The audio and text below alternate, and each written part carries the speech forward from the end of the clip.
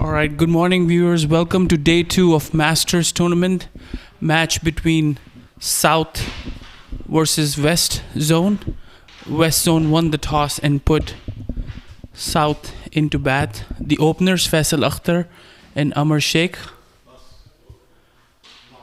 This is the second over in progress and 2 without loss.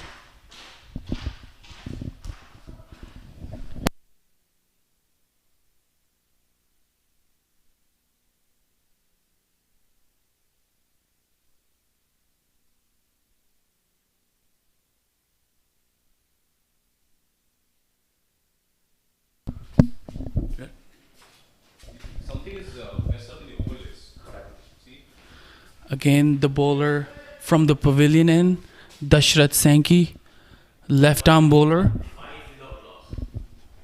There were 2 wides in this over.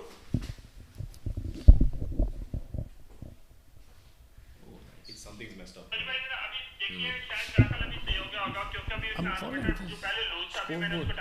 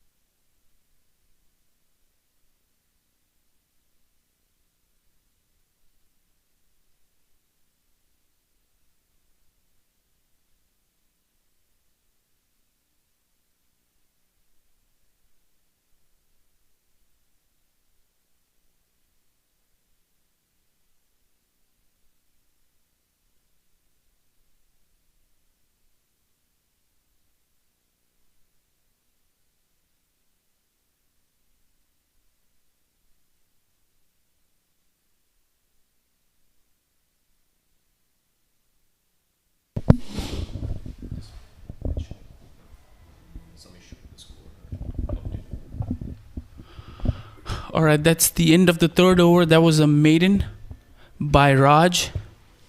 And we're having some technical difficulties with the score update on your screen, but it's 7 without loss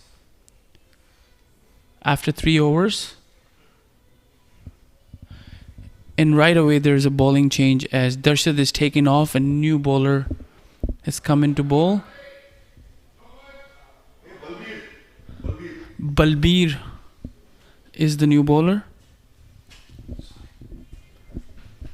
I suppose too many wides by Darshad. The reason why he's taken off. Yesterday he bowled really good, angling in round the wicket, left arm, targeting batsmen's pads and stumps. He got 2 wickets in 1 over. Today, not so lucky with his line and length, so taken off after just 1 over.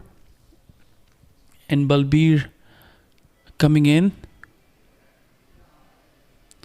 This one wide outside the off stump, called wide. Too many extras in the early going, and both Faisal and Amar, the batsman, they're not taking any chances so far. We've got the South versus West here, and then the other match going on between the East Zone and North at Bilkis Stadium. As Balbir continues, and that's a good shot, upish, but over cover, fielder after it, and that's gonna go all the way to the boundary. No, just stopped a couple of yards before the rope, and batsman comfortably back for 2.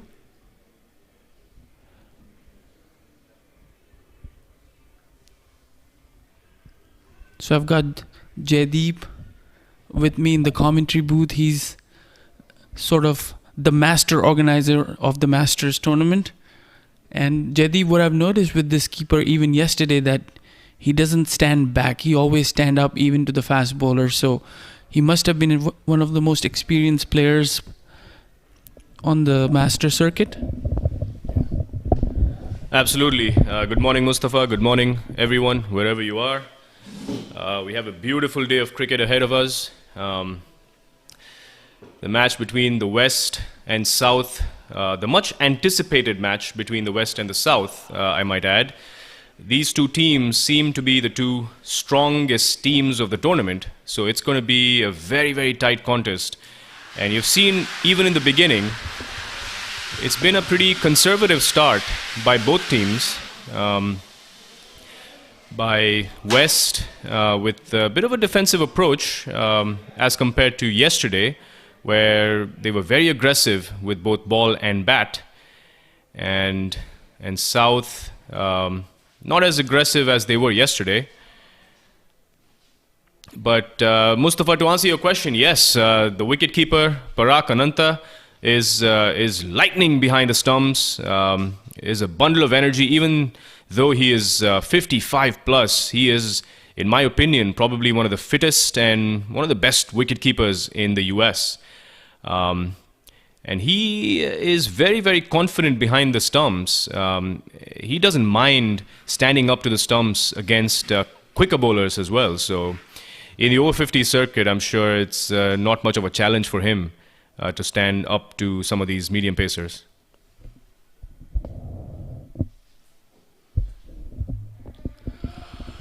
So Raj will continue from the Bilkis Stadium end.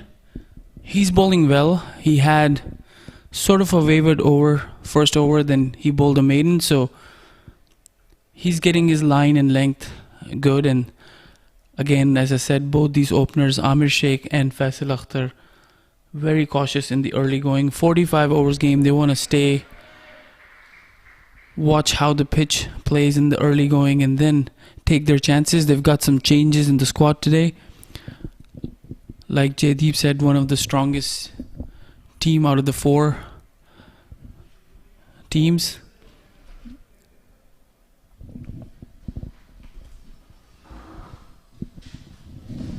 This the fifth over in progress. It's 8 without loss.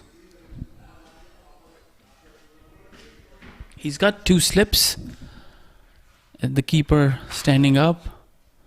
Again, a good delivery and watchfully played back by Faisal.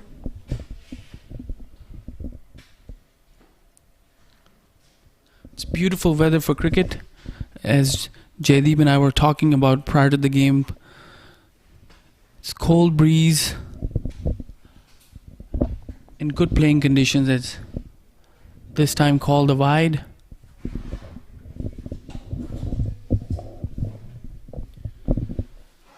Yes, Mustafa, definitely agree with you. Beautiful conditions to play cricket. I personally like it when there's a breeze flowing across the ground. The players don't feel as tired, especially when you're a medium pacer like me. You want to have some sort of a breeze flowing across the ground. Even though these are humid conditions, you don't really feel the humidity when there's a breeze flowing across the ground. So, beautiful conditions, especially when it's a longer format that these players are playing. They're playing the 45 over format, so you don't want to be drained of energy, especially when it's hot and humid. That's because you're from San Diego, Jaideep. You love this weather. We're not used to this. For us, this is a sweater kind of a weather, maybe a couple of sweaters for some.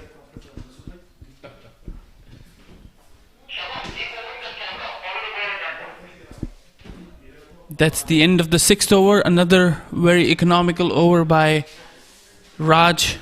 He's bowling well, Raj. He's keeping the scoreboard in check. And 9 runs after 5 overs.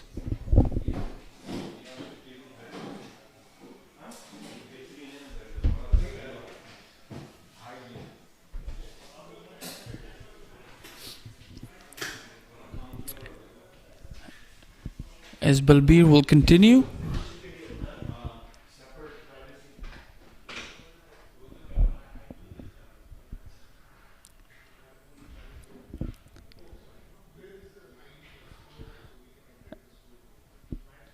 Amir Sheikh will face Balbir, and this time appeal for... Oh, that's gone. That is gone. Cleaned him up as Amar was trying to heave him over long on, mid-on area and missed it completely and hit the stump. So first wicket down for South. As Amar Sheikh gone, so good change by the captain, taking Darshak off and bringing Balbir in. So Amir gone and South losing their first wicket.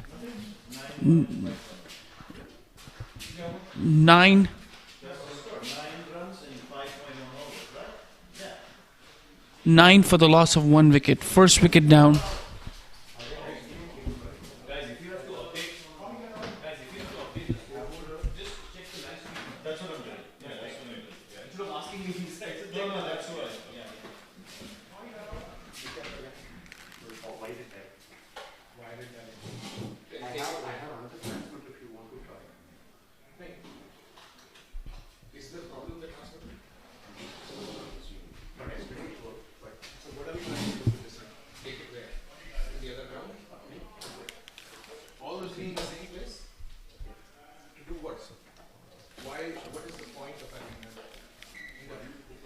The new batsman in, Satyapal Singh.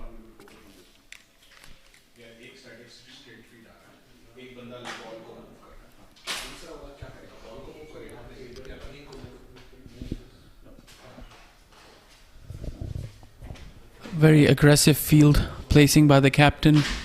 1 slip, point, gully, point, cover, mid-on, short cover. And there's a short mid-wicket. Mid-on and square leg as Balbir comes in, this time outside the off stump, and Satyapal just cautiously played back to the bowler.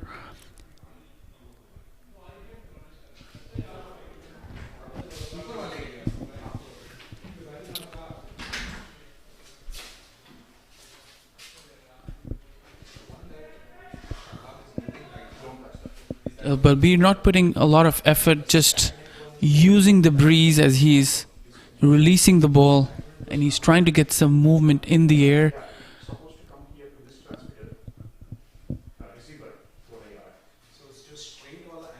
Again, this time slightly over pitch, driven through the covers, two fielders after it.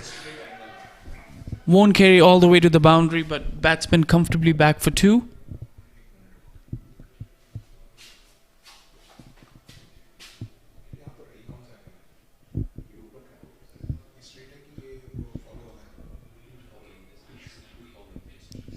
The South Zone won their game comfortably yesterday.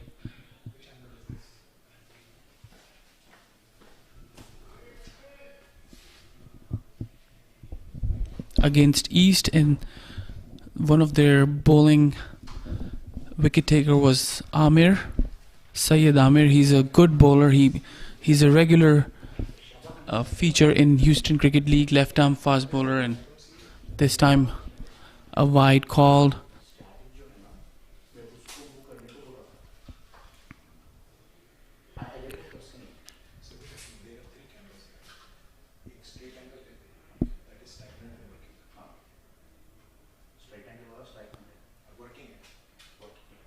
Again, that's a good delivery. Attacking the stumps, just defended back towards cover. So, Jaideep, it's a very good initiative, Masters, giving chances to former cricketers who've played good cricket, 50 plus. Is this the inaugural tournament, and what are some of the future plans for Masters cricket? Yes, Mustafa. So this is the first edition of the Masters USA. Last night we had all these players were there at the banquet as well, and Shah, one of the members of the EC of the Masters USA, discussed some of the plans going forward.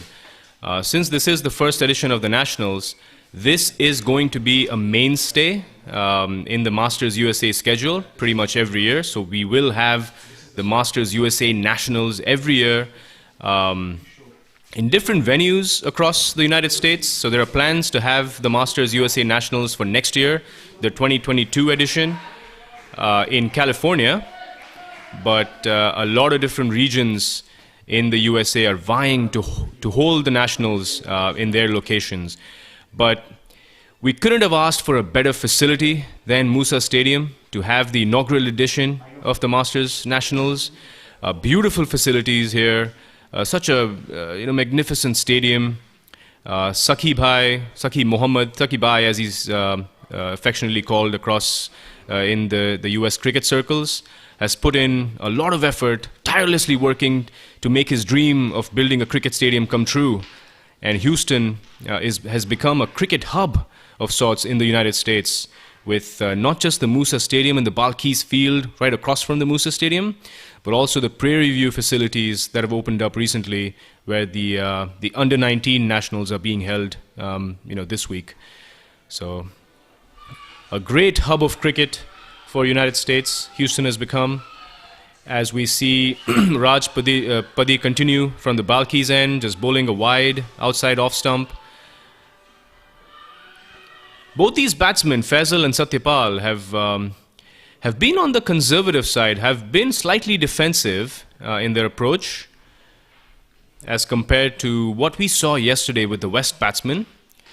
The North, from what they've learned from the match yesterday, would have been telling themselves, learning from how the West kind of constructed their innings, is taking the aggressive option is a much better option, especially on this pitch.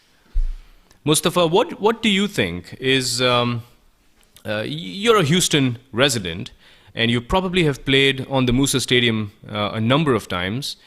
What's your opinion on the pitch? How do you think it behaves? What we saw yesterday, based on how North approached their innings, I thought 220, 240 was par. What do you think is a par score? Is it better to be aggressive up front or be conservative and go hard towards the end?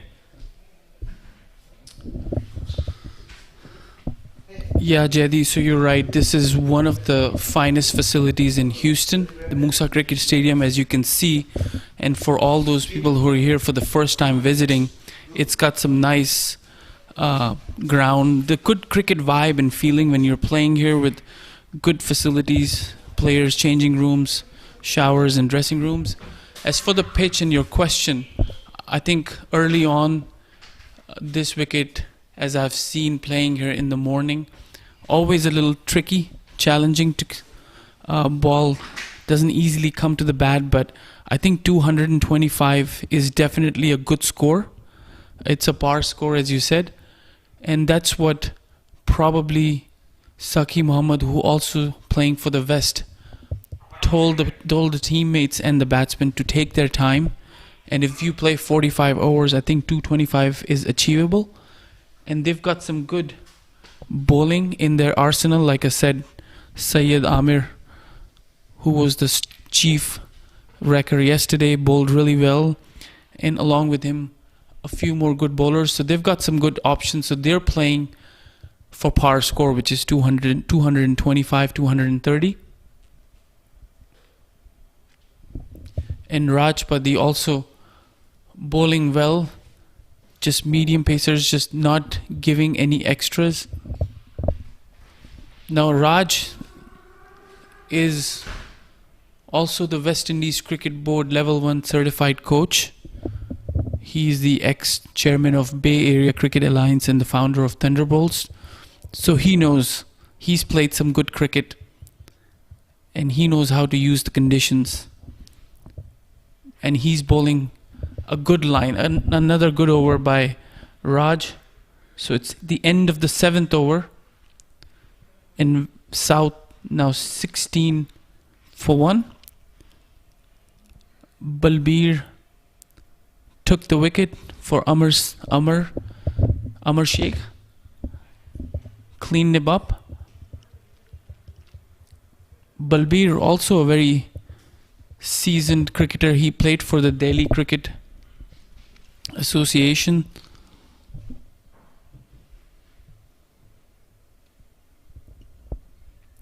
A lot of these guys here, for all teams, they've played some good cricket in the past, whether here in USA or in their respective countries. So good to see them coming out here, and certainly a very good initiative for Masters and good plans ahead, as JD said about the future of Masters and what the plans are in the coming years.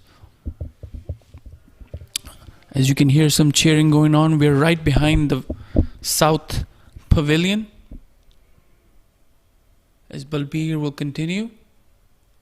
It's a low full toss and call for a single. It's always refreshing to see 50-year-old taking a quick single, tap towards mid-off and run for a quick single. So if any of the youngsters watching, this is what the attitude should be. If there is a single, just take it. Put the fielder under the pressure. And again, this time driven straight, and that's going to carry all the way. A very well-timed shot and gone all the way to the boundary.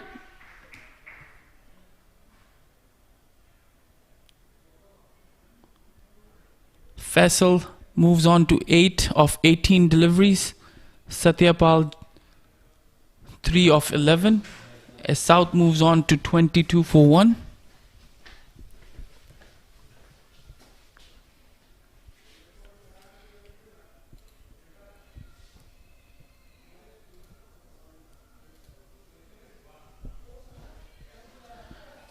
And as I was watching the game yesterday here, when West was playing, like I was saying, their bowler Darshat looks to be a very good bowler. He bowled a few extras in the first over, was taken off, but I think his action reminds me a bit of Mitchell Starc, like a small pause right before delivering the ball. His left arm bowler, so his right hand goes up, palms facing towards the mid-off region. That's the trademark action of Mitchell Starc, and very, very similar action, and he bowls around the wicket right off the bat, so he gets that angle, and that's what his aim is, to get that angle coming into the batsman, trying to hit those pads in front of the wickets or attack the stumps.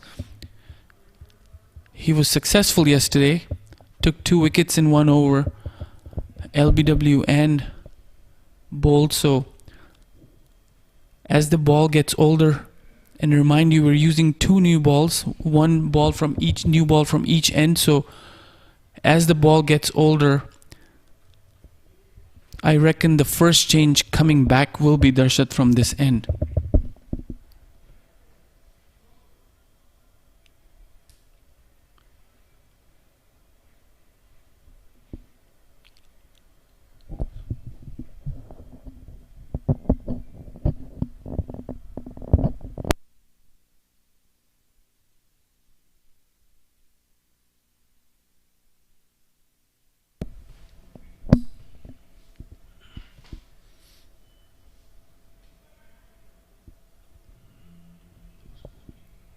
So Jaydi, have you played cricket in Houston?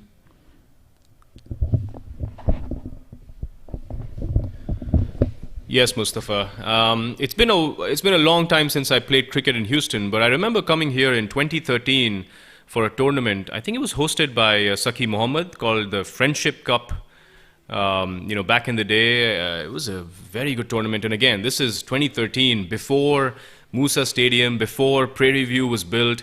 I played on AstroTurf pitches. There were a cluster of fields. I forget where it was. But it was a very, very competitive tournament. I remember a lot of Pakistani internationals played in that tournament. So a lot of fun playing in that tournament. But yes, I completely agree with you. A lot of these cricketers have had a lot of experience. The joke, in the banquet yesterday was there is a combined cricketing experience of more than 1,000 years between these professionals.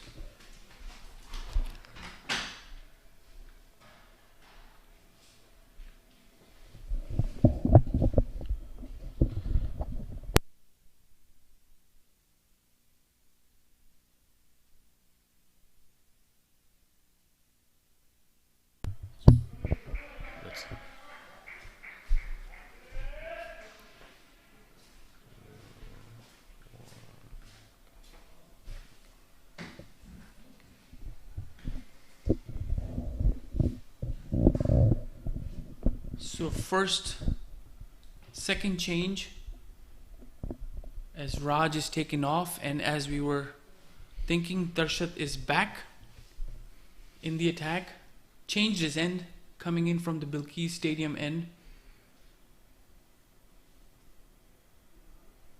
Slightly short of length. And I clearly remember that tournament you were talking about, Friendship Cup, that was played at Paul Rushing Park in Katy. A lot of good teams were playing, and the Pakistani cricketers you were talking about played for the Boom Boom Cricket Club, where some of the international players like Wahab Riaz, Fawad Alam, they were all there playing.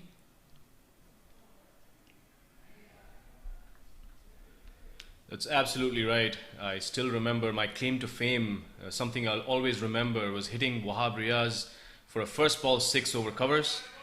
And he was bowling lightning. I think it was just before he bowled in the 2015 World Cup. So he was fiery. And he wasn't too happy about that. The next 3 balls were 3 bouncers, perfume balls, just going through, attacking my head, and he wasn't too happy about the 6. I can tell you that much. But it was a great experience playing with and against a lot of these international cricketers.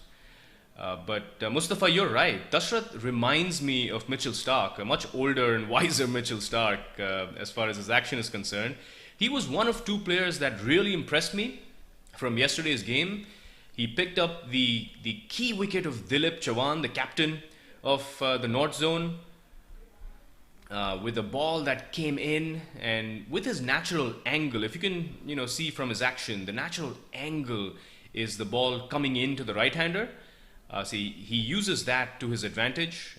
Left armers with that swing and the angle going across, use those angles and the swing very effectively, especially with the new ball. But today, Dashrath was a bit erratic in his first over. So the captain Janak Patel doing the right thing and taking him out of the attack, bringing him from a different end so he can gain some rhythm. When the ball is slightly older, maybe he didn't have as much control with the new ball swinging a little more than he expected, perhaps. That's right. So I think Dashrath is still trying to figure out his line today. He's bowling a bit wide and short, not attacking the stumps like yesterday, but once he gets his line back, I think he'd be a very handy customer. And these two guys, Faisal and Satyapal Singh, taking their time, 45 overs game, so they want to give a solid platform to the remaining batsmen to come to get to that par total as Balbir Singh continues. And that's going to be wide, call the wide. Yes, Mustafa. Let me pose you an interesting question here, Mustafa. So there are two different approaches. We see in international cricket as well. Different teams have different approaches in terms of how they want to construct an ODI innings.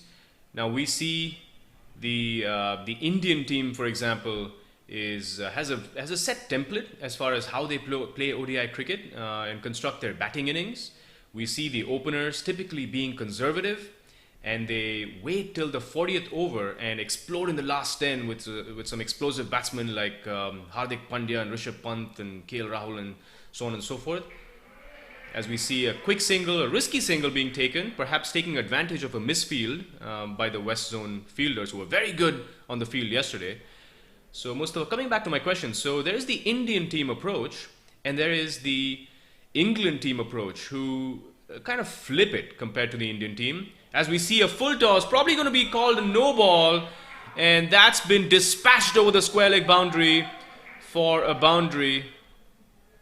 And we see the umpire signal a no ball as well. So this is going to prove costly to the West Zone team. Balbir, who's been very consistent with his lines and lengths, surprisingly erring on the full side. I think what the West Zone has been trying to do is take this wicket. This partnership is proving to be a little more dangerous than the West Zone expected it to be. Even though they're conservative, wickets in hand at a later stage can prove to be effective. A full toss this time taking the leading edge, running towards the third man boundary. And Faisal and Satyapal take a quick 2 runs. Parak, the wicketkeeper, seems to be pretty angry about the fact there is no one backing up on the non-striker's end. So going on about my point, and my question to you, Mustafa, is would you rather have teams take the England route of going hard up front, or going the India route by going conservative up front but going hard at the end? I mean, mind you, both teams are successful. You're talking about teams that are 1 and 2 in the ODI ranking. It's a good question, JD. I think it really depends on the team composition, and based on the kind of players you have batting up the order or in the middle order or down the order, that's the approach you need to take. So India's got the likes of Rishabh Pant and Hardik Pandya. They go down the order, so that's why cautious up front, and then they unleash the 2 power hitters. And then for England, they've got some heavy hitters coming up top, like the likes of Jason Roy, Johnny Bairstow, Joss Butler, even Ben Stokes. So that's why they try to take the game away early. It's just totally depends on your team composition. As you said, both teams are successful. But I think I feel for the teams who try to follow one of these teams and get and fail in their efforts, because they have to find themselves, they have to find what's their strength and play according to their strength. So I've seen some teams try to follow England and they don't have the same caliber or level of players batting up front, and they fail, and what eventually ends up is they struggle after they lose early wickets. So I think it really depends on the composition. As you said, the other thing that I've seen is T20 cricket And the abundance of T20 cricket has kind of changed the mentality of a lot of players.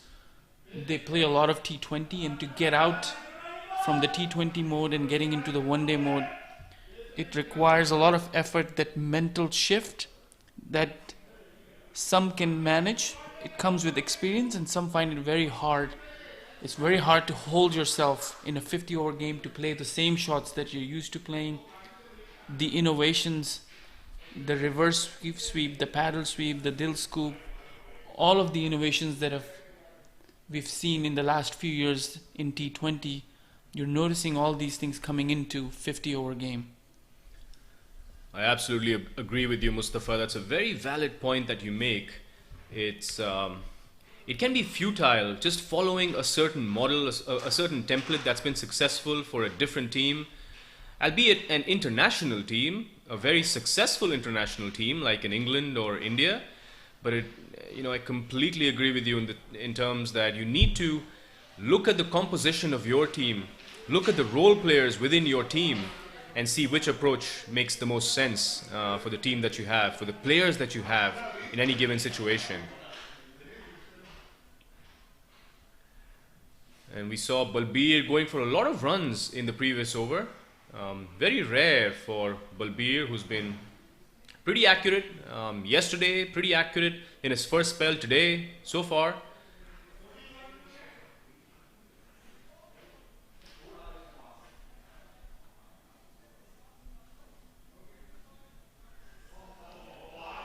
And we see Dashrath continuing on from Balki's end. The first ball being cut to third man for a boundary by Satyapal Singh.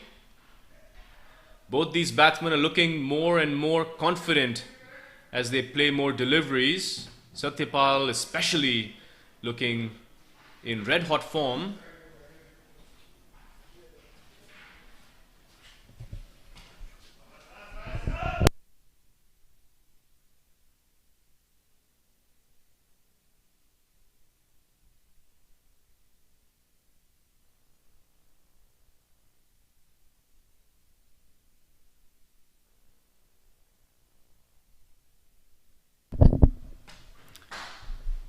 As the pitch is easing up, the ball is getting older. As you see, the batsmen are gaining confidence with every delivery they're playing, so runs are coming in. 43 for 1. And Satyapal Singh and Faisal, they're both now looking to rotate the strike, score some runs.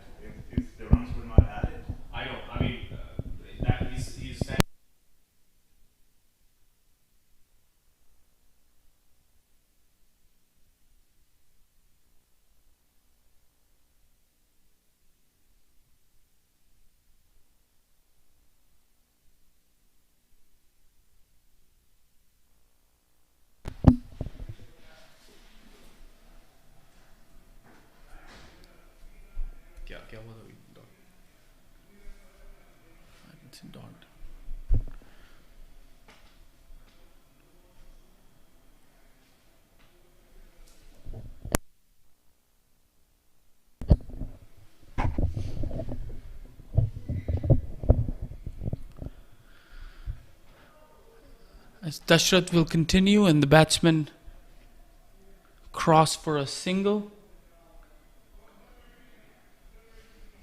Faisal on 15 of 31 deliveries and Satyapal Singh 11 of 19.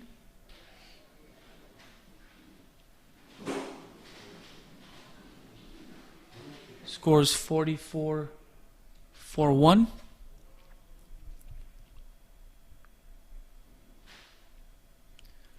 Seems like the weather's kind of eased up. It was overcast in the morning. Still very breezy and windy, as you can see. Flags all around the ground.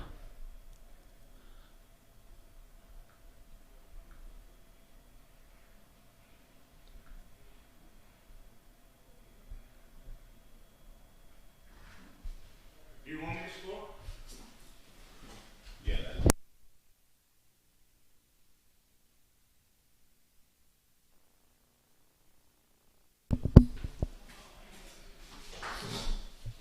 So you see the bowling change coming up. Balbir Singh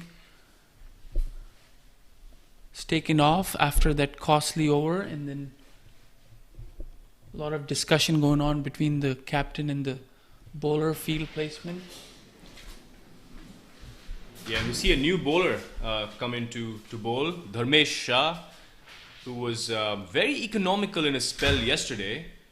He's one of those bowlers that bowls very tight lines, doesn't spin the ball a lot as a left-arm slow orthodox bowler, doesn't get a lot of purchase, a lot of turn because he doesn't flight the ball as much, but is extremely accurate.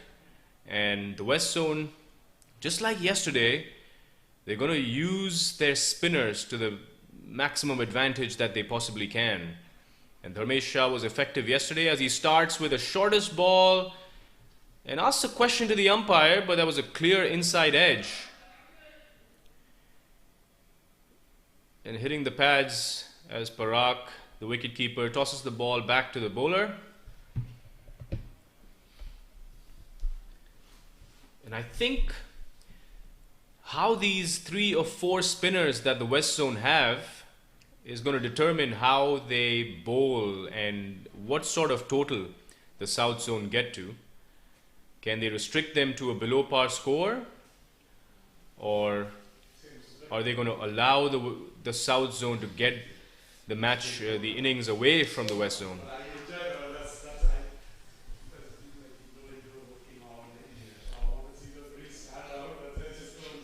So Dharmesh, left arm spinner.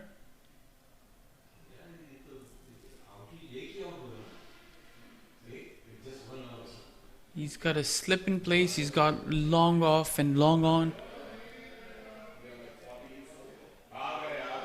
This time hit down the ground towards long off for a single, as the field restriction has been lifted, so you see a lot of fielders in the deep. Got the long off, long on, and a deep mid wicket. This time just stopped towards point and won it. That's gone. And that's a very costly run out as the batsman just tapped it towards point and wanted a single. The non-striker was not interested. And Faisal was halfway down the crease and no chance for him to go back. And that's the fall of the second wicket. That was not a run there. It was a very, very risky run. So Faisal gone, run out. Unfortunate for South, losing their second wicket. Both these batsmen were looking good. And now Faisal will come back to the pavilion. An unfortunate run out. As a new batsman walking in is Suhas Naik.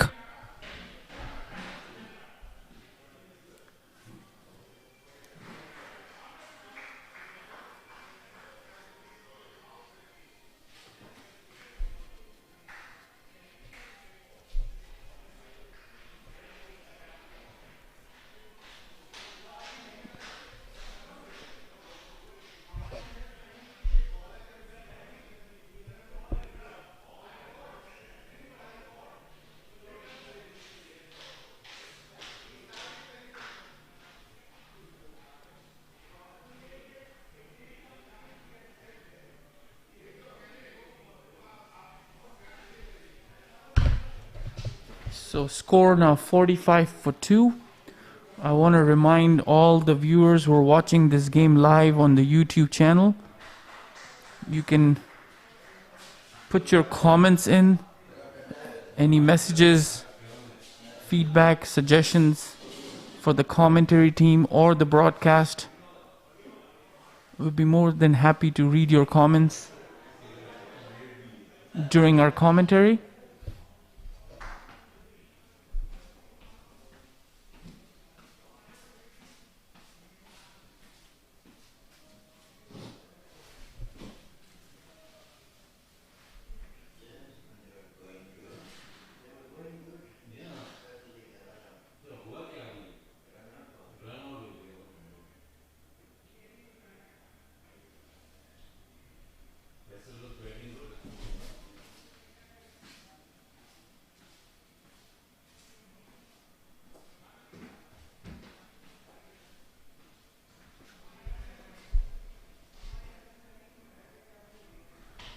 As Dharmesh Shah continues, bowling to Suhas Naik.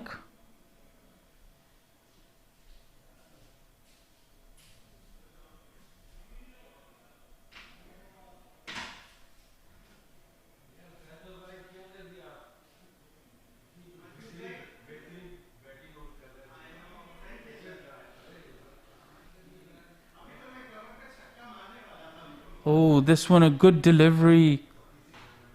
Seems like Suhas was trying to turn it towards the onside. Got a leading edge. Didn't carry.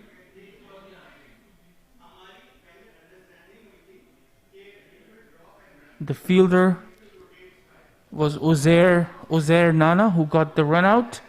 As South lost their second wicket, Faisal Akhtar.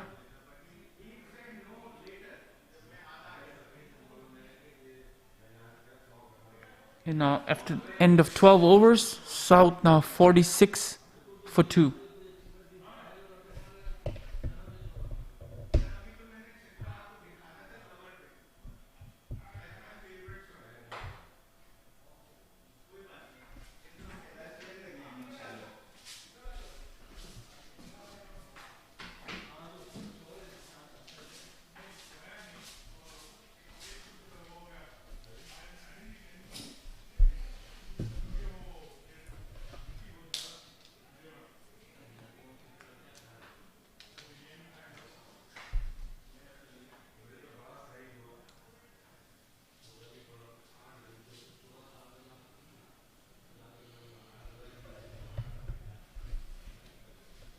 South scored 7 runs in the last 2 overs. They lost wicket of Faisal Akhtar. Run out. Good piece of fielding there by Uzair Nana from the west.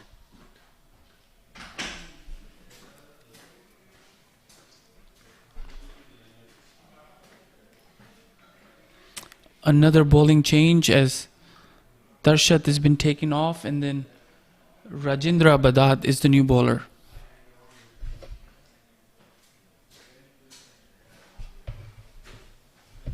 Yes, Rajendra Baradare was very effective yesterday in breaking a very important partnership for the North Zone. He bowled very accurately. It's difficult to bowl accurately when you're a wrist spinner. It's one of the toughest arts if you're a leg spinner, is to gain accuracy as compared to turn and bounce. As we see Raj just bowling a foolish delivery, which has been driven to short covers. This camera.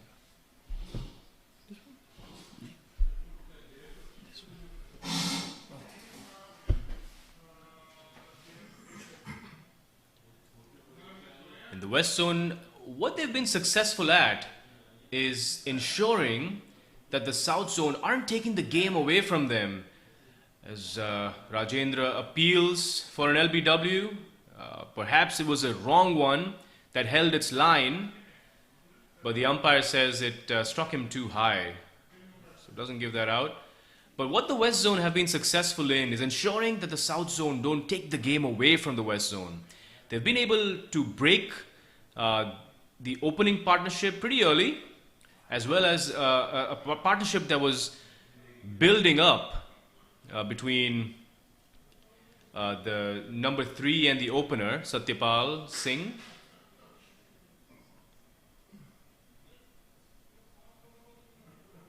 And with 2 wickets that they've broken already, the West Zone will want wickets in clusters.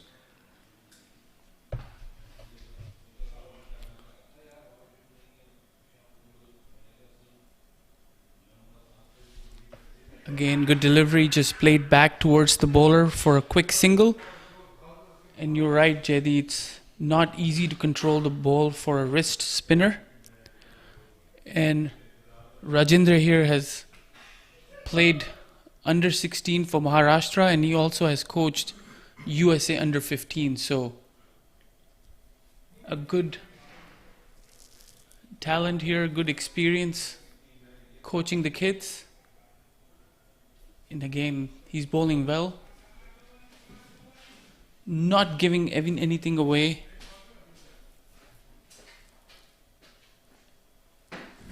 That's the end of his first over. Just conceded 1 run, so it's 47 for 2 after 13 overs.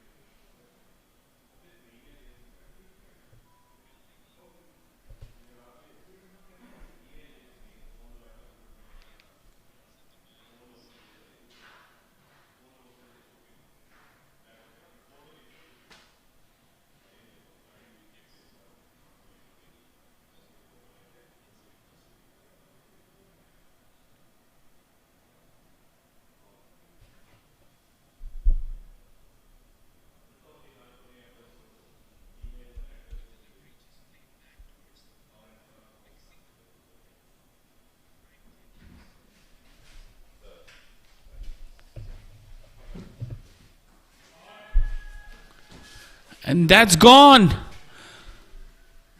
That was hit hard towards long on. A very good catch, well judged, and South losing their 3rd wicket.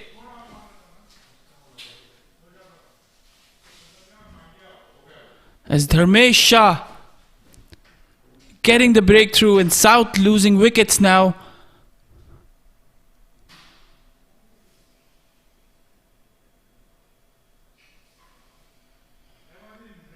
That was Satyapal saying he wanted to hit him over long on, didn't connect, and that was a really good catch by the fielder here at the long on, right in front of our commentary booth. Yes, a very good catch, and Dharmesh doing exactly what he did yesterday by dismissing a set batsman. Satyapal Singh, having faced 29 balls, was a batsman that was familiar now with the conditions and the pitch. A very, very important wicket for the West Zone as they're clawing back into the game.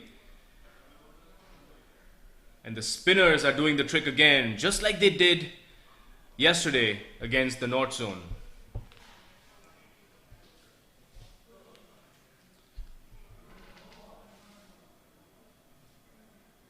And the fielder who took the catch, Balbir, the bowler who replaced Dashrath from the pavilion end.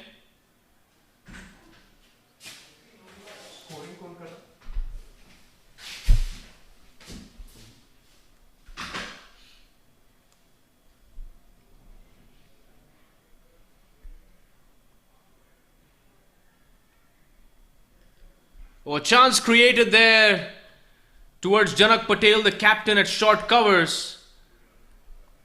Tough catch, which he put down. And Dharmesh Shah, who plays a lot of cricket with Janak Patel, just consoling him for that missed opportunity. That would have been something the West Zone would have really wanted, is to pick up another wicket. And they only have themselves to blame here, as the new batsman Suhas Naik just gets off strike. Correction there, it's Mohsin Khan actually who got off strike. Suhas Naik was the batsman that came in earlier. So Dharmesh bowling well here. He's flighting the ball. He's enticing the batsman to go over the top.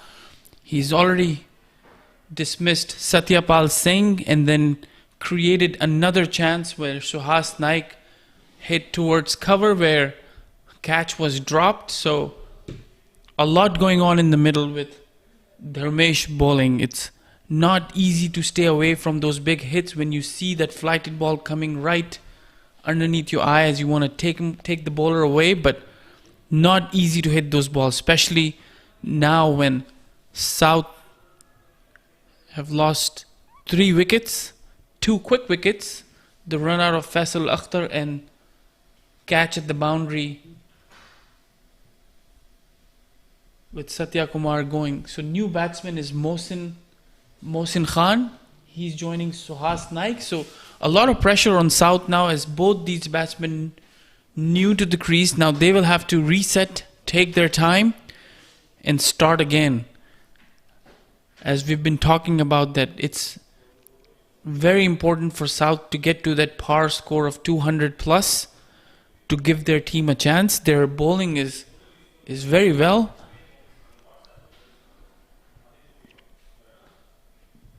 But in order to utilize and give their bowling team a chance, they have to get to the par total, which is 200, 225. 48 for 3 as Rajendra will continue from the Bilkis Stadium end.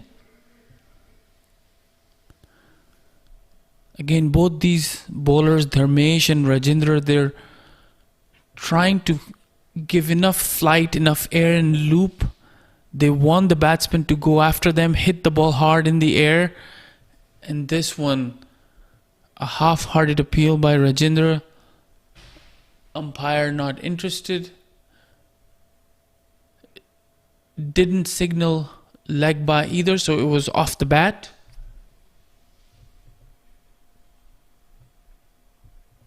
As Mohsin takes guard, will be facing Rajendra for the first time in this innings.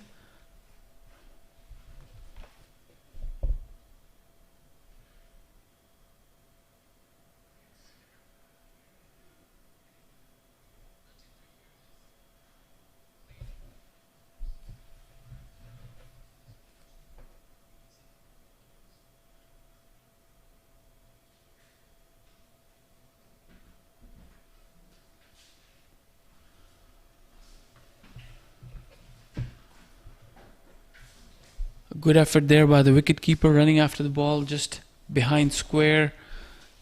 Just a single, so Mohsin off the mark.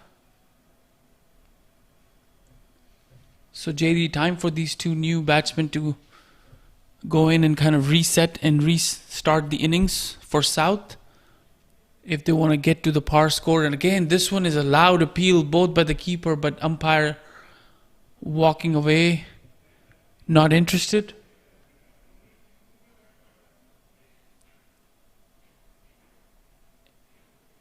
And West thinks that was out.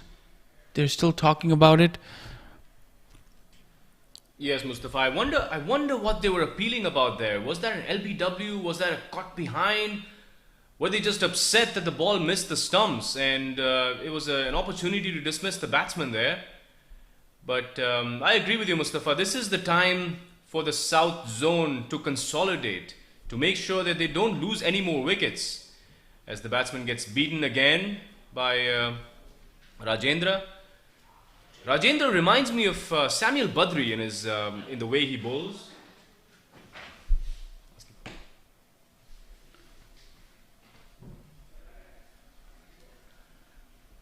A skittish leg spin bowler. As Rajendra bowls a wide outside off stump. Is the walkie-talkie on? No, I see all three correct.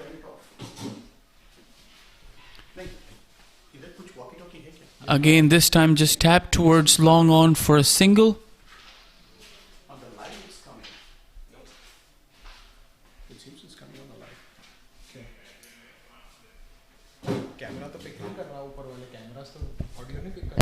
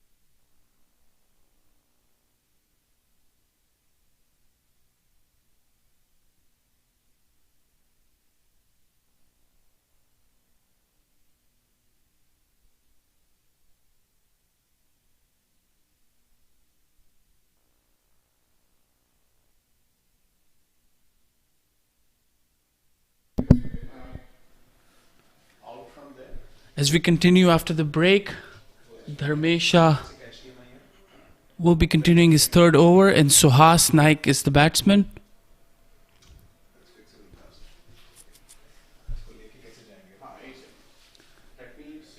The West must be happy with the first 15 overs. They got 3 wickets and just the 52 runs on the board.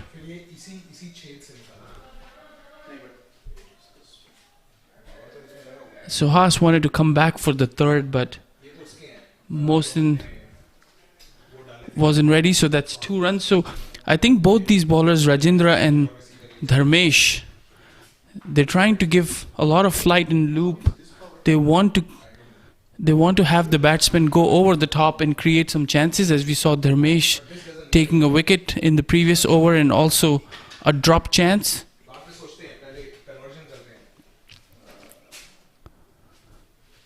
So good bowling in tandem by these two, Dharmesh and Rajendra. One left arm spinner, the other one right arm wrist spinner. As 2 new batsmen on the crease, Suhas and Mohsin.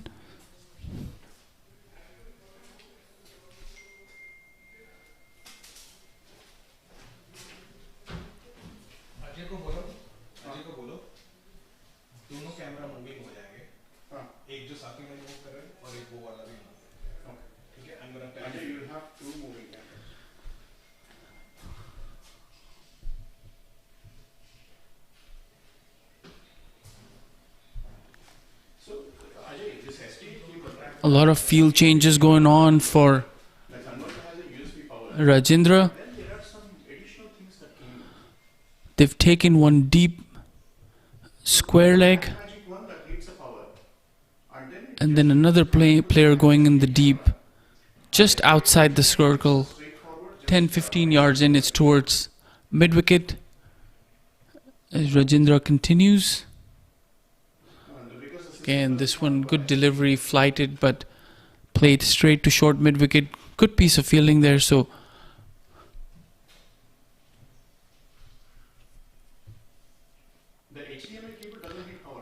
West looking for more wickets as they continue with the spin attack from both ends. Oh, this one kept low. No clue. Batsman or the keeper kept low, and Mohsin rushing back for the second. By signal by the umpire, so that one kept really low. And all the new batsmen who were going in next, they're watching this game, saw the bounce.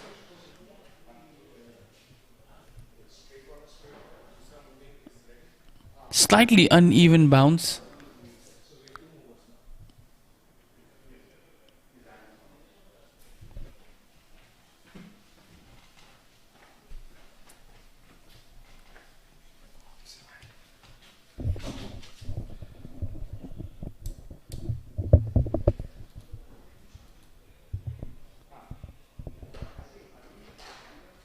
Again, loud appeal for LBW.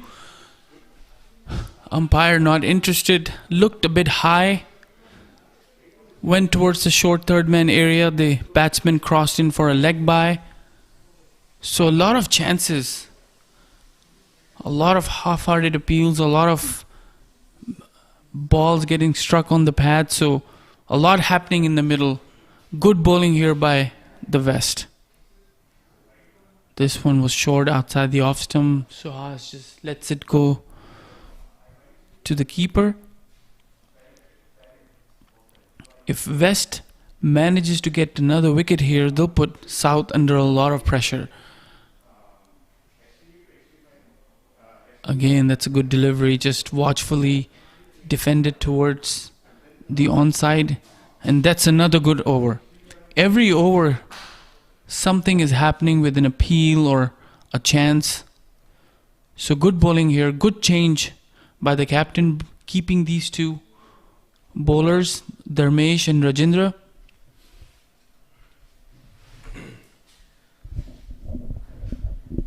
Yes, Mustafa. Very tight bowling by both these spinners. They have been keeping a check on the scoring rate, as far as the South Zone is concerned. I don't think the South Zone are as worried about run rate and scoring too many runs at this point of the innings. Their primary responsibility, both Mohsin Khan and Suhas Naik, is to conserve wickets, is to make sure they don't lose any more wickets at least for the next 10 overs. And they can accelerate towards the end. And as I say that, another one is hit up in the air towards long on, and Balbir Singh, the fielder, again takes a beautiful catch. This time, a much easier catch compared to the previous one. But it's the combination of Dharmesh Shah and Balbir Singh to dismiss Mohsin Khan. Like we were saying, Dharmesh Shah creating a lot of chances.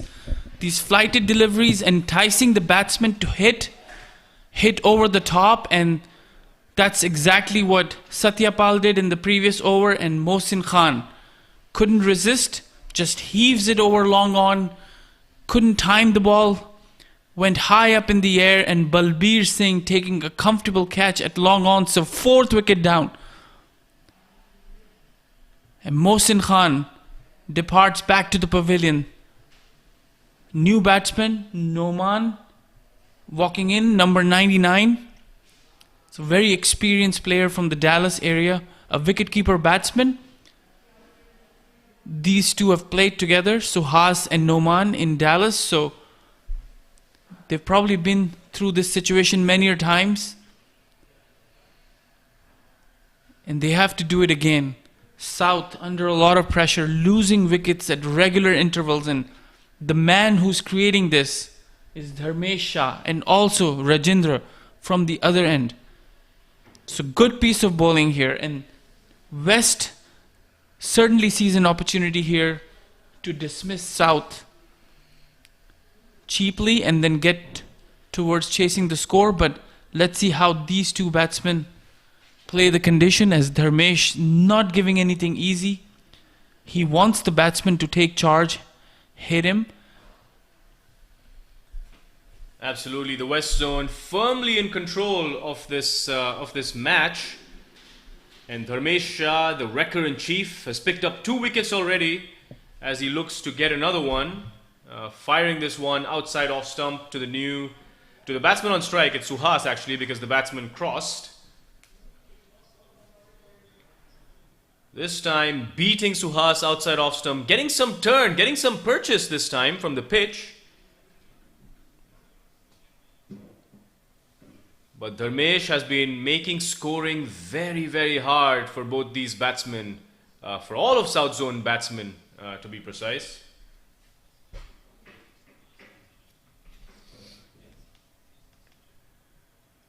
Dharmesh bowling his last delivery outside off stump this time, but he can't get away with a wide as the umpire signals a wide. So he has to re-bowl that delivery. This time well tossed up, and Suhas uses his feet to drive it towards deep extra covers for an easy single as he keeps strike for the next over. Does not allow Noman, the new batsman, to face a delivery early on in his innings. Wants to keep him at the non-striker's end so he can get familiar with the pitch, familiar with the conditions, as Noman and Suhas are discussing strategy in the middle of the pitch.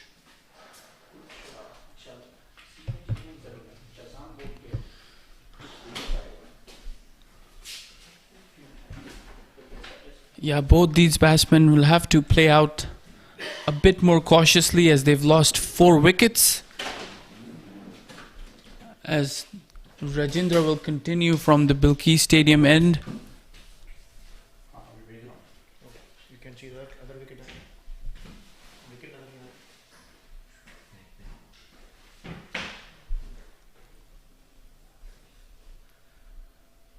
As Rajendra continues.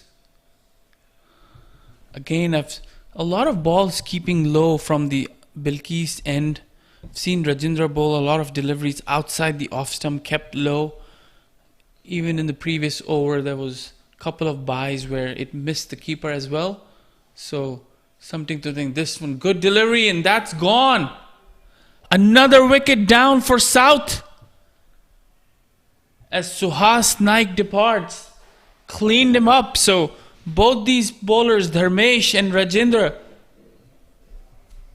doing the damage. This is good piece of bowling. So 5 down in South under a lot of pressure. 59 for 5.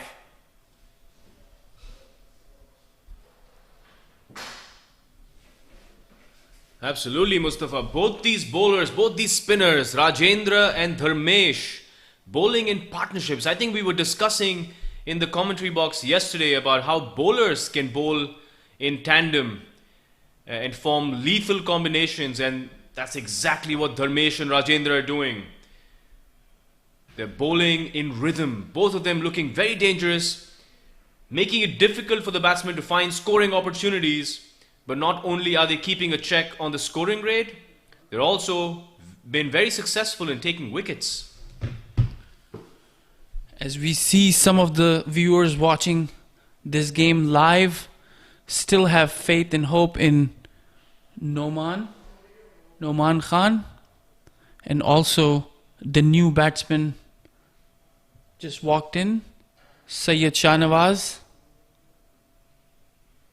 mostly called as Shah Sahab by a lot of his friends in the cricketing circle. And if he keeps going, and if he continues, and if he stays there, perhaps South can recover from this early deficit. As again, this one also kept a little low, but Shahnawaz just watchfully defended towards point. So 5 down, and then again we've come back in the same situation. Just a few overs ago we were talking about 2 new batsmen, and now we have Shahnawaz and Noman.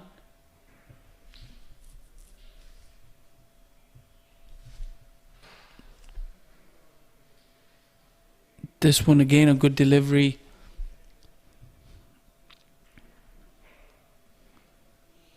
Maybe something South can observe by looking at the bowling.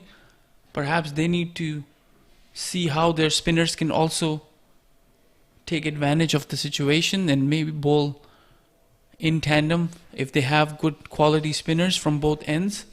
As you've seen, Dharmesh and Rajendra are doing it for the West zone.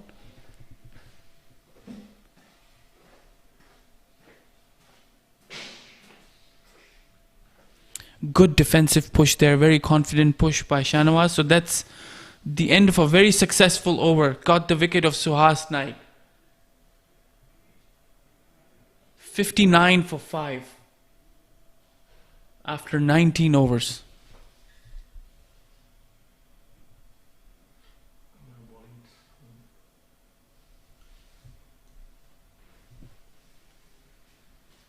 And we see Dharmesh Shah continuing on. I'm sure he's set for a very long spell now. He's probably going to bowl out his 9 overs. Janak Patel has a lot of confidence in Dharmesh Shah. Like I said, they play together. They've played a lot of cricket together and in different teams in Southern California. So he has a lot of faith in Dharmesh to do the job. And why not? He's picked up 2 wickets already. 2 important wickets. And has been bowling well in partnership with Rajendra Baradare. As Dharmesh bowls to the new batsman Noman, and Noman does not want anything to do with that. Noman seems like a stroke maker, but he does not want to play too many strokes at this stage. A short ball this time, pulled away to square leg confidently for a boundary by Noman Khan. Like I said, Noman appears to me like he is a stroke maker, and he's someone who deals in boundaries. But given the situation the South Zone face themselves with, I don't think it's very prudent to play too many shots. It's important now at this stage to form a partnership with Shahnawaz, who's the captain of the South Zone. Make sure that they have some sort of platform to launch from at the back end of the innings. So, Jerry, are you making that observation based on his physical appearance? Yes, absolutely. But there is a vibe you get from batsmen sometimes. The way their stance, the backlift. Something about Noman Khan, gives me the feeling that he's a stroke maker. He's looking confident out there. He's just gone in, but he's not playing every ball. He's leaving the good balls outside the off stump, and that's what's needed here for the south zone. As we saw, a couple of batsmen prior to Noman couldn't resist the temptation of the flight and hit towards long on, where Balbir Singh took 2 catches, and that's a wide down the leg, also missed by the keeper, so a single.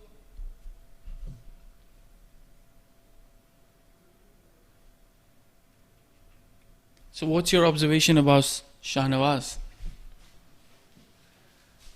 Let's see, once he takes his stance, let me see what kind of vibe I get from Shahnawaz this time. But Shahnawaz, the captain, facing up to Dharmesh Shah. As we see Dharmesh trying to attack the stumps first up, but Shahnawaz defending it pretty confidently. He looks like a compact batsman, just by the way he defended that.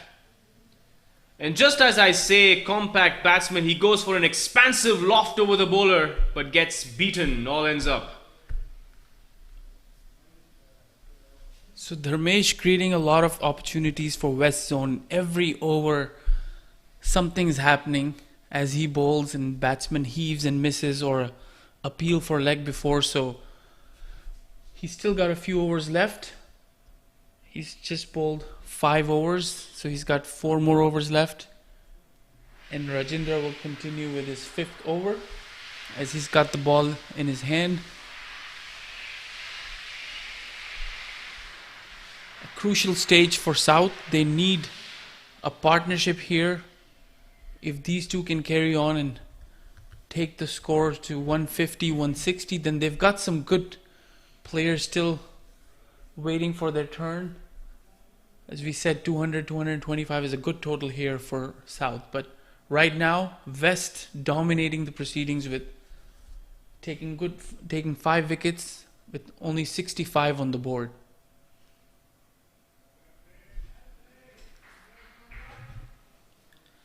Yes, the West Zone well on top here. They're dominating proceedings, Mustafa, like you said. 200, 220 may be par on this pitch, but the South Zone are far, far away from it.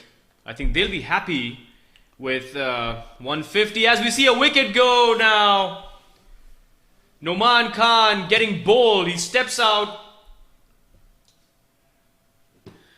And again, Rajendra from the other end as Noman went down the track, completely missed the line and hit the stump. So 6 down. Not an ideal shot in this situation, as we were just talking about how crucial a partnership is in this situation. And Noman just wanted to take charge and hit the bowler out of the park. And ended up going out of the field himself. So 6 down for South. Yes, and the vibe that I got from Noman proved to be right. He was someone, it seemed to me, was restraining himself from playing too many shots. And Rajendra was successful in tempting him to step out and loft him over the top. But he got beaten. Especially on pitches like this, it's very hard to play those lofted drives and step out against a leg spinner when the ball is staying low. And we've seen quite a number of balls of Rajendra stay low. So it's very hard to do that. Really prudent of Noman to stay at the crease, at least for the next 5 overs until he got a good understanding of the pitch. Once he got set, he could have taken charge of the innings and scored those boundaries that they missed out on earlier. And we see Dawood playing his first delivery, taking a single. The new batsman is, in fact, Jam Niaz Ali.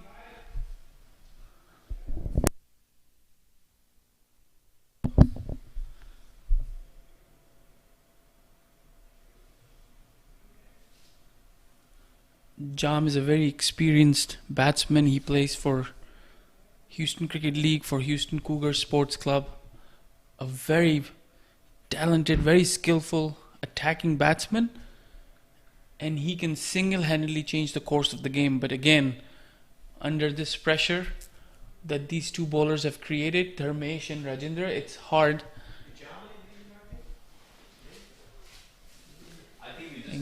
Good delivery, attempted Yorker length delivery, but Shahnawaz just put his bat down in the last second. Got a single towards third man where Uzair fielded.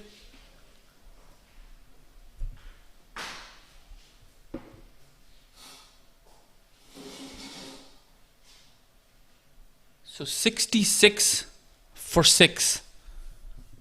A lot of trouble. South zone. And Dharmesh Shah will continue. He's still got 4 more overs to go. He's bowled 5 overs for 13 runs, 2 wickets, and we've got a big fan of Rajendra watching us live from Kidmart Academy. And for every wicket that Rajendra takes, we get some comments from him. Who is that? Do you have a name? We see a lot of comments coming through to us on the YouTube channel, on the YouTube page that we have on the live stream. So keep them coming, folks. We'd love to hear some feedback about the production quality, the stream quality, the commentary. Love to hear some feedback. So please keep them coming. And if you have any tips for the batsman, we'll also try to pass that on.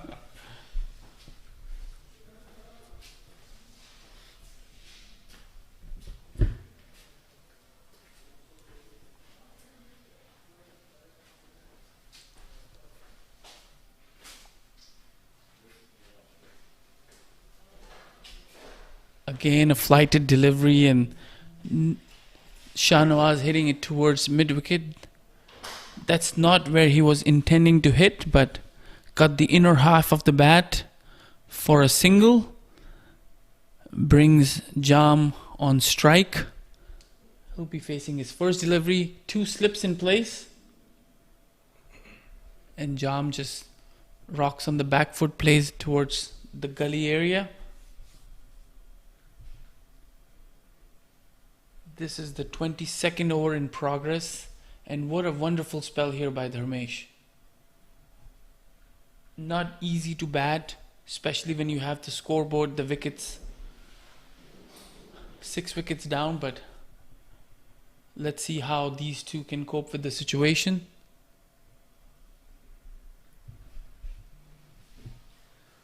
Yes, a magnificent spell by Dharmesh. So far, I'm sure he's going to finish his 9 overs. He's probably going to bowl all 9 overs on the trot here.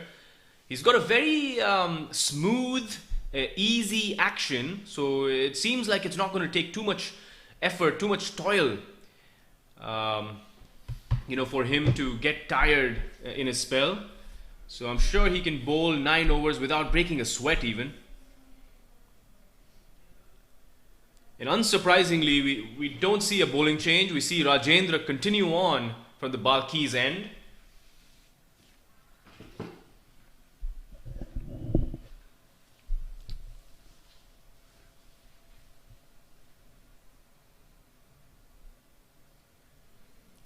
That's a good delivery.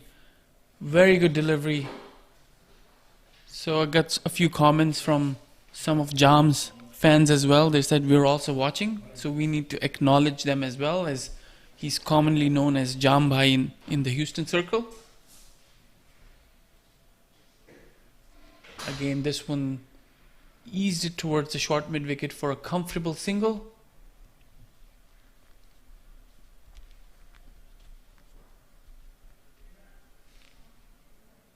As Rajendra will continue. This one cut towards point for a single. Still a lot of overs to go. You have about 22 more overs. So if these two can stay on and put some sort of a partnership together.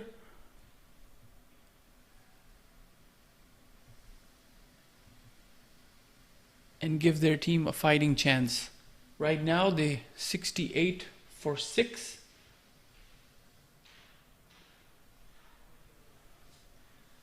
You're right, Mustafa, but these batsmen don't seem to be taking any advice from us in the commentary box.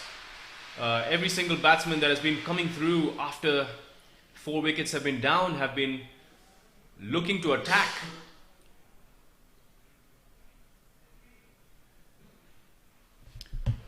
As we got Raheel Iqbal praising the stream quality, saying, "Well done, JD." Must be your fan, JD. Yes, Rahil Bhai plays for my club in San Diego. Thank you, Rahil Bhai. Your friend Afroz Bhai is playing for the West Zone, Afroz Ghaffar. We haven't seen him in action. Very surprising, but I'm sure that has something to do with Dharmesh Shah, who's bowling very well. Afroz is another left-arm spinner. They have 3 left-arm spinners in their team. There's West Zone. And I've always felt that having left-arm spinners in your team, it doesn't really matter what level you're playing, what level of cricket you're playing at. Having left-arm spinners is a tremendous advantage. Getting the ball to turn away from the right-handers. Most teams are dominated by right-handers, so having the option of spinners moving or turning the ball away from the right-handers is such an advantage to have. What do you think, Mustafa? I totally agree with you. So, left arm bowling is a premium. You don't find a lot of left arm bowlers. So, as you play cricket, and most of the bowlers you face either in nets or in games, it's right arm bowling. So, your eyes kind of get used to it, and it's programmed to see the right arm bowling coming in. So, in between, if you throw in a left arm bowler, it takes a bit of adjustment. And sometimes it's hard to make that adjustment during the game. And if, as you said, West, they have 3 left-arm bowlers, so that's good. And just you were talking about Afroz Ghaffar, he's coming in replacing Dharmesh Shah. I'm sure he's excited to bowl after seeing how successful Dharmesh was. He's coming in from the same end. He's going to get the same kind of bounce. And let's see how these 2 batsmen, Jam and Shahnawaz, can face the bowling of Afroz.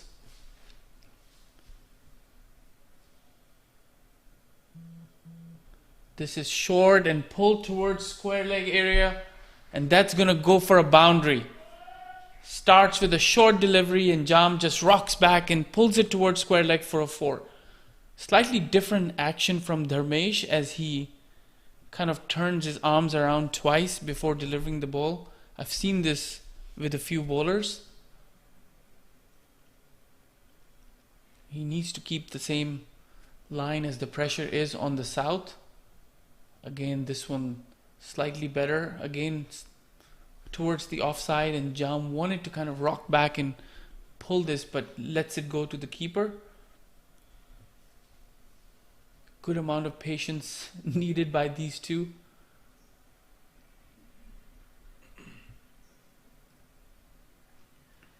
Yes, Afroz Ghaffar, a very different bowler to Dharmesh Shah. Afroz relies more on the loop and the spin. He can extract spin from the surface because he's slower through the air as compared to Dharmesh, who's a little flatter. But Afroz, just like he did yesterday, starts with a loosener, starts with a short delivery that got dispatched to the boundary. But he seems to have found his way back, found his way into some rhythm as he bowls the remaining deliveries, pitches them fuller, making it a little difficult for the batsman. The key for the spinners here is to really take advantage of the pitch. The pitch is offering some assistance to the slower bowlers, as we have seen both Rajendra and Dharmesh being successful. Afroz just needs to take a leaf out of Rajendra and Dharmesh's book, specifically Dharmesh being a left-arm spinner, as Afroz bowls a very good foolish last ball to complete his over.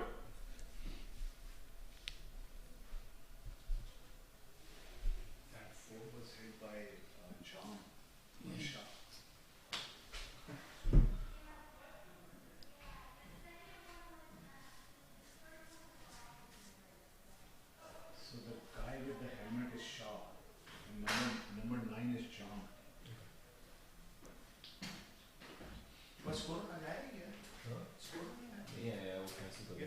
गड़बड़ कर दी ना मतलब इसका साथ में उसने बोला कोई वॉलंटियरिंग करना था वो चले गया मेरे को कल बोला उसने. There's another bowling change. Rajendra has been taken off, and another left arm spinner coming from the Bilkis Stadium end. So two Yes. new bowlers, Afroz and Janak Patel. Yes, the captain himself, Janak Patel, coming on to bowl. So it seems like it's going to be left arm spin from both ends now, both the Balkis end as well as the Pavilion end. It'll be very interesting to see how these batsmen cope with the left arm spin.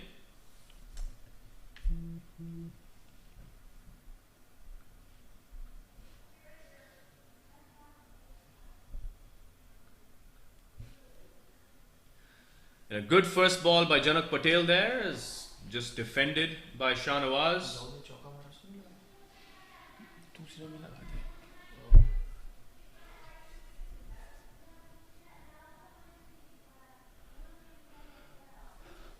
Janak looks very similar to Dharmesh. He's flighting the ball, also enticing the batsman to go hit him over the top.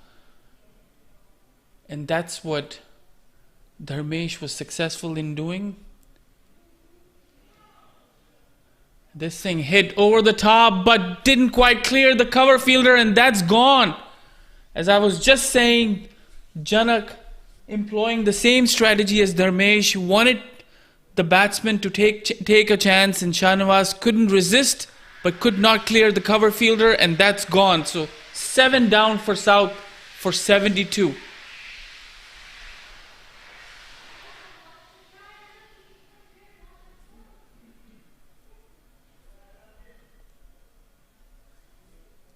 And it seems like that was the third catch from Balbir Singh Sodhi. So he's their best fielder. He took 2 catches at long on and just now took a catch at cover.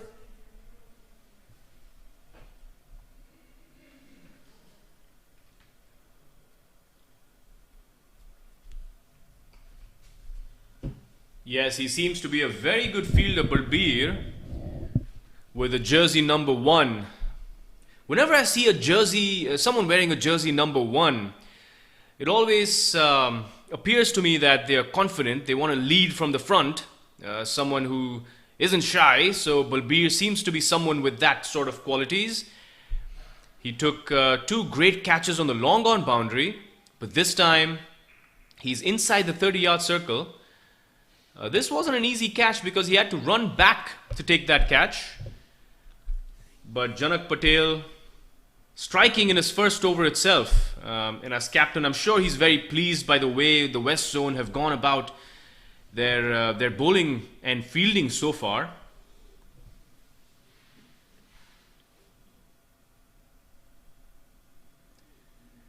And William Salmon is the new batsman that just walked up to the crease.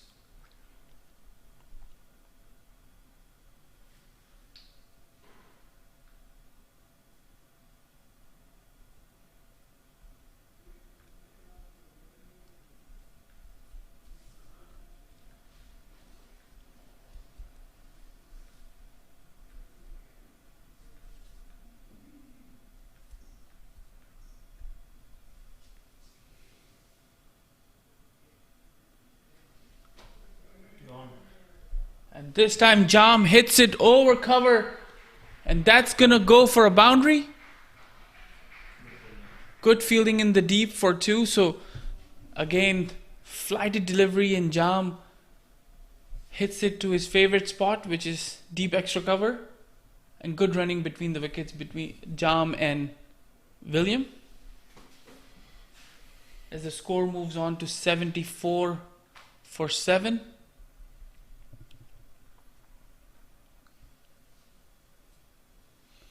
I think, JD, we need to stop talking about how crucial a partnership is needed.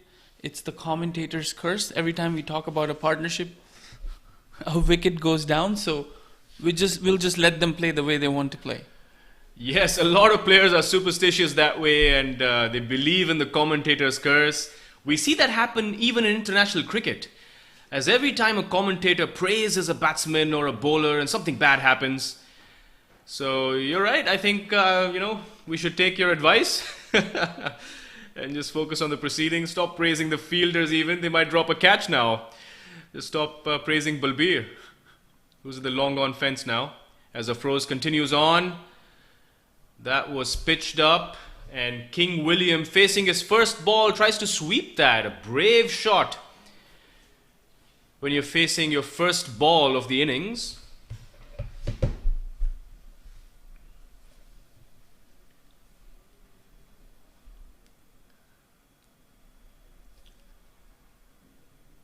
And Afroz bowls it down leg. The umpire's checking with the keeper, and he's not sure if it clipped the pads, but he signals a wide now. So Afroz, who's normally a very, very accurate bowler, he bowls regularly in the SCCA for San Diego Cricket Club, is still finding his rhythm, is finding it a little hard to get into a rhythm in this spell. It's also the breeze as he's flighting the ball, trying to bowl around the wicket. And it might be the wind which is taking the ball away towards the leg, but he needs to adjust as he continues to bowl to William. This was a good delivery. Good delivery this time. Not giving too much room. And I think that's one strategy that Afroz employs, is not give the batsman too much room. Beautiful shot. And the commentators curse again, just when I say he's not giving too much room. He gives some room to the batsman, William Salmon, who dispatches it over extra covers for a boundary. A glorious shot by William. Doesn't seem like a shot that's from a batsman who's just come to the crease. William has played all of 4 deliveries. And you can see an air of confidence from King William.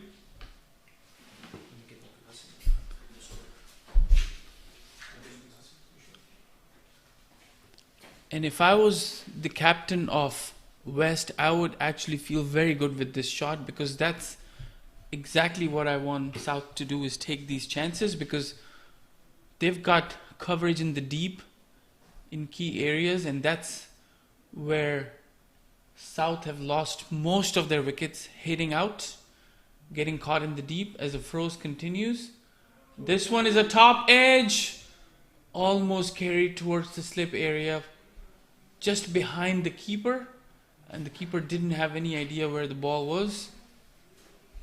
But a very eventful over here.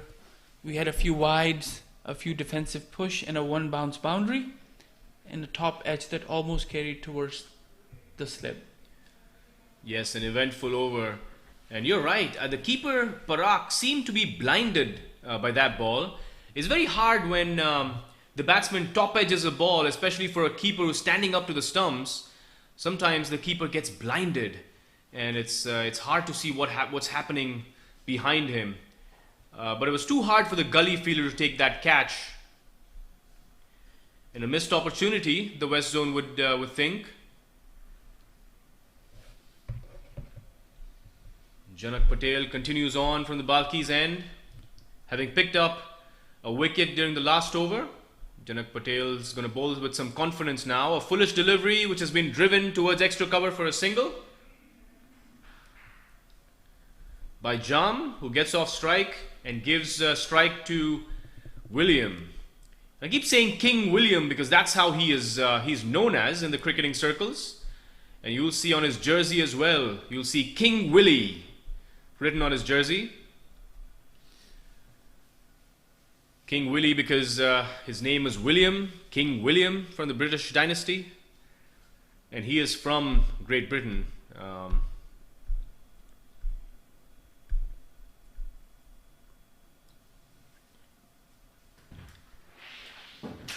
And King Willie just dispatches a full toss down the ground that seems to be heading to the boundary as it heads to the ropes.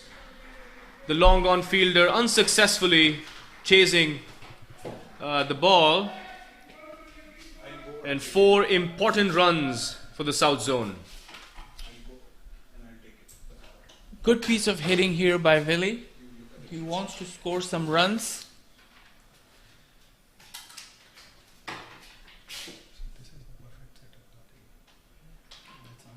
Get to a fighting total, and this one again, good comeback by Janak Patel. Flighted outside the off stump, and Willie was trying to defend. This goes through to the keeper, so I think Willie is going to go after the flighted deliveries. If he sees it in his arc, this time defense towards the cover. Jam wanted a run, but Willie was not interested. Sent back. I think Willie is going with a single strategy. If it's in my arc, I'm going to go after it. And again, this time he wanted to go after it, but did not quite connect. Hit the inner half of the bat, goes towards deep mid-wicket for a single. Yes, William seems to be in some mood to deliver some punishment to the bowlers. Seems to be very aggressive as a batsman. And at this stage, I think South Zone would be hoping for it to come off. As Jam just leaves this ball outside off stump.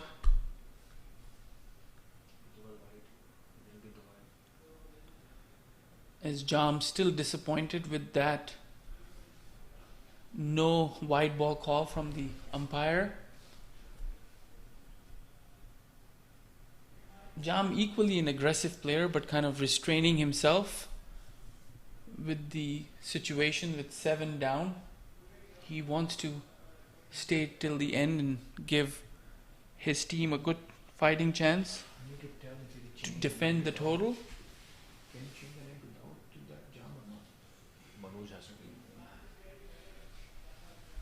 As the froze will continue.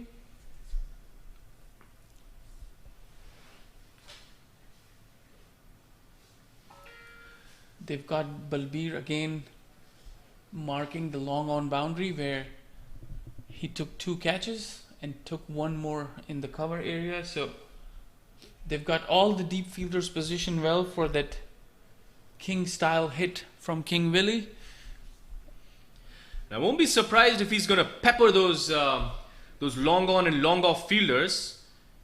And it's good that they have Balbir at long on, who seems to be a very good fielder. I won't be surprised if Balbir gets another opportunity here. King Williams on strike is facing up to a froze, and a froze hasn't been afraid to toss it up. He's not afraid to get hit for some boundaries in the quest for some wickets. As he bowls it outside off stump, and King Willie gets beaten.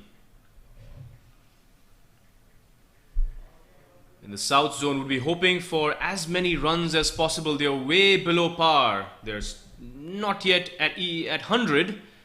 The score is at 84 for 7. As a misfield occurs with short covers, but no damage done. As King Willie declines a single. A well tossed up ball by a froze, and King Willie swipes across the line, and luck runs out for King Willie as he gets bowled. And a froze thanking the heavens. Finally he's gotten a wicket in this tournament. And now he's going to bowl with some confidence after this wicket. And that's exactly what a froze was trying to do. He was tossing these balls up. He wanted Willie to go after. It's not easy to bat in these conditions, as Willie was successful in the last over, but this time completely misses the line and rattles the stump. So 8 down for 84 for 8 rather. With just 2 wickets in hand, I feel Jam will probably take some chances with just Syed Amir left in the pavilion as Willie comes back disappointed, shaking his head, made a mistake.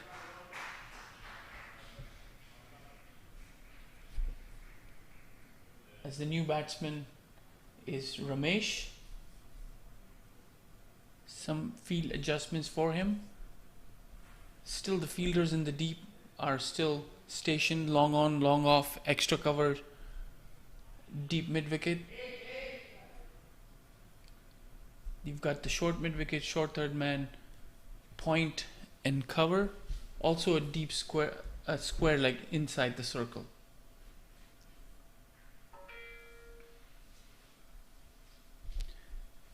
And just brought in the deep extra cover fielder inside the circle, so trying to put some pressure on Ramesh. This time drifted on the onside, called a wide.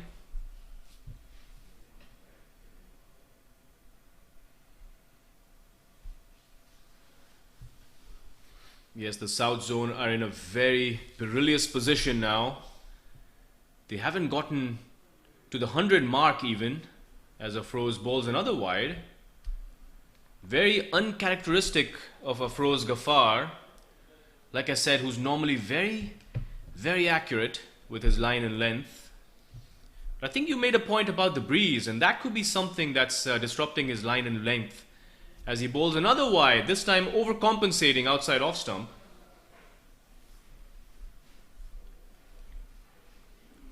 Every run counts, every run matters, as these wides adding to the total of South. 3 wides on the trot after getting a wicket.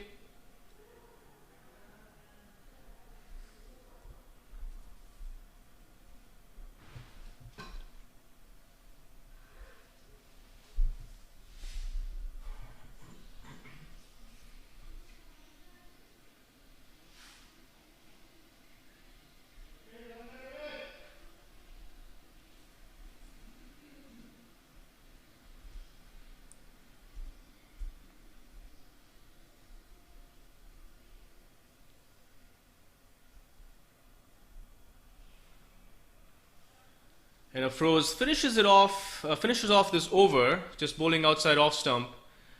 He's slightly disappointed, it seems to me. Having picked up a wicket in this over, I was expecting him to get some semblance of rhythm, some sort of confidence from that wicket. But he bowled 3 wides right after he got a wicket. And you can see Afroz discussing with the keeper Parak. Seems to be some problem with his run-up. And we see Janak Patel continuing on from the Balki's end. I'm sure Janak, the captain of the West Zone team, is very, very happy with the proceedings. Another pitched up delivery, this time to Jam. He defends it back to the bowler. Jam must be thinking, do I need to restrain myself or go after the bowler? 8 wickets down. And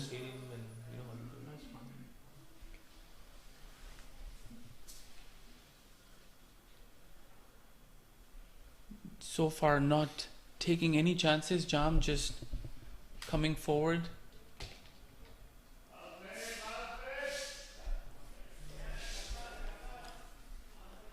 Looks very easy when you're watching these proceedings from the commentary booth, when the batsman comes forward and plays a defensive forward shot. It's altogether a different story when you're out there in the middle. This one was cut towards the best fielder, who comes over towards the back foot point area, cuts the ball for just a single, brings Ramesh, the new batsman, on strike. Yes, I couldn't agree more. Cricket always seems so much easier when you're not playing. You're a spectator or a fan or a supporter.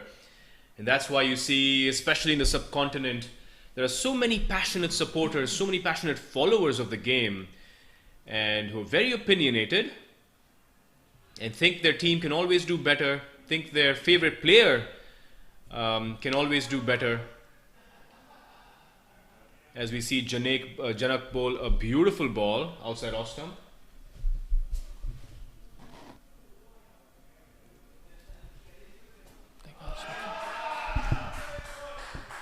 That's a good shot towards the boundary, and that's going to go all the way to the boundary. It's a good shot by Ramesh.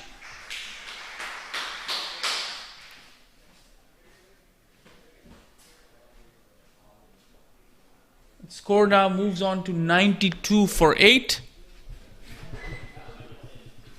And that's the end of the over. After 29 overs, it's 92 for 8. We've got Mr. Saki Muhammad in the commentary booth, the man who created these fields, MUSA Stadium and Bilkis Stadium. Welcome to the commentary booth, Saki bhai. Thank you, thank you.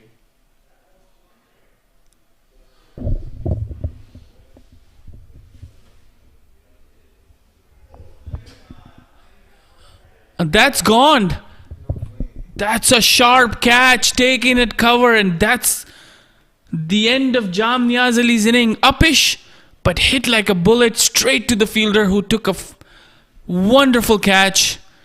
And as soon as he hit the shot and the catch was taken, we heard Saki bhai saying no way in disgust, because that was, I suspect, the last recognized batsman. In Afroz getting his second wicket, a crucial wicket of Jam Niaz Ali. Hits it in the cover, Upish, a very low catch and a very good catch. And it seems like the players are also coming off for a break with just one wicket to go. Wonder what kind of strategy they want to discuss over a few drinks to get this last wicket. Perhaps just one simple strategy, just keep doing what we've been doing. Absolutely. They still have the South Zone still have 15 overs remaining. And the only strategy as far as they're concerned is to play out the overs, because the more number of overs they play, the more runs they get. And it's such a crime if they get bowled out without having faced all 45 overs. As a batting team, it's imperative to at least play out all 45 overs or 50 overs in an ODI. And whenever we see teams getting bowled out for not having played all 45, 50 overs, you always think that they could have done much better. That's something that the South Zone must ask themselves. Is it because of a bad approach in batting? Were they too aggressive in their approach? This is something that they need to rectify. But at this point, they have to focus on what's coming. They have to focus on the innings coming up as far as their bowling is concerned. But we'll catch you after a short drinks break.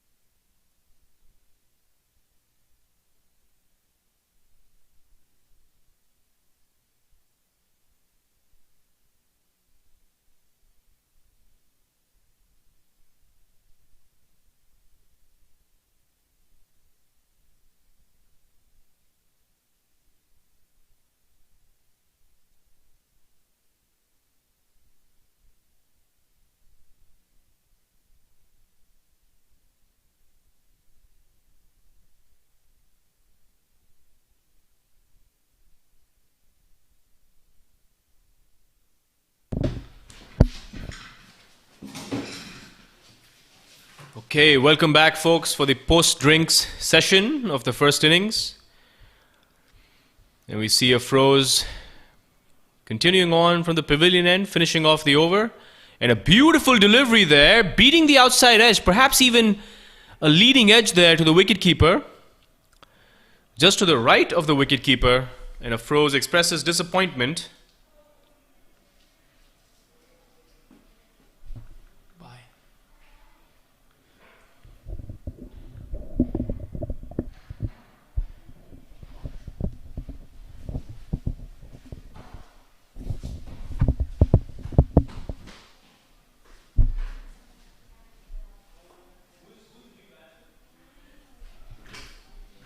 That was signaled a bye as South 92 for 9. The new batsman is Syed Amir Syed.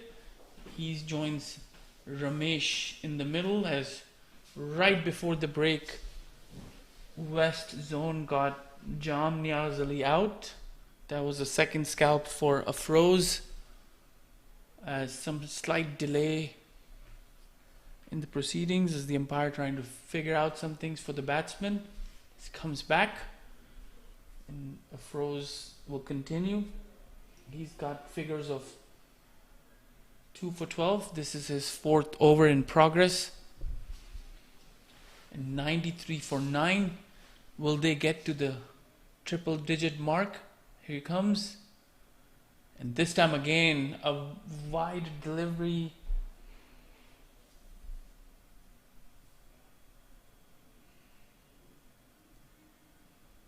Umpire confirming with the batsman. Didn't signal a leg bye. Probably got some bat for a single.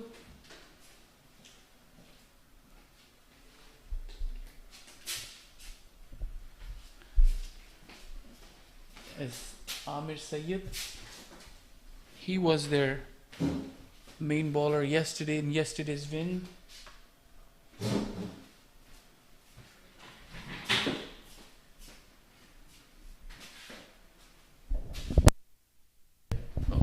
Can you, or I can switch the chair, or I can bring the chair in.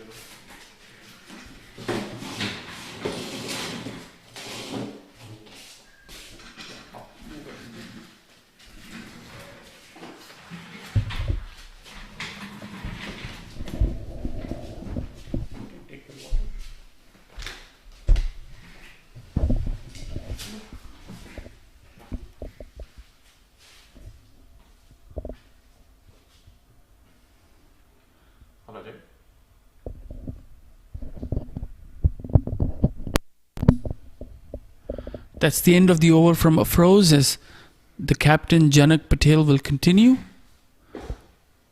So the West Zone with 3 left arm spinners doing most of the damage was Dharmesh initially, then a Froze, and then Janak.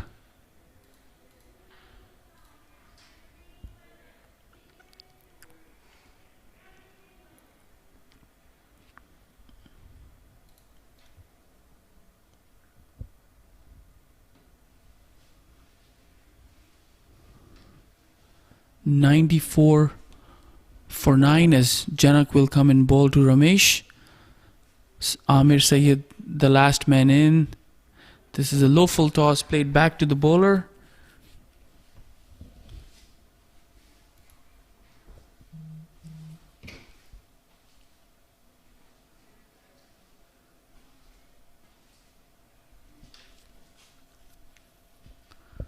A totally spin dominated session. They've got 3 left arm spinners and then a right arm wrist spinner.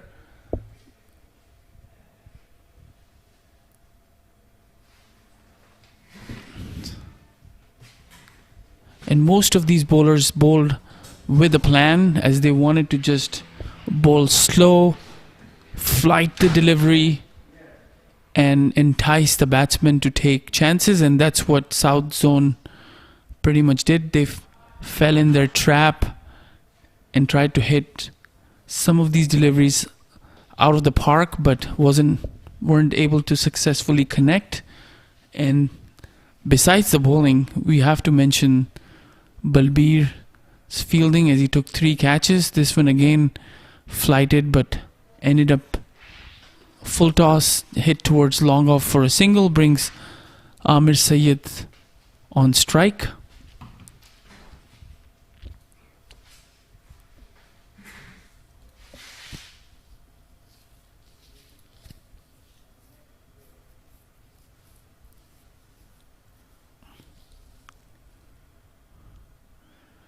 No field changes for the new batsman as Amir watchfully defends, and that's the end of Janak's over.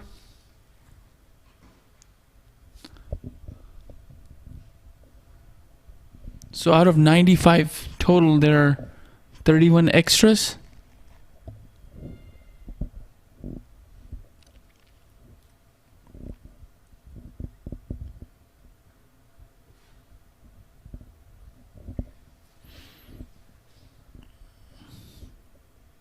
As Afroz will continue, and Ramesh will be the batsman facing him. Again, this time a wide. So a lot of Afroz is having a lot of problem bowling from this end, as we were just talking about it before the break. The breeze is kind of taking the ball, drifting it towards the leg side.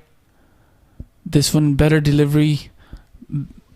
Ramesh coming on the back foot, just defending, as South Zone probably thinking about their strategy when it comes to bowling. They might want to do the same thing, prepare their spinners and try to use the same tactics as bowl slow, toss it up and let the batsman take the chances. Again, a good delivery by Afroz. Ramesh didn't have any clue where this ball was heading, tried to play towards the cover area, took inside part of the bat towards short mid-wicket.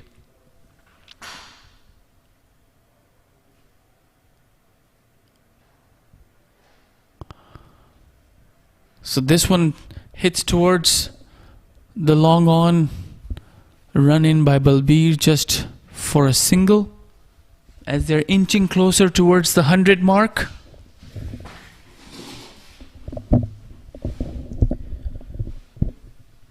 Yes, Mustafa, they're close to 100 runs now, 97 for 9. And just 2 more deliveries for Afroz to complete his over. And you're absolutely right about your observation, Mustafa. The West is dominated by spin.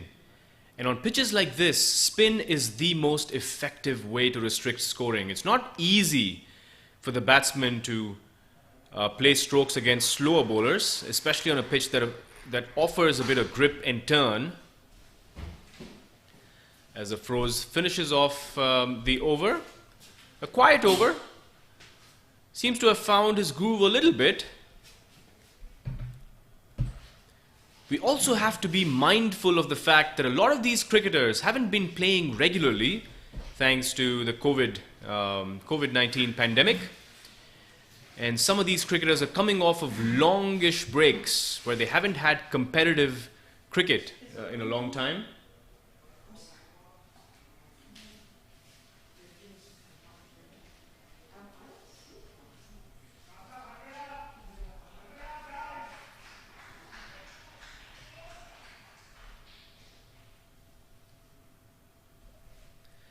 And Janak Patel just adjusting his field as he continues on from the Balkis end. Janak Patel is a very, very brave bowler. He loves to toss up the ball as he tosses up another one. And the batsmen find it hard as they edge that ball, as Amir Syed edges that ball to third man and they sneak in a single.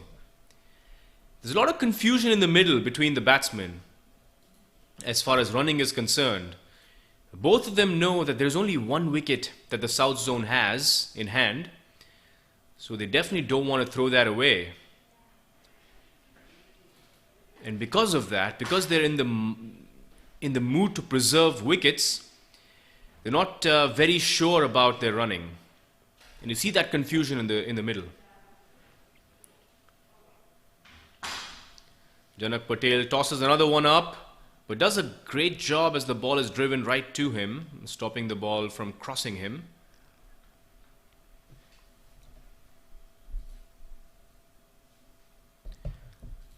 Ramesh is looking confident.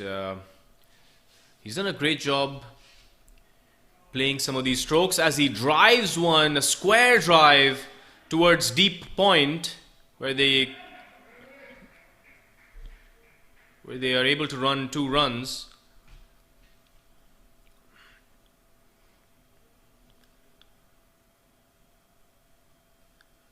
Ramesh is going to be a very important batsman for the South Zone if they're to get to some semblance of a par score, or I should say a fighting score, because they're way below par, Mustafa. They're still only close to about 100, and like we discussed earlier, 200 seems to be a minimum on this wicket.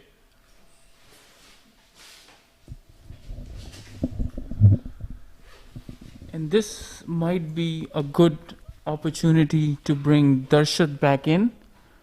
Maybe give him an over or two, as he also bowls left arm, but he angles in, and with a little bit of pace with the tail ender here, Syed Ahmed, it might be a bit difficult for him to play.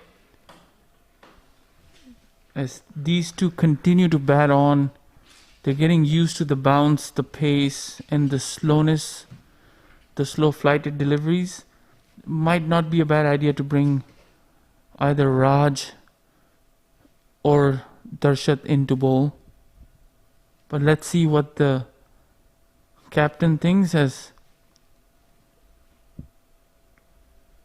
the score now moves on to 101 for 9.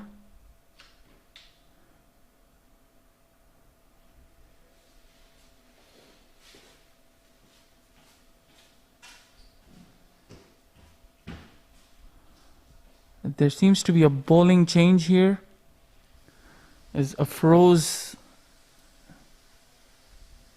is taking off the attack.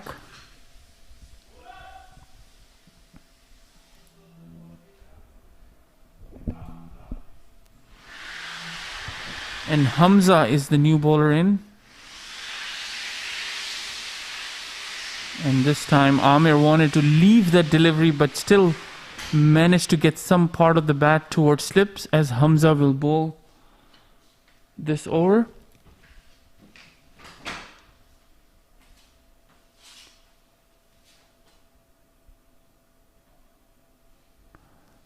It's driven towards cover. Hamza is bowling his first over.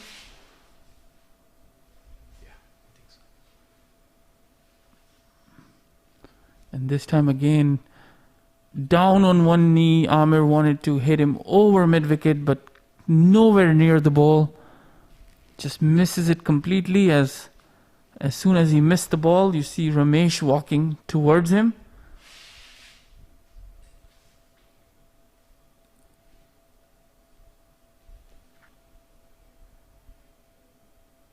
Still 14 overs to go. So a lot of... Did it hit the pad first? Excited appeal by the keeper. Umpire not interested. As Hamza trying to get his line right. His first over.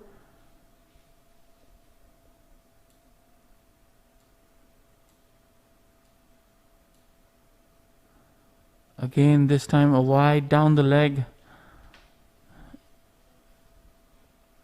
The batsman was trying to hit him over square, didn't connect. A lot of extras in this inning by the West bowling.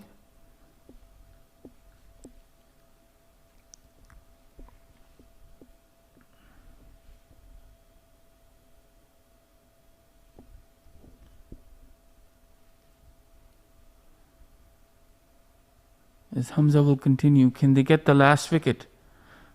Appeal, not out, and this is Again, a repeat of the last shot as Amir has been trying to hit him over on the onside. This time hit him on the pads, but missing leg as the umpire signaled. So no run. So Amir was trying to take some chances with this onside line.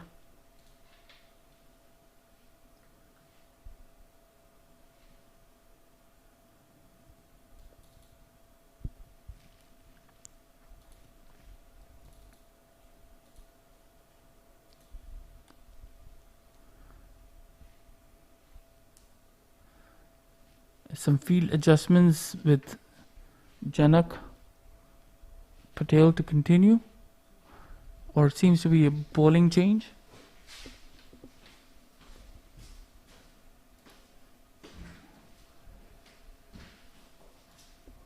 So Janak, the captain's taken himself off,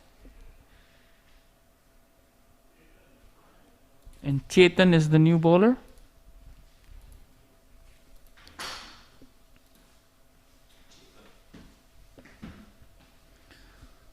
So 2 changes from both ends. Hamza from the pavilion end and Chetan from the Bilkis stadium end.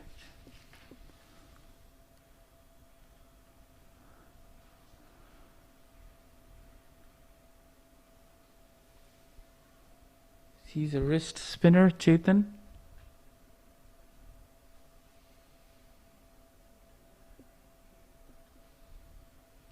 Again, good start by Chetan, not bowling any extras, just attacking the stumps, and Dharmesh is not taking any chances.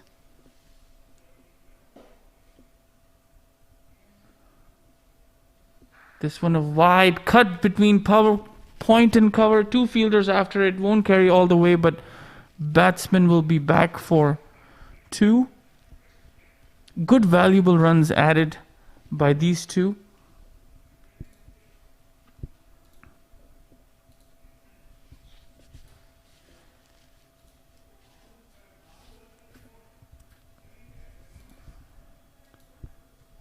As Chetan will continue to Ramesh. Again, good delivery.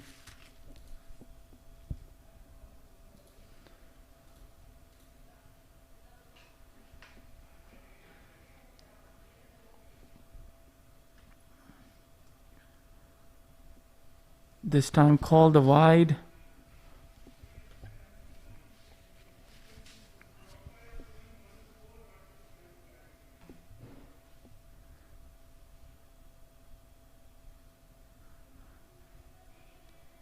A single. West Zone won the toss and decided to field first. In the morning it was overcast and windy and took full advantage of the conditions, got wickets with regular intervals, and now South Zone 106 for 9. Good bowling by their spinners, Dharmesh, Rajinder, Afroz, and the captain.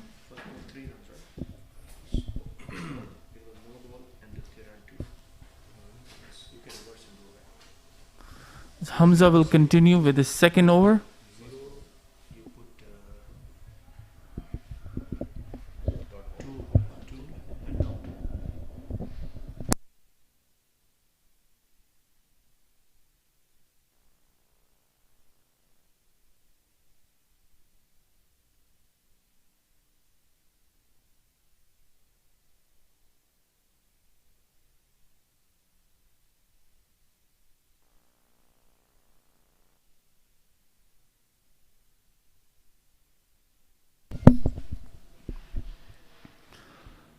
Hamza bowling his second over. Again, good drive by Ramesh. Ramesh doesn't seem like a number 10 batsman as he's playing very confidently.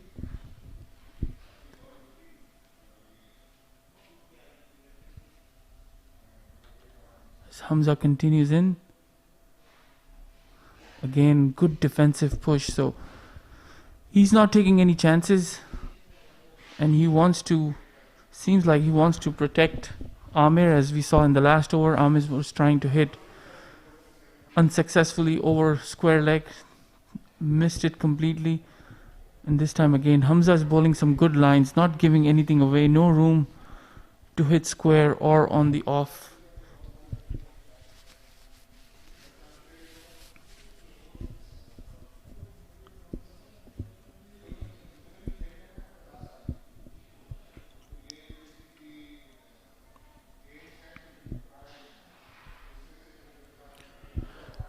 This time hits it towards short fine leg. The batsman cross for a single, brings Amir on strike.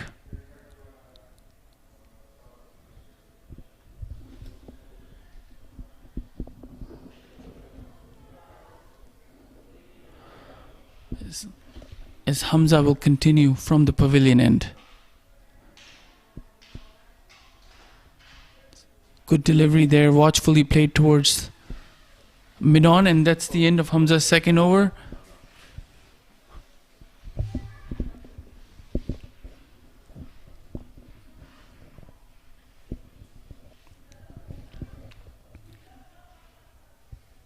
$110 for 9.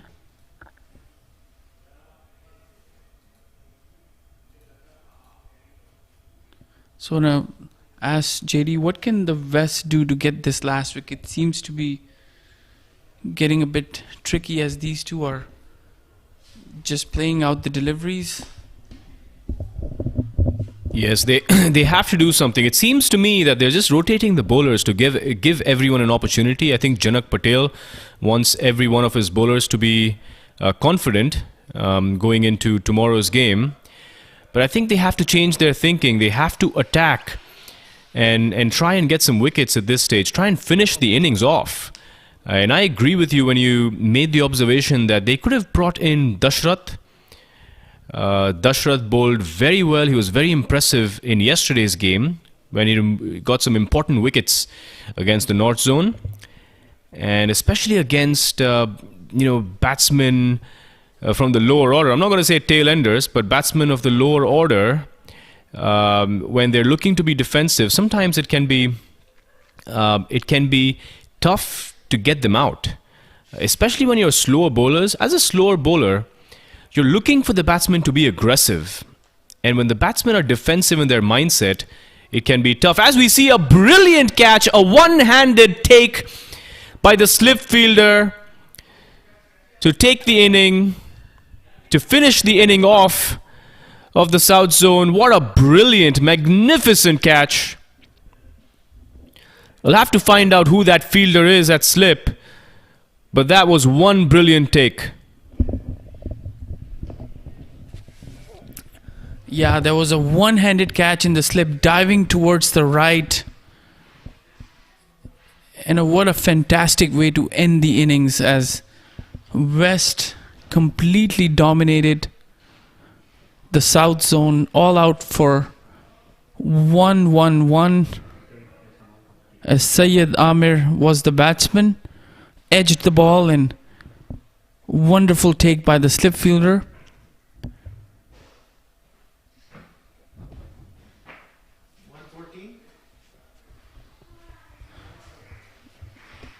$114 is the target. 115 to win. And total domination by spin, Dharmesh, Afroz, Rajendra, and the captain Nayak Patel, or Janak Patel. 2 wickets for Dharmesh, 2 for Rajendra, 2 for Afroz, and Janak got 1 wicket.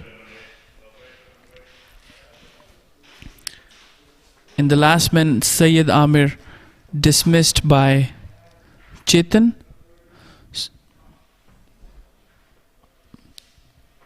So 115 to win. 10 wickets to win for us. As we have the opening batsman of South, Faisal Akhtar. He was looking good, but got run out. Pretty ambitious call there, Faisal. Actually, I have this problem. I like to make a run on every ball. But the situation that we were batting in, the ball was moving like miles and keeping low. So SP and I had a talk, and we said we're gonna tap and run, and we're gonna call each other. And I think that run that I ran was a little too ambitious, as you said. Maybe I shouldn't have run.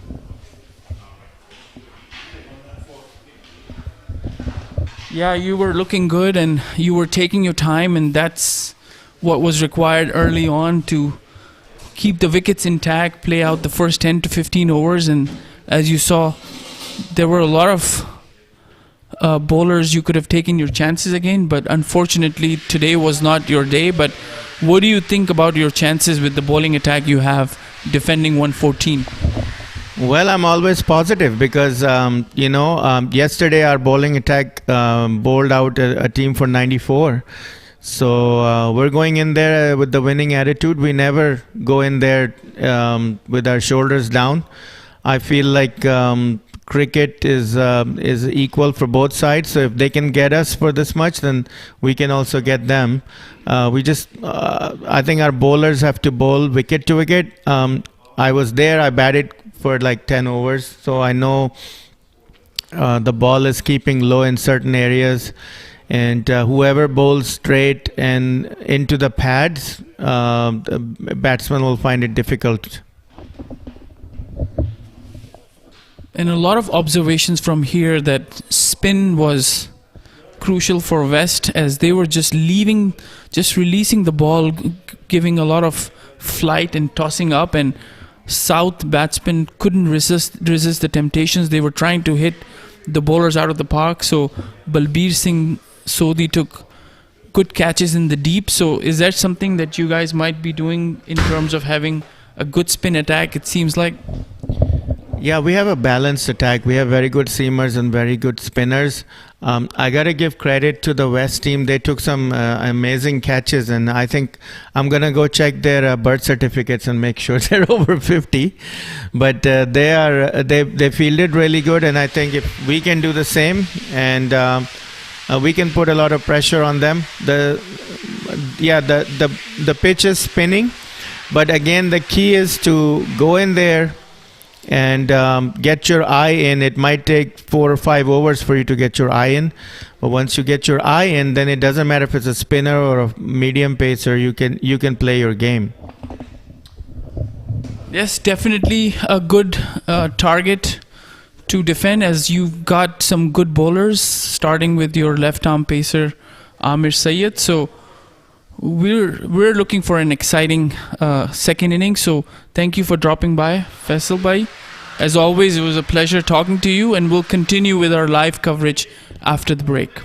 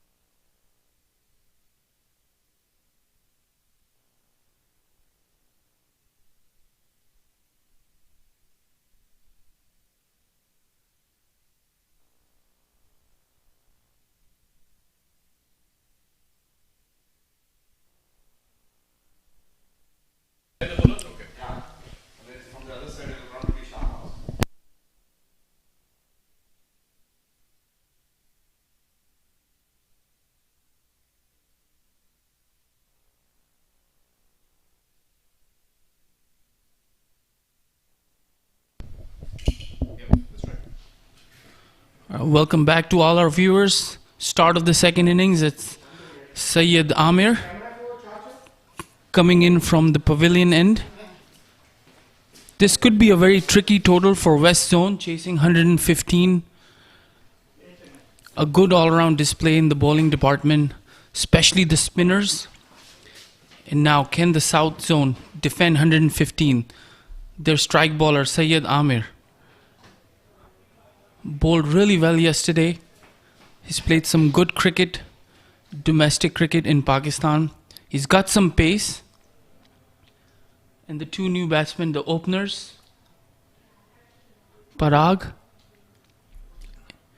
and Balbir Singh Sodhi. Again, as you can see, the ball is coming in wide called. It's refreshing, JD, to see a left-arm bowler bowling over the wicket. So far, all left-armers have bowled around the wicket to get that angle into the bat.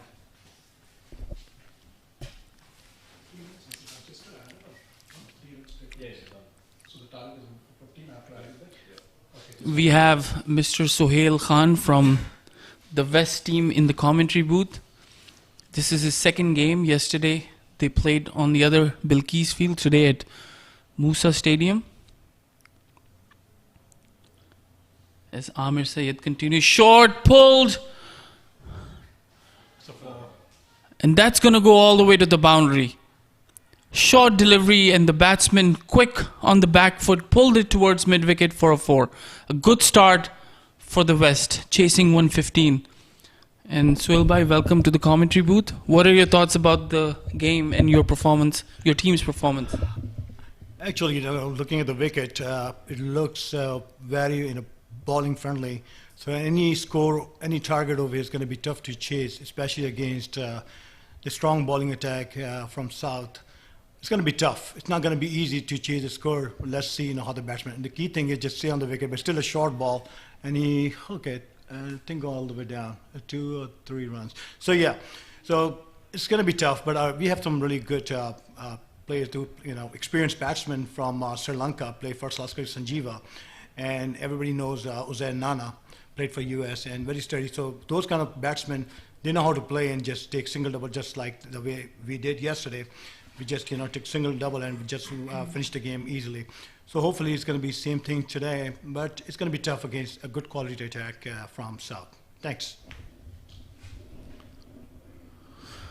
Again, not getting his line right early in the early goings is Syed Amir, and this one is going to go all the way to the boundary. So more pace on the ball, more chances to go all the way towards the boundary. This one just on the back foot, just eased it towards the third man, the vacant third man area for a boundary. So 2 boundaries already in the over.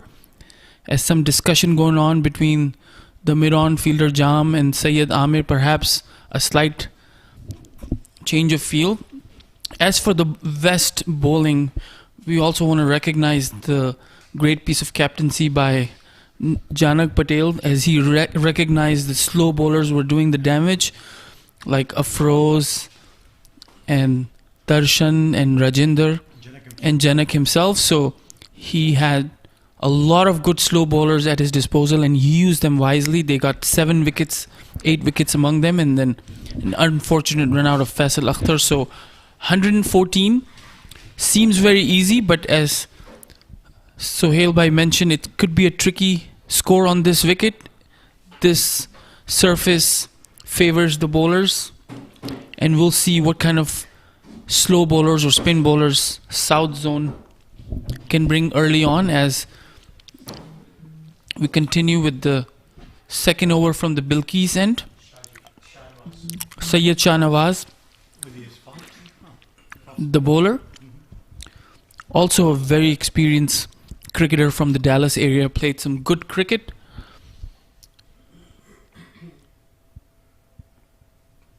And Balbir Singh. The 2 slips in place, you think ball going to carry all the way? They're too far, I think. What you think? Probably needs some adjustment as they see what kind of pace Shahji's bowling. This one was short and good piece of fielding at back foot point. Amazing piece of fielding by King Willie. I'm learning all the new nicknames as I sit with JD. You know, their shirts may say something else, but their nicknames are most commonly used. It's again Shaji coming in. The one key difference between the West and the South is early on the West zone bowlers were just bowling wicket to wicket. They were targeting the stumps and were not giving anything extra. Again, a good delivery. And low. It went a little low though. You see that ball now carrying to the keeper. I think the slips are too far again. Yeah, and instantly this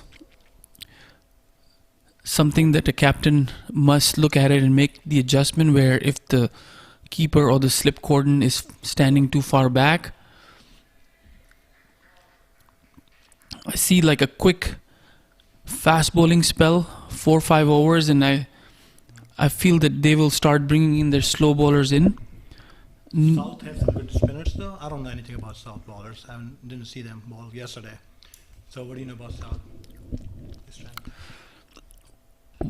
One of them sitting right here in the commentary booth, Saki Mohammed. He's a good leg spin bowler for South. They've got some good spinners available, and we'll see how Amir bowls in the second over. He was their most successful bowler yesterday. Again, this were down the leg side and gone all the way towards the boundary. So runs coming in easily for the West as they're chasing just 115, and very wayward bowling by these two in the early goings.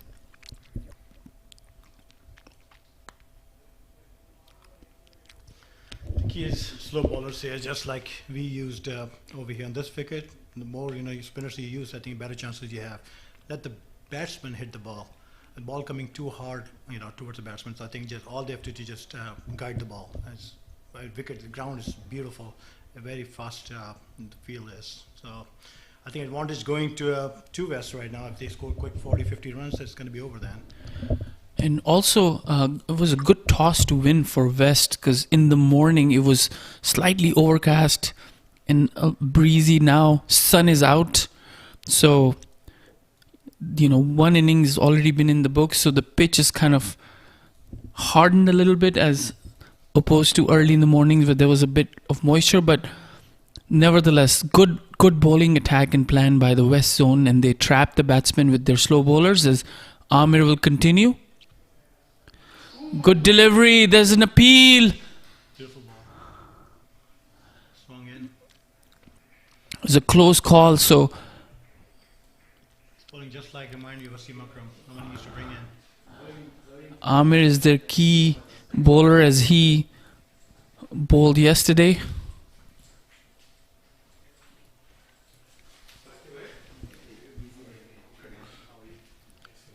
As Amir will continue. Again, very watchfully defended towards the cover area. Trying to get that movement off the pitch. Coming into the right-handed batsman. As I'm sure these two have learned a bit about this bowler from yesterday's innings, so they know what to look for. As Amir will continue. Beautiful ball. Wow. That was a good length, and batsman just lets it go to the keeper. So, what about California, where you played most of your cricket? Yeah, I've been playing there for the last 30 years, and California historically we had the best field in North America. We have 4 fields next to each other, and each field have 8 squares, and great wickets to bat. Even bounce, and if you stay on the wicket, a lot of runs on the wicket. So we were lucky, blessed that more than half of my life, we enjoyed cricket right on the best fields, great wickets.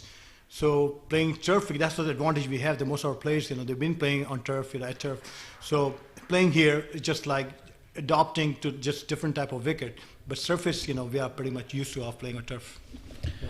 And you and I were talking during lunch break. You'd mentioned that the quality of the clay makes a huge amount of difference, and the clay was imported from New Zealand. It was imported from New Zealand, and ICC helped us to build those wickets. Our ground mat was flying every 2 months from Christchurch, New Zealand, and he was consulting, and the quality of wickets they were like world standard. And we had ICC Division Two tournament held about 2 years ago, where Holland, Denmark, all Division Two teams participated, and I think won by Oman.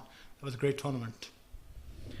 Yeah, again, Syed Amir not getting his line in check. Short delivery, and anything short, the batsman is quick to pull it, as we are still in the power play. No deep player in the deep, and this one is wide outside the off stump. So having a bit of a tough time, Amir.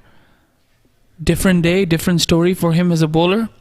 And also, yesterday's game was at Bilkis, so maybe slightly different pitch over there, but nevertheless 115, this kind of bowling is not going to help the South Zone. Here comes Amir again. No, you're right. The ball coming hard on the bat, so all they're doing is just connecting in it. We're bowling short, some of the deliveries. I think you need to focus more on his length, actually.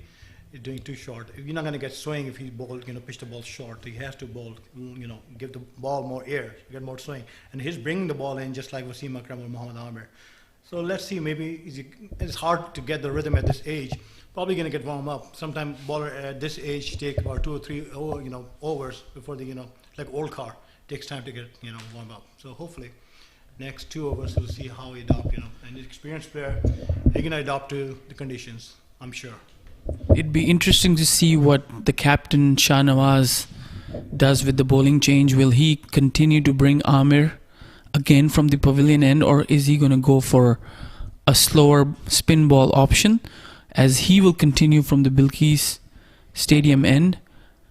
He bowled a very decent economical over, and this one again cut between gully and second slip, and that's going to go all the way to the boundary, as runs are freely flowing in. And a completely opposite side story from the West batting as compared to the South. They were very defensive early on and they lost wickets, and West cruising towards this target. We've seen a boundary in every over so far. Yes, you're right. I think too much pace on the ball, plus the line is after the off stump, they're giving too much width, All batsmen is just, doing that's guiding the ball, and the rest, the field is doing so quick outfield. So I think the runs flowing, like you said, at 50, 60 runs right now, power play, the game gonna be over. It will probably be done by maybe 20 over, like that. As Shah Nawaz will continue, this time slightly over pitched and a shy at the non-striker's end. Not sure if the non-striker was out of his crease, but a very ambitious throw by the fielder there.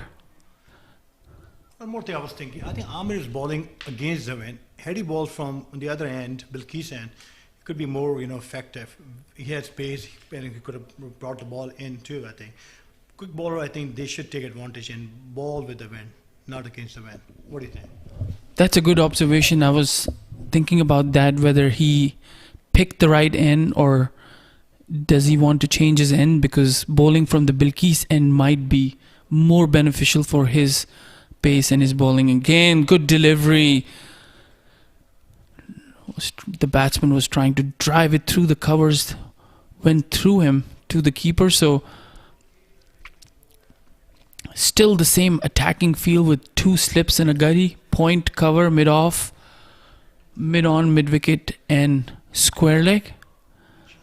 Again, this has gone between point and gully, will go all the way to the boundary, fielder after it.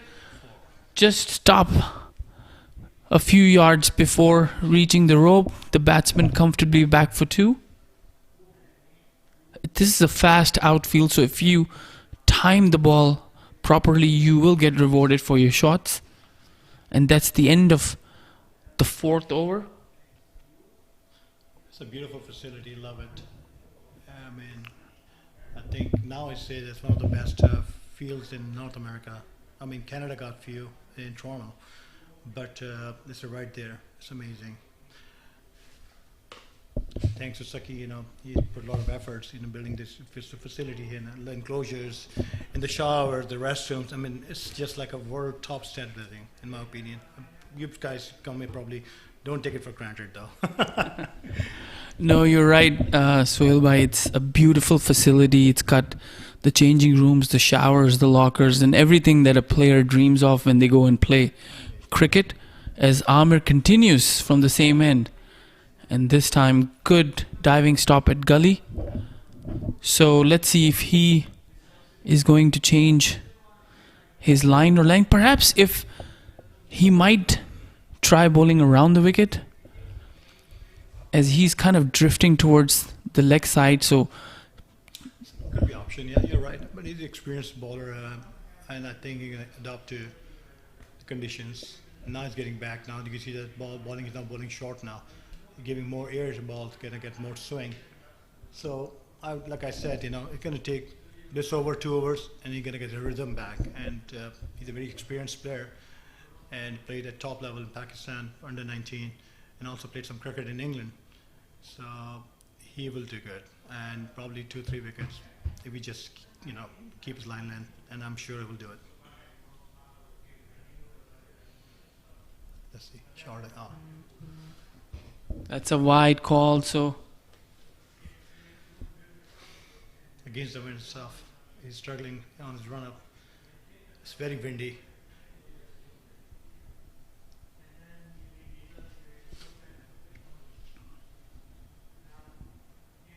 Yeah, very short.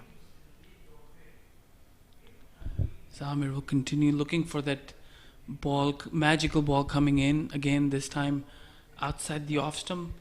And there's no real seam movement for him today, and batsman reading the length and the line early and leaving the balls, but anything short coming into him, the batsman has pulled towards the square leg boundary as Amir continues. And this is going to be a wide again. So I think he's getting tired of bowling against the wind. It's very, very tough for a fast bowler. First the challenge is resistance. It's too windy. I think he needs to change his hand, in my opinion. and I think our message just went across to him, so he's just changed Around the wicket, yes. bowling around the wicket. Idea? Does he have any like a radio or something? You're hearing everything. Oh, And this no. time hit, edged over point and gully, fielder after it. Not going to carry all the way, but good effort by the fielder there, restricting for 2 runs. So this one was a better line as he's coming around the wicket, trying to get that angle as he's not getting any real seam movement off the surface. So he wants to create that angle for the batsman. He's trying to hit the pads. So I think you sent a message to him. You're not supposed to do as a commentator, and he heard you, I guess. Amir is from Houston, and we've played a lot of cricket together, so I kind of know and read his mind how he... Okay. Wow. Good ball. Again, that's gone! And that's what did the magic. You're right. Amazing. So it was a great ball. You saw that ball swung in all the way. He used his arm and the angle. And that was Balbir Singh Sodhi gone. And the first wicket for the South zone is Amir strikes. And good piece of captaincy by Shahnawaz. He kept faith in his bowler after 2 expensive and wavered overs. And Amir coming round the wicket to get that angle in and got the breakthrough. So first wicket down for the West zone. I want to see the action replay. That was a great ball. It was 32 for 1.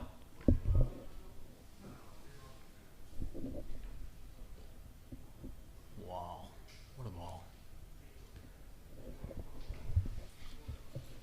What a beautiful delivery. Right in the block hole. Just like over Wasim Akram. Who's going with Sanjeeva? Sanjeeva, yeah, he played first class cricket. He's a very, very good bat. He's been playing at Woodley Park like 10 years. He's got a lot of runs. And he probably knows how to negotiate this kind of bowling. But again, the wicket is very tough to bat on. It's very windy right now. The ball can ball is still new. It's like they're using 2 balls. So still shine on the ball, and it's going to be tough to negotiate Amir right now. Again, it's bowling around the wicket. So let's see. The new batsman is Sanjeeva, as Sohail Bhai mentioned very experienced cricketer, played in Sri Lanka, from California, and with 115 runs to defend, they might get help if they can get another close-in fielder towards the onside.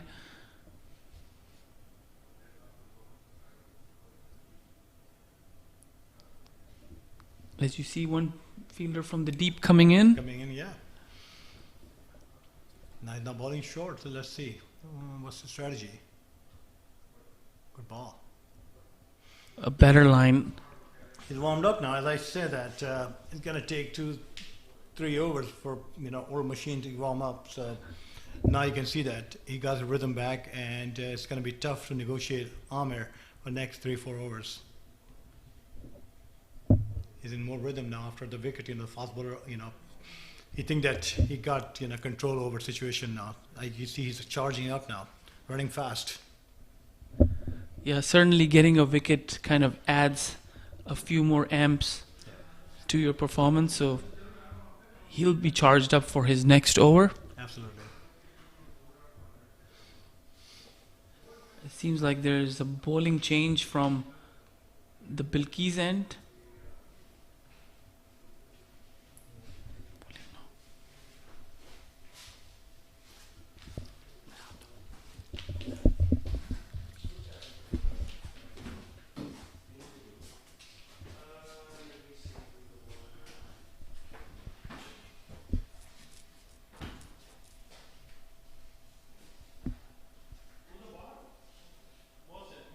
As Shahnawaz has taken himself off, and the new bowler is Mohsin Khan. And we want to thank Suhail Khan for providing his expert comments. As now I'm joined by JD. JD, what do you think of South's bowling so far? Yes, good afternoon, Mustafa. Yeah, and I think you made an observation earlier about the strategy employed by the South Zone. Very different to what the West Zone have done. The South Zone have introduced another pacer, and so far we have seen 3 medium pacers, being used by the South Zone, as opposed to the West Zone, where we saw 3 to 4 spinners do most of the damage. So different strategies by different teams based on, I guess, their team's composition and the team's strengths. But so far, the South Zone have given away a few extra runs, I suppose. But in that aspect, they've also picked up a key wicket.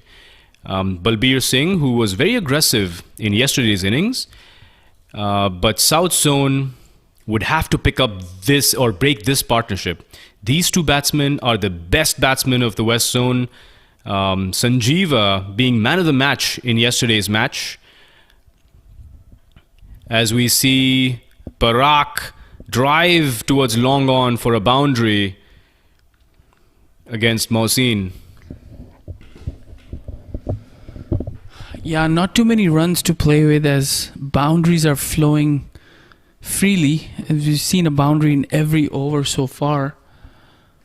And new bowler Mohsin just serving up a full toss, and Parag just leans his drive between the bowler and mid-on for a 4. So might be beneficial if they can bring a spinner from the Bilkis end.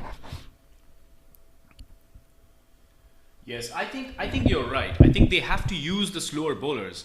If there's one thing that we have learned, and I'm sure the teams have learned that have played on this pitch, is slower bowlers are going to do more damage than the pacers. Pace on the ball on a slow pitch is a bad idea. And especially against a batsman like Parak, who likes pace on the ball.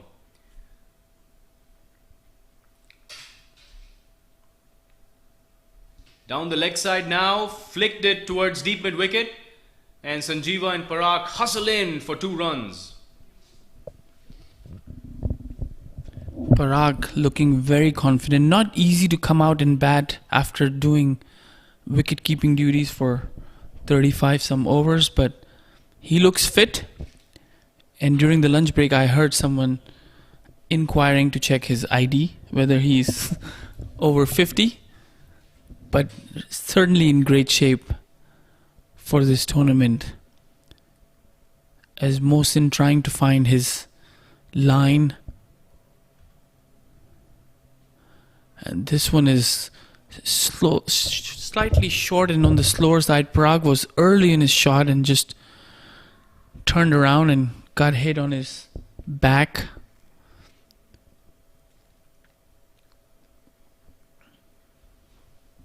I think Parag, who scored most of his runs in this innings against the short deliveries, was anticipating that ball to be short perhaps. As Mohsin pitches it up this time, but drifts it down leg, and Parag happily flicks it towards the square leg boundary. And the batsmen do a great job running between the wickets, taking 3 runs. I think they stole an extra run there. That should have probably been only 2. Just goes to show how fit these two are, Sanjeeva and Parag, and that's good running between the wickets. So comfortably going about their business, as that's the end of Mohsin's over. And Amir will continue. It will be his 4th over. He got the crucial wicket of Balbir Singh. Yes, and Sohail Bhai made a comparison between Amir Syed's action and Wasim Akram's action. And he's pretty accurate about that. His action does remind me of Wasim Akram as well. We saw in the first innings Dasrath, having a very similar action to Mitchell Starc. And we see Amir Syed having an action like Wasim Akram. And you can see that he relies mostly on the in-swinger to the right-hander. But I think Amir is doing a better job using the angles. And Sohail made an observation about bowling against the breeze that might have been impacting Amir's consistency as far as line and length is concerned, as we see a dot ball bowled by Amir. So going round the wicket has certainly helped his line and length, and he caught the wicket, and this time down the leg side, and good piece of work behind the stumps by Noman Khan. Mustafa, you did mention about fitness, and Parag, is one of the fittest cricketers that I've seen, especially for his age. He's 55 plus, and is still one of the fittest cricketers in the US cricketing circuit. And Parag and Sanjeeva steal a quick single there. That could have been stopped by the short covers fielder, but it burst through his fingers.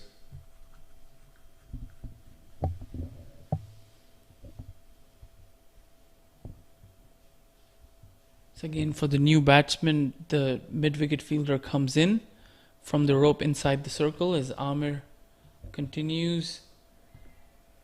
And good-looking stroke straight to the mid-on fielder.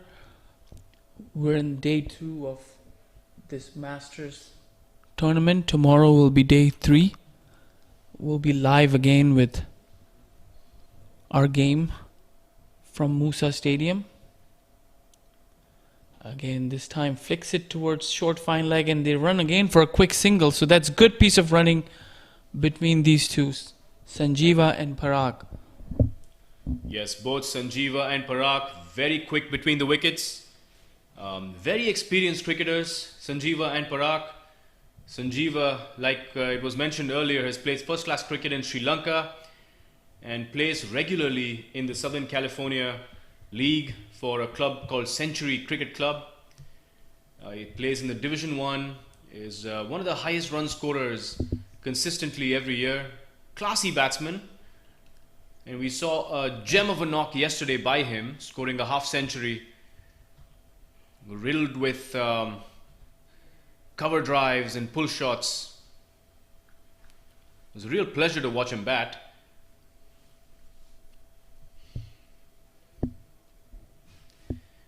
End of the over there by Amir Syed. And 7 overs up. The West is 44 for 1. They're going at a very, very brisk pace. They're scoring at 6.29 runs per over. So well ahead of the asking run rate. As viewers are watching our live broadcast, And a lot of praise for the live broadcast, the quality from Chauka Cricket.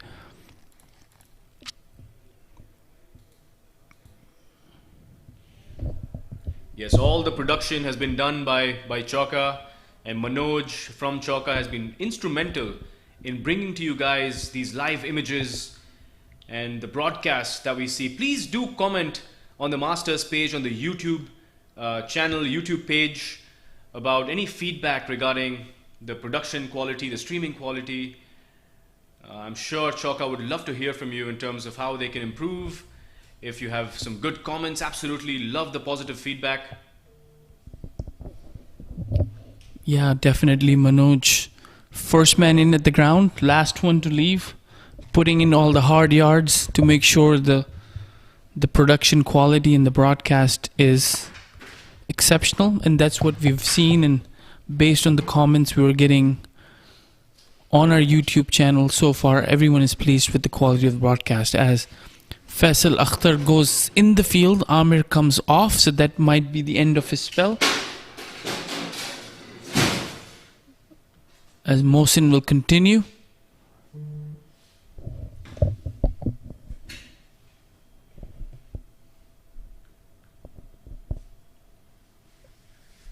Yes, the South Zone are not looking in any hurry to make any bowling changes as far as bringing in the slower bowlers.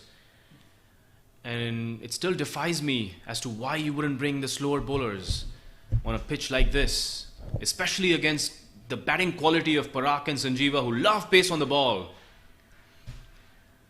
An appeal against Sanjeeva as Sanjeeva tries to sweep that ball, but the umpire thinks he probably got a bat on it, because otherwise that looked pretty straightforward if he missed the line on that ball.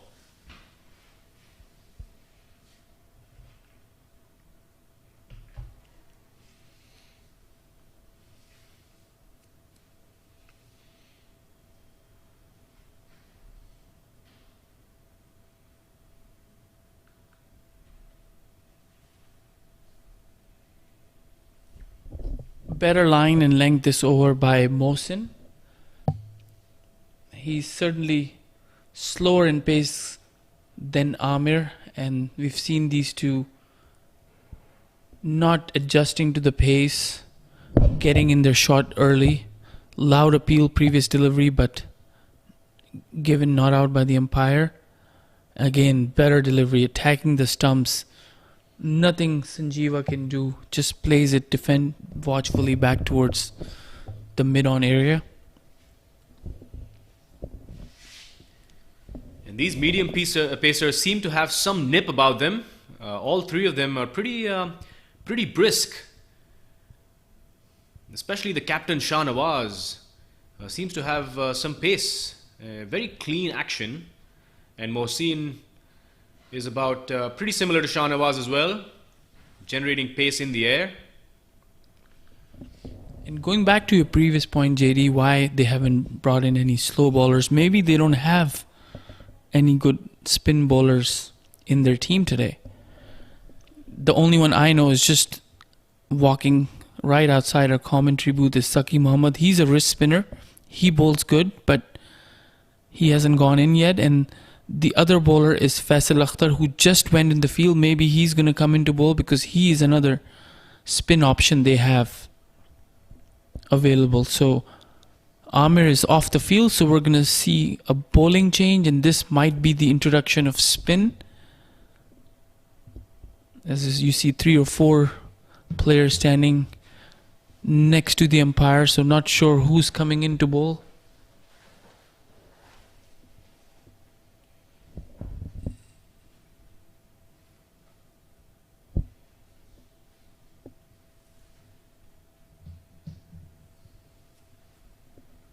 .44 for 1 after 8 overs, and that's definitely a spin.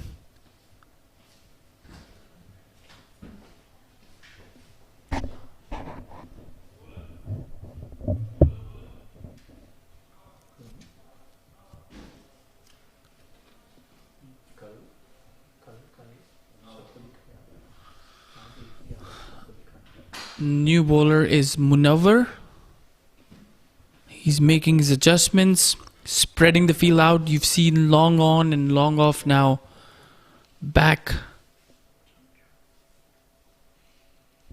as Munawar will come in. Again, good delivery this time. Slightly uppish. Might be a half chance of cotton ball, but long off was there for a single.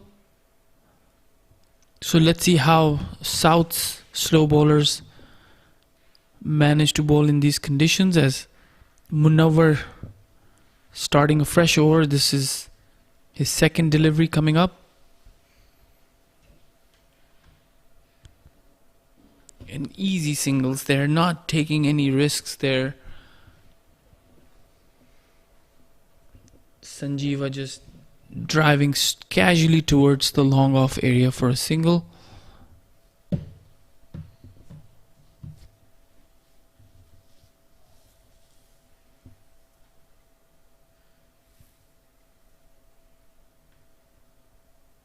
And this time down the wicket, made a full toss, straight driven back past the bowler. No chance for Jam at long on, and that's gone for a boundary. Nicely placed between long on and long off, came down the track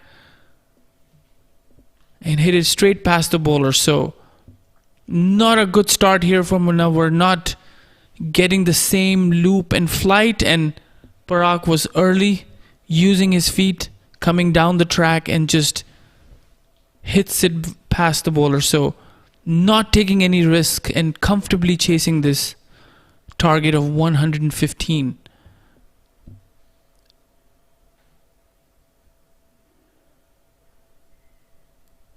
It's a better line on the off, just defends it towards the cover area. So might see another bowling change from the Bilkis end. Wait and see as Munawar continues.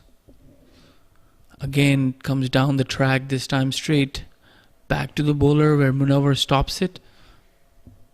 So not afraid of using his feet, Parag. So that's a good strategy on these slow pitches where you play according to the... This time again makes it a full toss and pulls it towards square leg where there was a fielder, and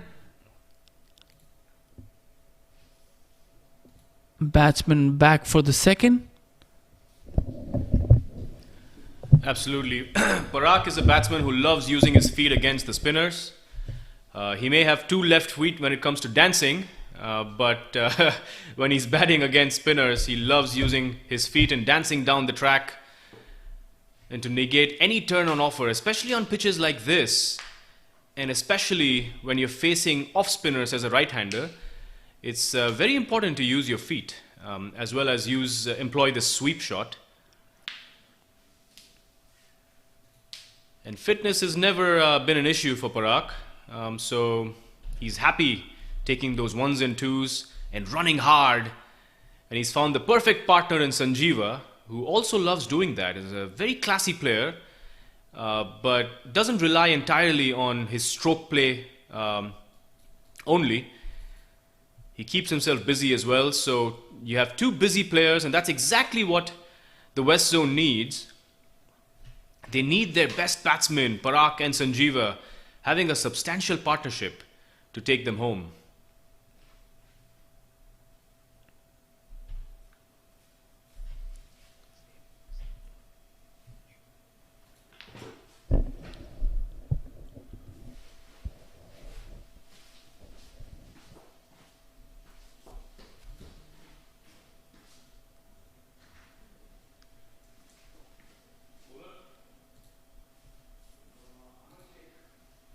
Is the new bowler coming in, Mohsin Khan off the attack, and Amar Sheikh, the new bowler.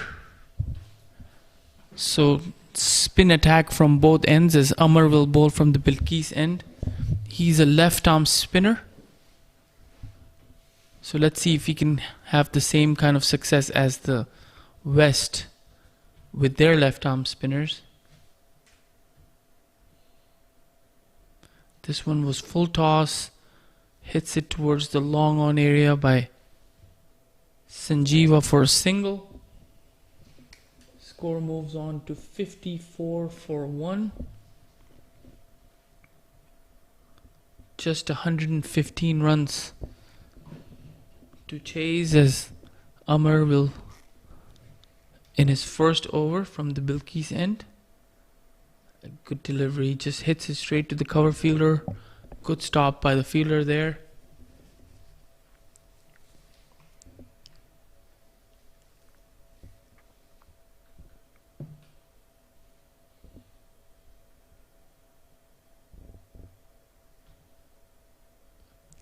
This one again comes down the track and hits it towards the deep mid-wicket area for a easy single. So no real threat here by the South bowlers. West comfortably going about the business, chasing 115.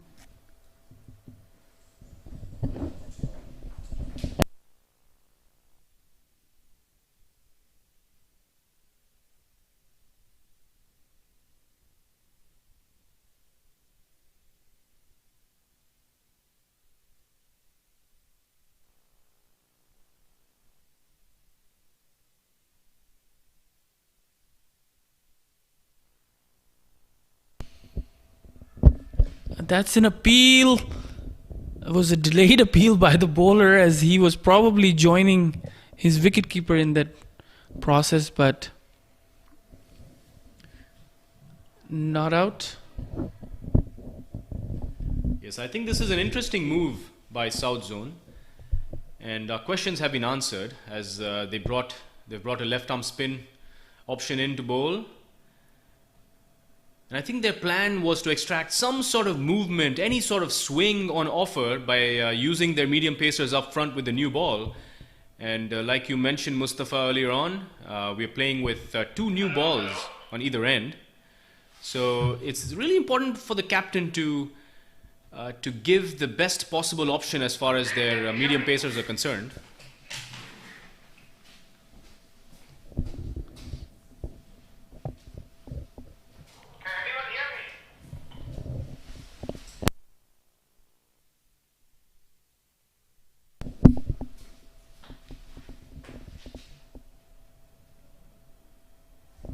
This one is down the leg, swept for a single.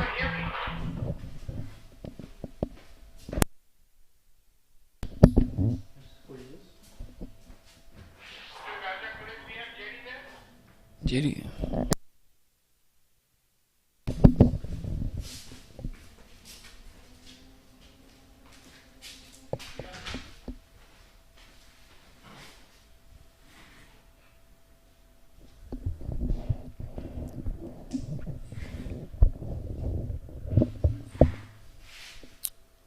So West Zone easily going towards achieving their target of 115. Just lost 1 wicket of Balbir Singh, bowled by Amir Syed, as Munawwar will continue. And slight adjustment as more attacking field, long off coming inside the circle. And long on fielder slightly straightened up. And this one is short and it's pulled. Just a single. Didn't carry all the way towards the fielder. So just a single.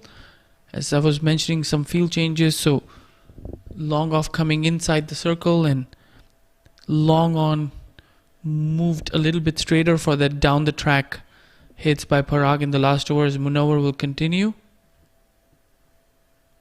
And Sanjeeva just flicks it toward backward square leg for a single. This will be an interesting matchup with the long off inside the circle and anything flighted on the middle and off. I see Parag coming down the track and hitting it, but better line by Munawwar here, not giving anything easy. Good cricket here by the batsman.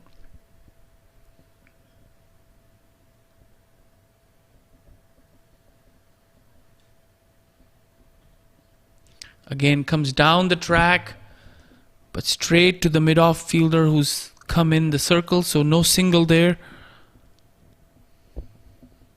I like the fact that South Zone are challenging the batsman into hitting against the turn.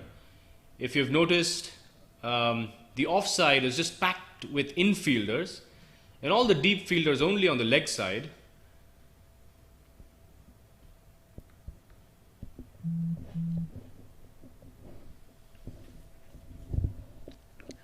These two different kind of batsmen. Parag more aggressive, doesn't shy away from using his feet, whereas Sanjeeva just sits back, waits for the ball to come and kind of uses his wrist to flick it towards square leg or point area. And this is good running, as he just taps it towards long on and just sets off for a single.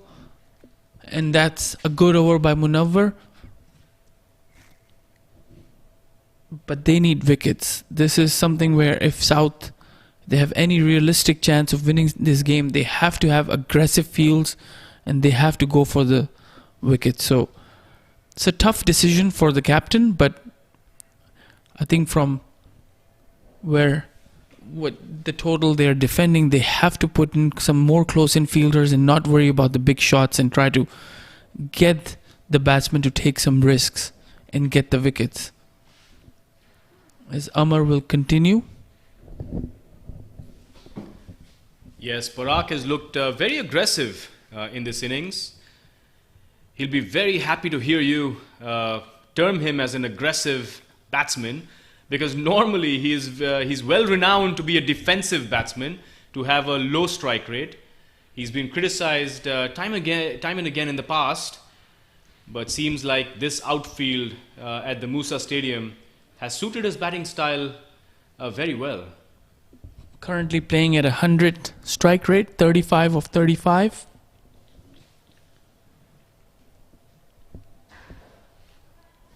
Maybe after 50 he wants to change this impression about him that he's a slow player, playing at a strike rate of 100. I'm sure he'll be pleased. As Amar starts off with a wide. Again, this time driven in the gap. Jam from point after it, but just a single.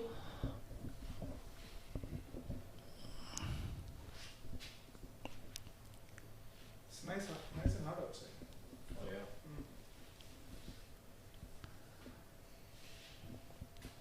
And Parag is back on strike. Yes, I think Parag is someone who's defied age, but also seems to be, like you said, as far as batting style is concerned, maybe he's suffering from some sort of midlife crisis, where he's completely changed his batting style. From a defensive approach, he's changed his approach into an aggressive one. He is definitely the aggressor in this innings, as is evident.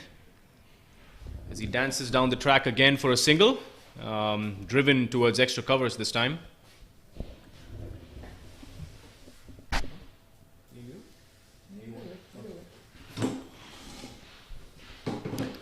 So people normally buy Ferraris, Lamborghinis or cars to fulfill their midlife crisis appetite, and this guy's going at 100 strike rate. So that's interesting observation by JD, and we are joined by another Raja Kohli? commentator, Raja Kohli, and he claims that he's got a lot of fans that want him to commentate. So let's see. Oh, that is true. I know those. No, they are playing. All right, guys. Hello, everyone. So I've been on the sight screen for Parag, yelling at him for not scoring fast enough, because I have seen him. I've seen him score 50 balls, 50 runs, and then score the next 50 in 25 balls. So he can definitely, and that was in the recent past as well. So Parag is a guy who can absolutely dismantle bowling as well. And he's looking in prime form. I just don't think he should, and this is a great time to showcase everyone what he can potentially do, because not every game is going to be a low scoring game and you can just take your time to score all the runs. I think this is a time where he should apply himself and try to score as fast as he could, because set yourself some targets. I want to finish this game off within 15 overs or 20 overs, and then try to hit those balls outside the field, because there's nothing that the bowling team is bowling that is going to put any kind of pressure on the North Zone, especially with Parag and Sanjeeva batting. I mean, we saw what Sanjeeva did yesterday. He was immaculate with his batting, and we all know how well Parag can bat. So, absolutely, I think they should just go after the bowling, apply themselves, and see if they can hit some balls over the fielders inside the field. Like, I mean, they are bowling some nice, juicy, over pitches balls on the offside. This is a time where you should try and see if you can clear the infield bowlers. Obviously, what I've noticed is most of the bowlers, they're bowling at least 2 good balls, 2 wicket-taking balls, or on the wicket or towards their field, and that's where good batting comes into picture. You have to apply yourself and not give away your wicket on those balls. But there are absolutely too many gaps on the field, and these guys are very. There you go, and that's what he's trying to do. I mean, he's coming front foot. He's trying to hit the ball in the gap. So I like that. I like that Parag is applying himself and trying to score more runs now, and faster runs. Yeah, folks, there you have it. A full past, present, and future analysis of Parag's betting here.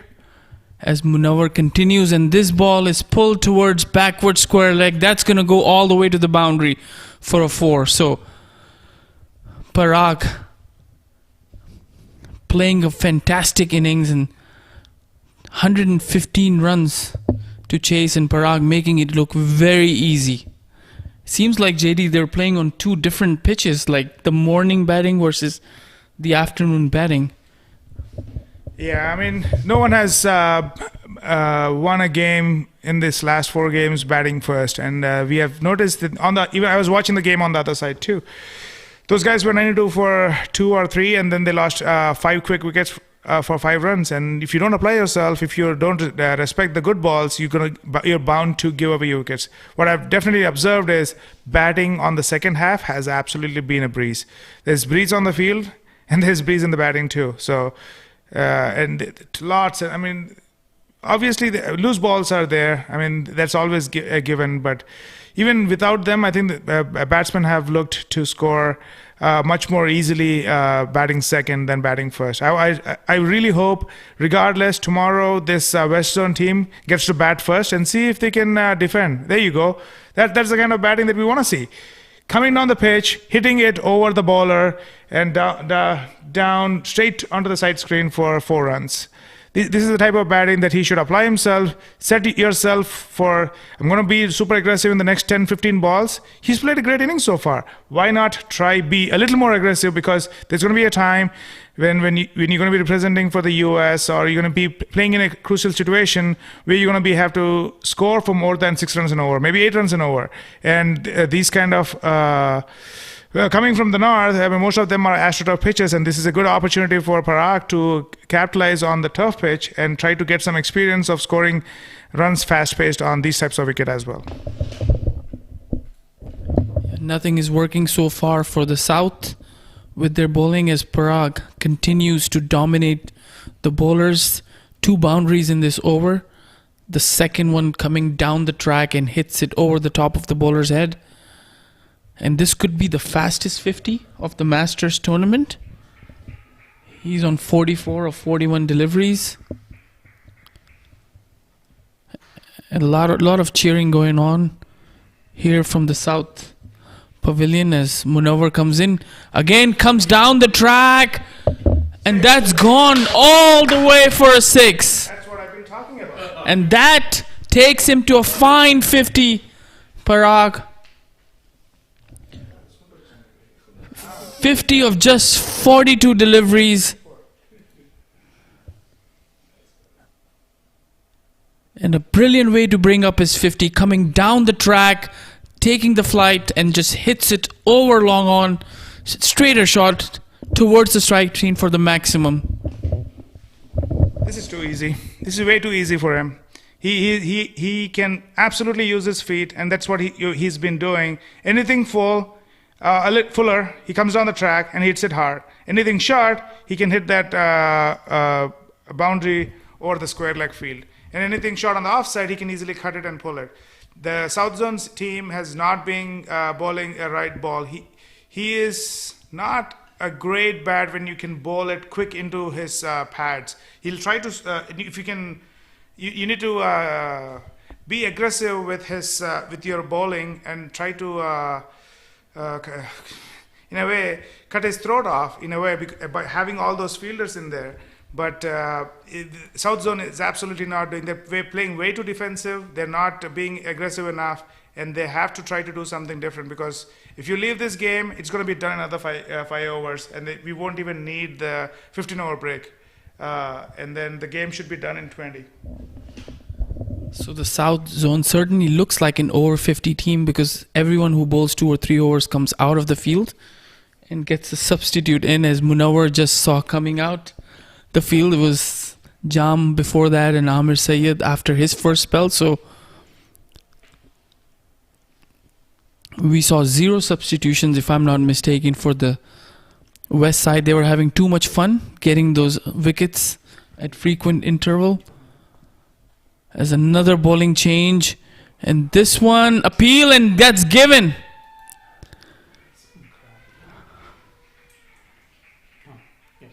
Sanjeeva was trying to pull this ball, kept a bit low, and the umpire raises the finger instantly, and that's the second wicket. And bowling change, as Amar was not the bowler, Saki Muhammad, as we kept saying that the only spinner I know from the south side was Saki Muhammad, who was here with us. And as soon as he goes in, gets an over and gets a wicket. The owner of this ground, is he the guy who's paying the umpires too? I mean, not necessarily buying this wicket, but is he also paying the umpires today? No? Okay, fair enough. We tried to squeeze in a joke there. Getting his first wicket, that's awesome, but that wasn't a good ball. Bad shot by Sanjeeva, but at least we have some game going on right now, because otherwise we don't. There are only 40 more runs needed to win, and they desperately needed a wicket here, and they got a big breakthrough with Saki.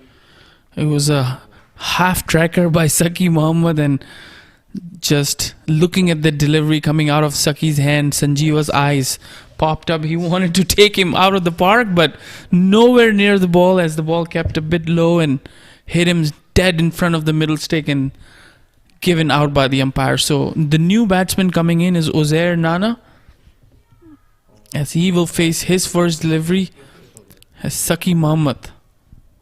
1 ball, 1 wicket. Flick towards backward square leg. Will they come back for the second? No.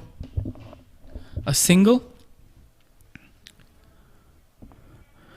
Saki Muhammad is taking a primarily offside field. He wants to attack the off stump. He's got a short third man, point, cover, extra cover, long off, long on, short mid wicket, and a deep mid wicket as he comes in. This one again, short, kept low, straight to the fielder towards deep mid wicket for a single.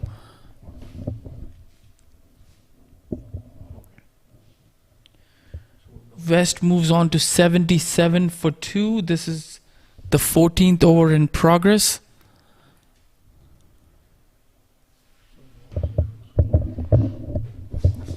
It's pretty common in India that we call our cousins as cousin brother and cousin sister. Parag has an interesting nickname, and that nickname is cousin father.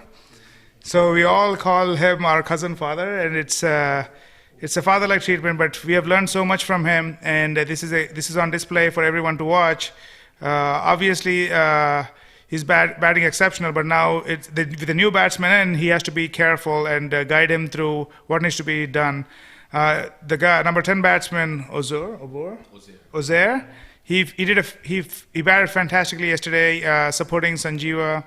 I think that's what his role should be until he can start hitting some boundaries himself, because they're absolutely looseners being bowled, and he can absolutely hit them, which we saw yesterday. But right now, I think the easiest thing for him to do is to give the strike back to Parag and let him bat.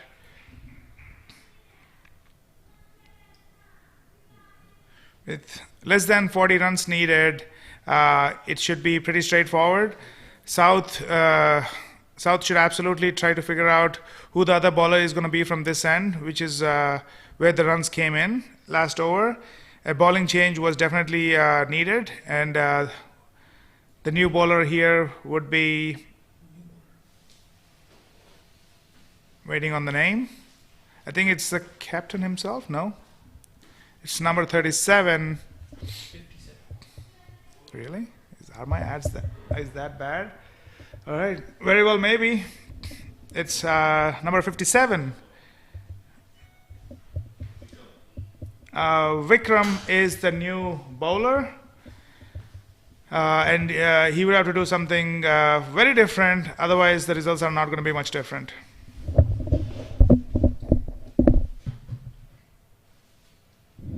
I'm expecting his first ball. He has his field set all mostly towards the offside. No one on the boundary, so he backs himself, having all these fielders inside, hoping to get runs stopped, but that's not the case. The ball was squeezed through short extra cover.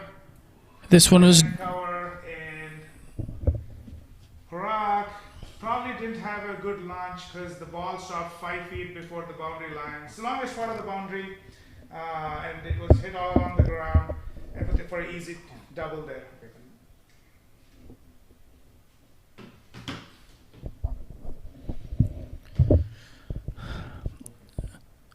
Vikram trying to adjust his line as comes in. This was a better ball. And that's the ball to bowl to Parag. He usually doesn't like that ball. He likes the ball away from the wicket, short. I mean, who doesn't? But he likes it as much as anyone else. And those are the balls he has mostly scored today. He's pretty good sweeper of the ball, definitely, if it is going down.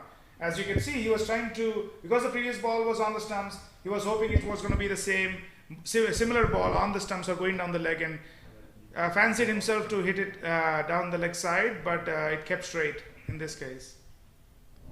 It was a quicker delivery by Vikram, and this time stumping chance and gone. Slower with a turn, Parag down the track, realized that was not the right ball, and Noman quick, and that's the third wicket, and the wicket they've been wanting. Parag, a very fine knock of 53 gone, and Vikram in his first over gets Parag out, so that's the third wicket down. Still 40 some runs for West, and Parag back in the pavilion. Yep, we have seen this so many times, feeling suicidal, and his thoughts were with him today, and he got out. We have seen he dances down the track a lot. Previously, it was usually off spinners bowling him, so he used to defend it. But this one, the ball went away from him, and he couldn't retract himself, and gave away his wicket here. Obviously, 2 quick wickets for the South, so they should be happy coming out of the field for a quick break. And we'll also take a quick break along with the team while they come up with their strategies to see if they can come back in the game. South, they have given away quite a few runs, but another quick wicket, another couple of quick wickets, and things could be different. All right, stay tuned, folks.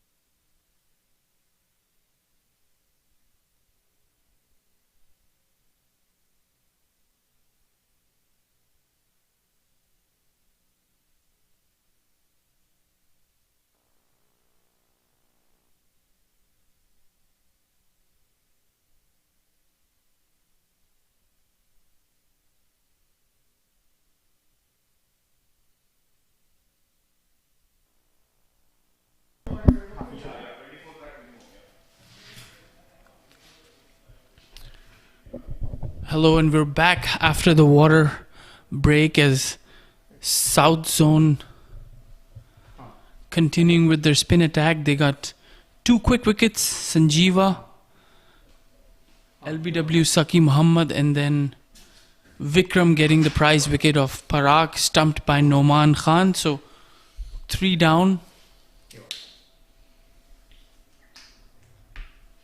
for 79 as Saki will continue. Uzair will be facing. And this is a full toss, hit straight to the cover. The new batsman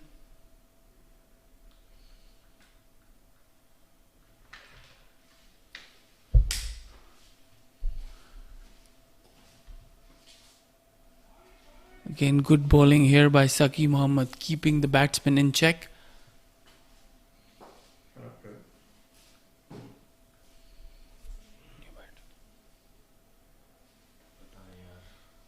I'll put the wrong name, people come running. Fix kar denge. Tab tak koi pata nahi. Saki will continue. This one again watchfully defended by Uzair.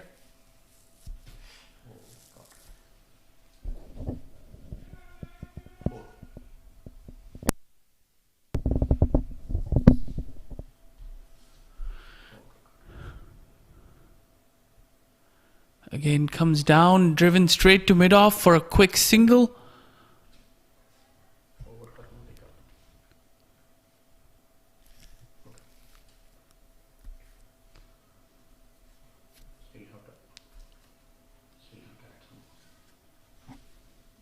The new batsman is Hamza.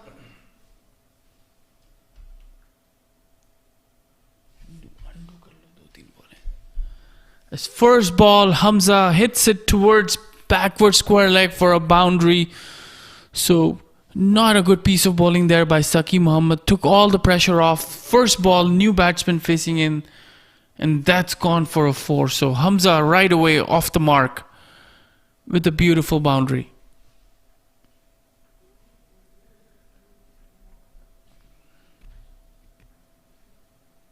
Saki will continue. Again, shot, and this one went after 3 bounces, and umpire calls it a dead ball. Probably slipped out of his hands. In fact, it's called as a free hit by the umpire. So this one is short. It hits it towards the cover area. The fielder from mid-off after it. And just a single there. So Saki struggling with his line after bowling the first over and getting a wicket on the very first delivery. And that's the end of his over. So Vikram will continue from the pavilion end. Score moves on to 86 for 3. Still about 29 runs to go. With 7 wickets in hand, it seems like an easy target for the West. But cricket, as we know, is a funny game. JD, anything can happen. They might get some quick wickets and put the West in a state of bother. Absolutely, and that's exactly what the South Zone is going to be hoping for, is to pick up some quick wickets. They've picked up one. Vikram was able to pick up one in the last over, an important wicket, and now they're hoping for a quick succession of wickets. If they can pick up 2 or 3 wickets in the next 2-3 overs, they have some chance of pulling it back for the South Zone. But in the meantime, West Zone are just making merry. They've made this chase look so easy. And clearly, in this tournament, it seems like West Zone is the far superior team compared to the other 3 regions. And one of the reasons for that, in my opinion, is the prevalence of turf pitches in California. As we know, a lot of these players in the West Zone are from California. So the fact that they are so used to playing on turf, so used to batting and bowling on turf pitches makes a big difference in the performances of these players. Vikram bowling a very good line. I feel like that Hamza wants to hit a shot, so it might be a good idea to pull the fielder at mid-off back on the rope, because that might give them a chance. And as I'm talking about it, you see the fielder kind of backtracking, coming closer towards the boundary as Vikram. This one was short and slightly delayed reaction by the point fielder, but stops a run. So Vikram, if he can toss the ball up and let Hamza go after it, this might create some opportunities for the South. Right now he's keeping it short and quick, and it should be the exact opposite. It should be full and slow, just like the ball he bowled to Parag, where it was extremely slow and Parag came down the track and wasn't able to reach the pitch of the ball and was beaten by the slowness and the spin, and the rest was done by wicketkeeper Noman. So that's the end of the over. A good over, no boundary conceded. So I see a bowling change might be coming in.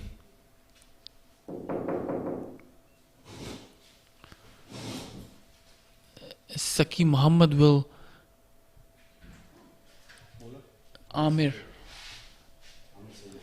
and they're trying to bring in Amir Sayyid, bowler who started the proceedings for the South. He got the first wicket. He's coming in from the other end, as Sohail Bhai was mentioning early on, that he should be bowling from the Bilkis end. So he's bowling with the wind, and let's see how he succeeds. But he's going to be quick, and that's what they want to do. They want to bring in some speed here and test the patience of Ozair and Hamza as he will come around the wicket.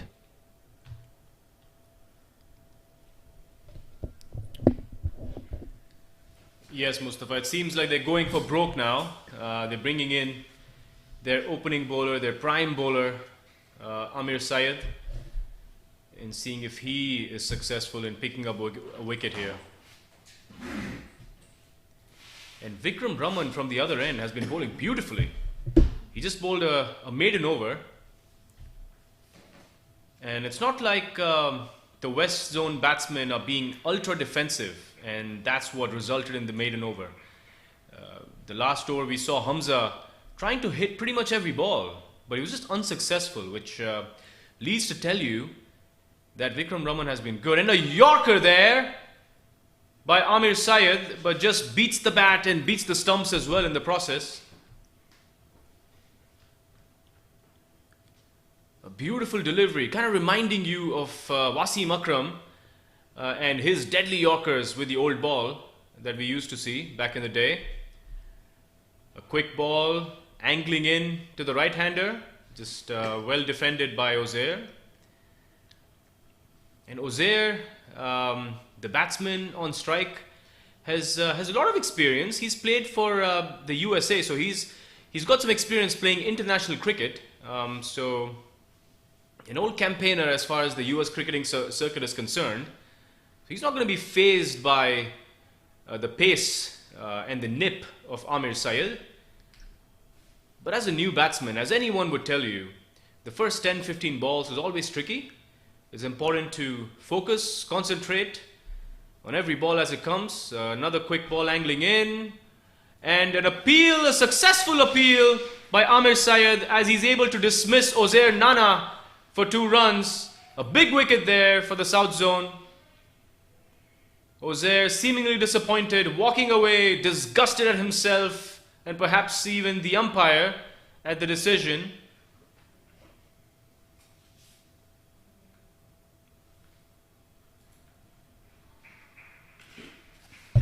So good breakthrough for South, a good bowling change, bringing in the quickie Syed Amir from the Bilkis end and resulting in a wicket. So Ozair Nana back in the pavilion, LBW. And that was the umpire. The bowler wasn't even appealing as much as the wicketkeeper, but the wicketkeeper was confident that he's out. So umpire agrees. So that's the 4th wicket down for West.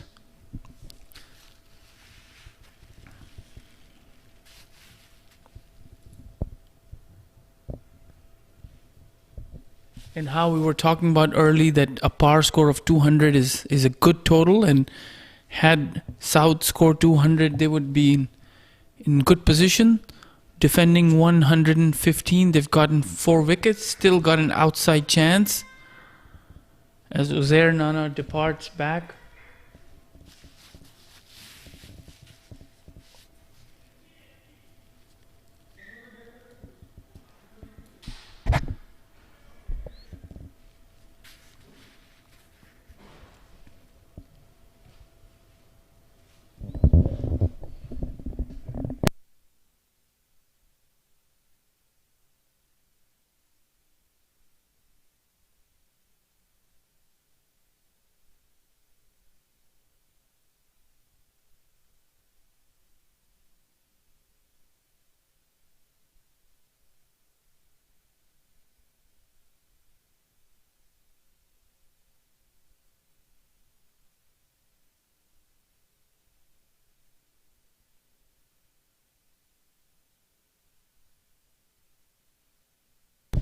Just 1 wicket? No, they're 4 down now. Yeah. Parak was 1 wicket. 1 wicket. So, So Fest with 4 wickets down. Muhammad Hamza joined by a new batsman.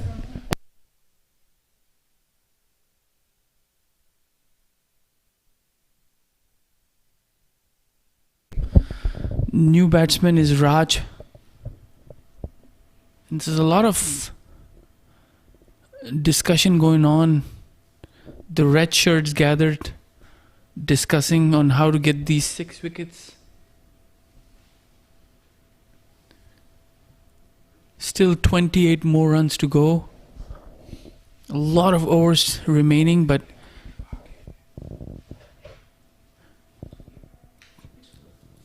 can they survive this spell from Syed Amir, as he's going to be angling in fast, attacking the stumps, and let's see what this new batsman does. It's a good delivery, wide, call the wide, so cannot afford giving any extras at this stage of the game.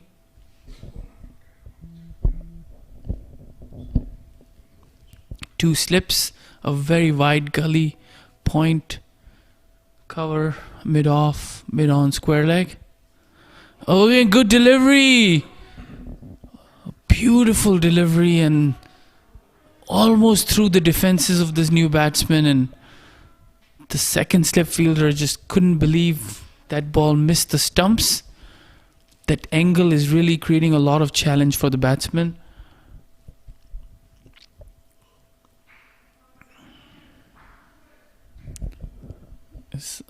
Amir will come in. Like this time left it to the keeper. So end of a very good over by Syed Amir. Got a wicket.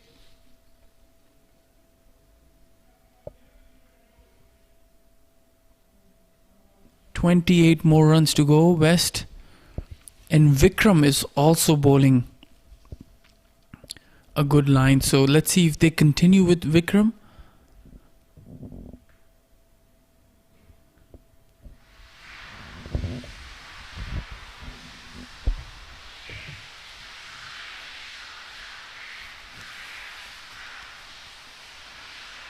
Yes, I think they are continuing with Vikram. And Vikram's been bowling brilliantly so far. His previous over a maiden, as we saw, with Hamza trying to swipe every single ball but not making any contact. And Vikram, like I said, is an experienced campaigner.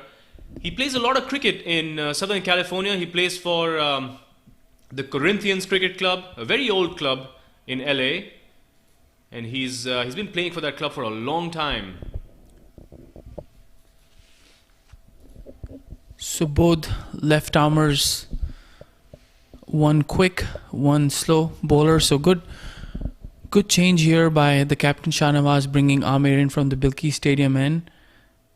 And again, Vikram keeping a good tight line, not giving anything. And I think Hamza might, as we saw from his earlier shots, he might take some chances, and they've got fielders. I think mid-on is still in the circle, which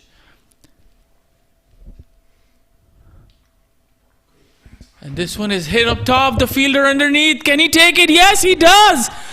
A good diving catch, tumbling in the end, and that was the tactic that they wanted.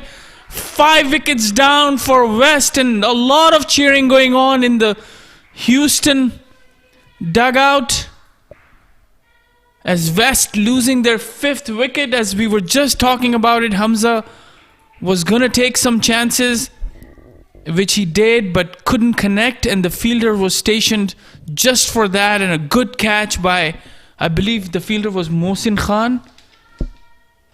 And West now losing their 5th wicket. Good bowling by Vikram.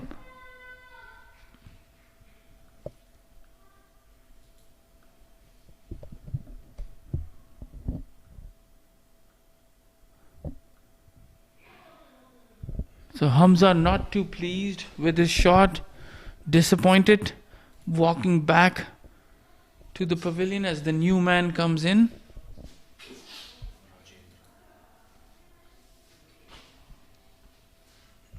Rajendra, he bowled well.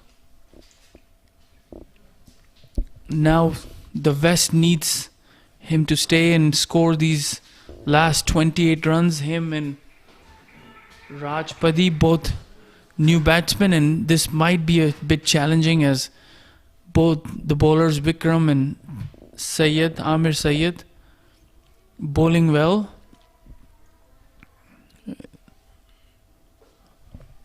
Yes, Vikram doing some damage here, just like how the West Zone left arm spinners were able to cause some damage and pick up some wickets. It's been the same story here with the South Zone. Vikram has picked up 2 wickets in his 3 overs and hasn't conceded a run yet in the last 2 overs. So, bowling beautifully. A very classical action, very easy, uncomplicated. Full toss as Rajendra gets off strike. First ball, driving to long on.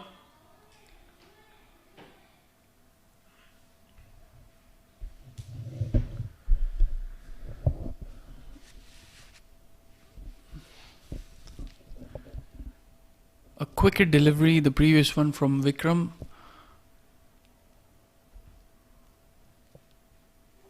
That's the ball. That is the ball that Vikram needs to consistently bowl. Just flight it, toss it up. He's also spinning the ball a bit, as you saw when he got Parag out stump. The ball also spun. So this is the line and the consistency that the South needs from him. It's a loud appeal and given. 6 down and Vikram on fire.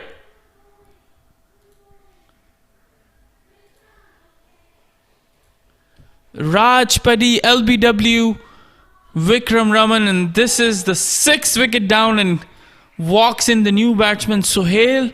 He was with us at the start of this innings with his expert comments. Probably wasn't thinking that he will be asked to bat when the openers were playing, but as we said, cricket is a funny game. Things can change in a minute of few balls, matter of few balls.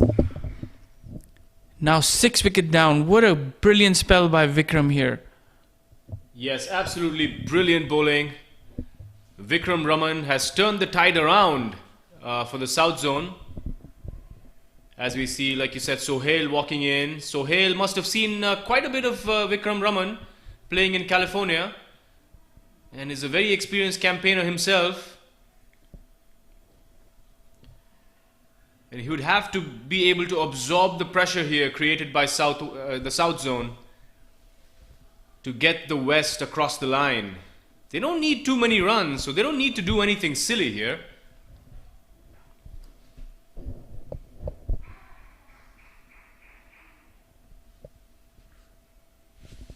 And Vikram is right now in the middle of a very inspiring spell. 3 overs, 3 runs, and 3 wickets.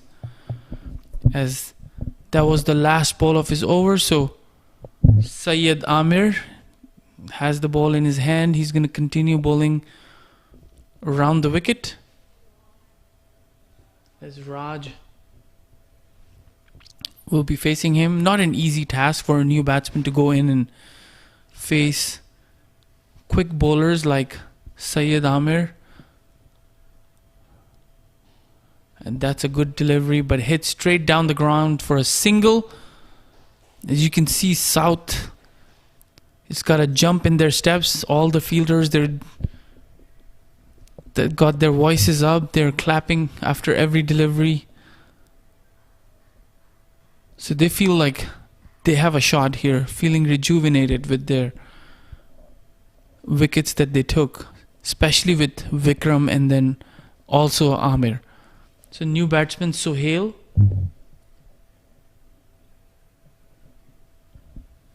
Yes, Sohail seems to be a left-hander. It's been a long time. We haven't seen a left-hander in play at the MUSA Stadium. I don't remember seeing a left-hand batsman yesterday in the entire match. So it's refreshing to see one today, facing up to the left arm. Down the leg side, and the umpire calls it a wide. And Amir Syed, having to face a left-hand batsman for the first time this innings, finds it difficult to adjust his line.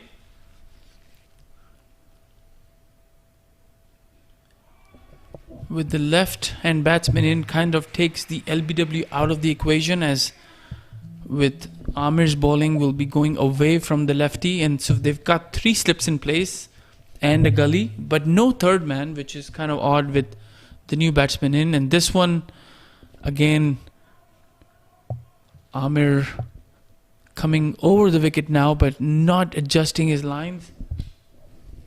They've got the 3 slips in the gully, and with the new batsman in, seems like they should have a third man for that edge, as the ball will be angling away. But so far so good. Good bowling. And I really like this this field setting by the South Zone. It's nice to see them attacking and have close-in fielders, have those catching positions. What they're trying to do is try and manufacture a wicket, try and buy a wicket from somewhere. As we see Amir drifted down the leg for a wide again. You can see what South Zone is trying to do. You can see what Amir is trying to do. He's trying to get a wicket. No fielders in the deep behind the wicketkeeper, neither third man nor a fine leg, and this time was an appeal, but the batsman was quick to show his bat, which the umpire also recognized, so not out.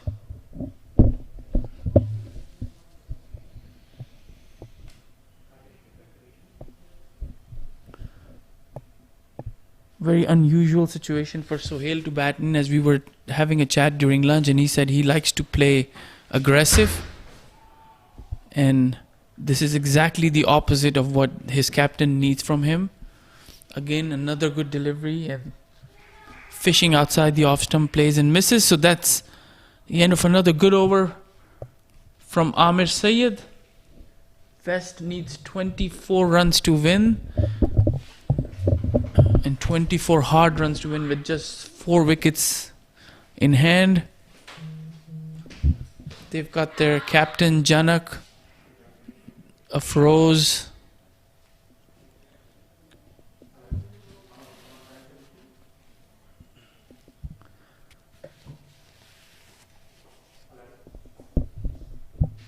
Vikram will continue.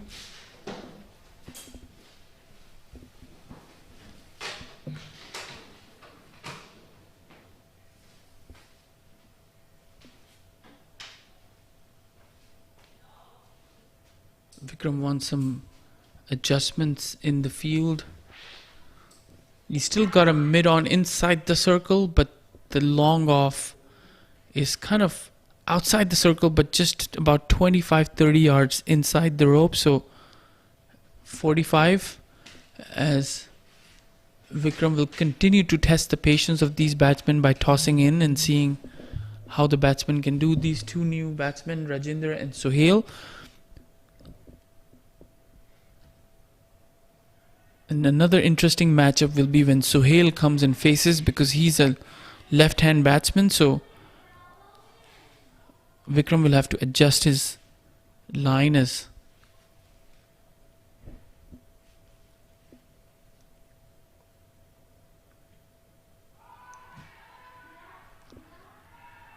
there was an appeal for a stumping, and that's given.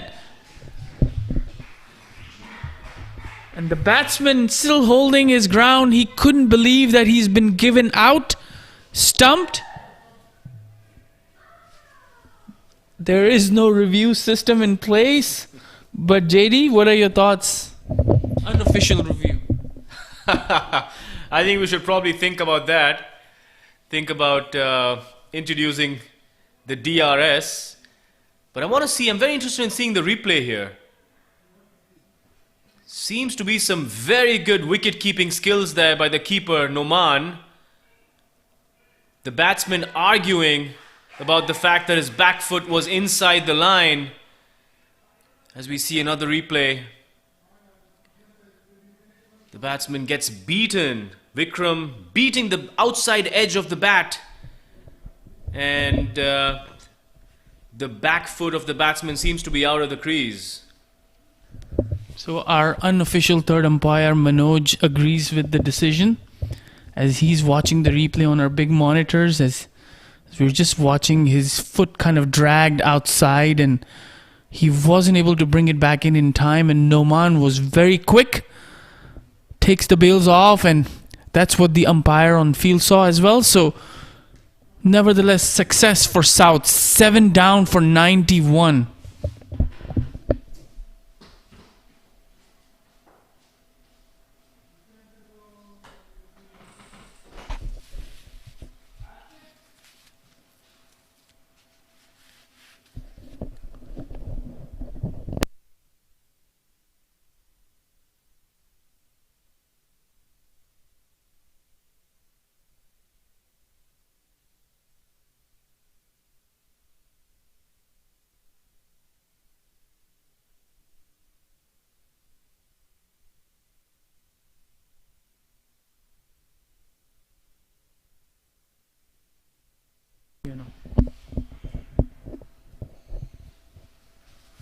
So Dharmesh is the new man in, and again, what a spell by Vikram. 4 wickets of 3 runs, and this is just his 4th over. So he's making the ball talk,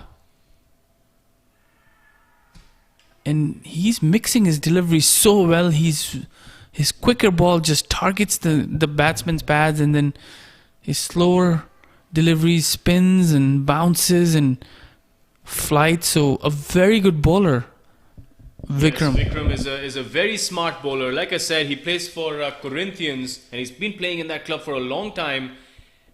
He's been playing in Division 1 SECA. Plays very regularly. Very smart bowler. As he bowls a full toss, hit up over mid-wicket fielder for a boundary there. That'll release some pressure for the West Zone. Yeah, that was a very rare bad delivery, and full toss, and the batsman just hits it over mid-wicket for a boundary, a welcome boundary for West. If they're trying to get to this target, they just got 3 wickets in hand.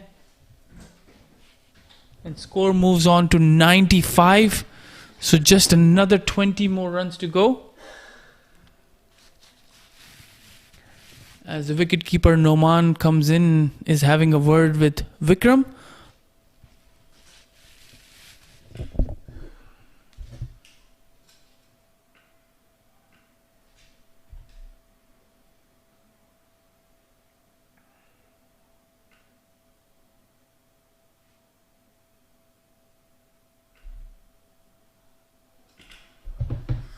This thing again hit towards long on, and a long chase, but batsmen had set their mind for just a single. So Dharmesh The new batsman in. 19 more runs to go. Can they hit the target as Vikram still has 4 more overs after this?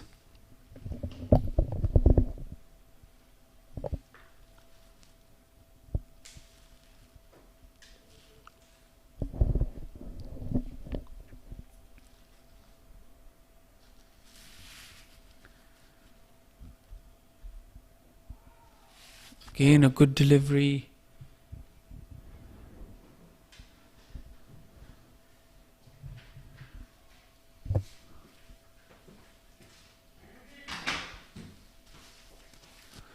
And that's the end of a very successful over from Vikram. So 19 more runs to go.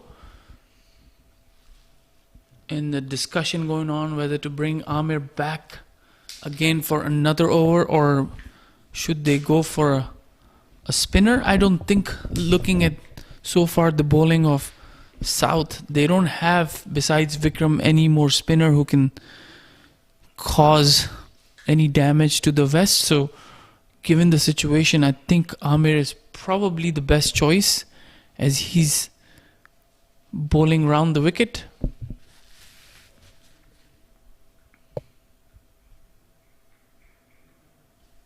Yes, at this situation, I think the South Zone have to give it everything they have. They have to have their 2 best bowlers bowling at this stage and try and pick up the remaining 3 wickets. The only way to win this game is to pick up wickets. And that's gone, cleaned him up, first delivery, right on target. And Dharmesh couldn't bring his bat down, and that's 8 wickets down for West.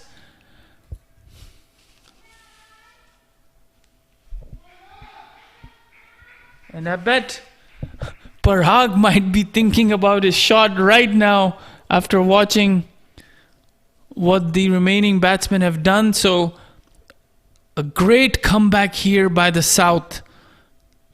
8 wickets, and that was Sohail.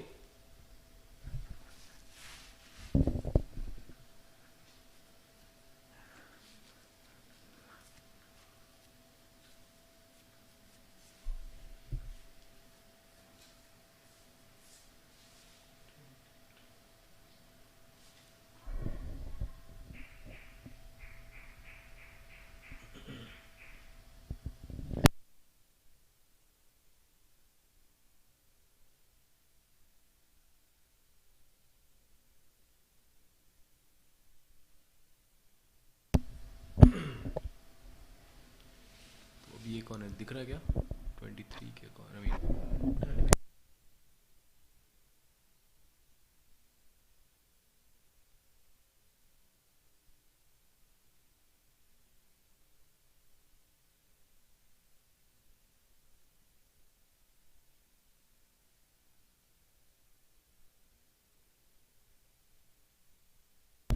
So new batsman in is Dashrath. 2 more wickets to go. 19 more runs. South suddenly on top. Favored to win this game as Amir Syed and Vikram bringing their side back in. And again Amir attacking the stumps, and this time Dashrath just tapping it towards mid-wicket. 4 more deliveries in this over and 2 more wickets. Is it going to happen in this over? it could. The way Amir is bowling, I think he's the danger man here, especially for the last 2 wickets.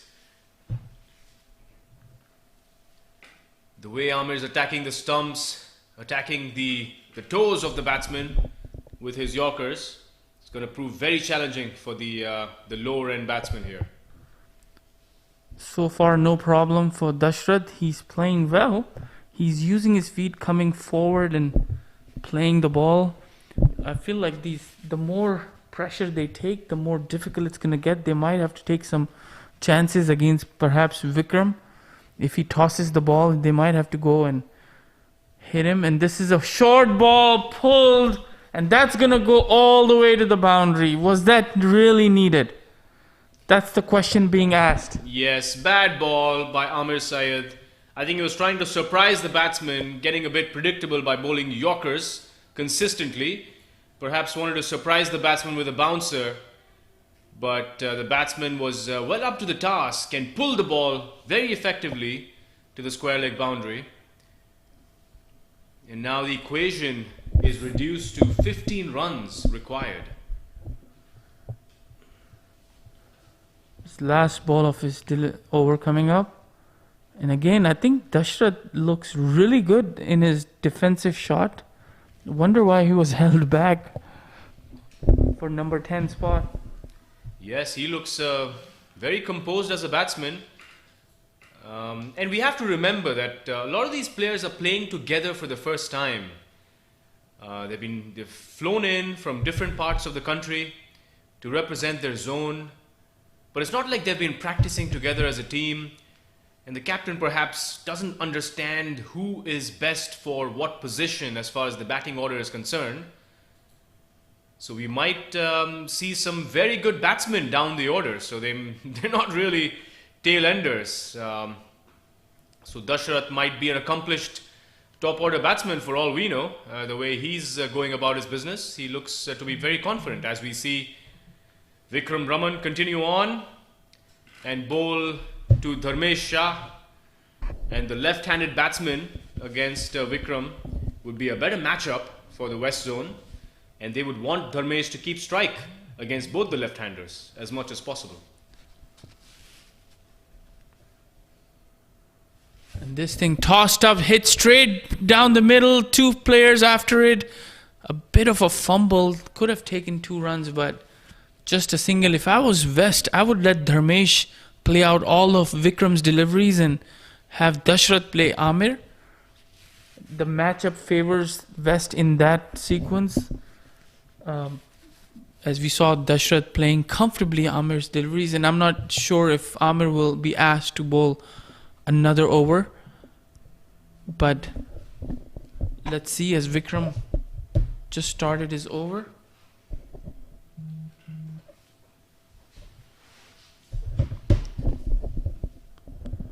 Quicker delivery and played back to the bowler with ease. So Dashrath again looks very comfortable. He's not bothered by the different variations offered to him by Vikram.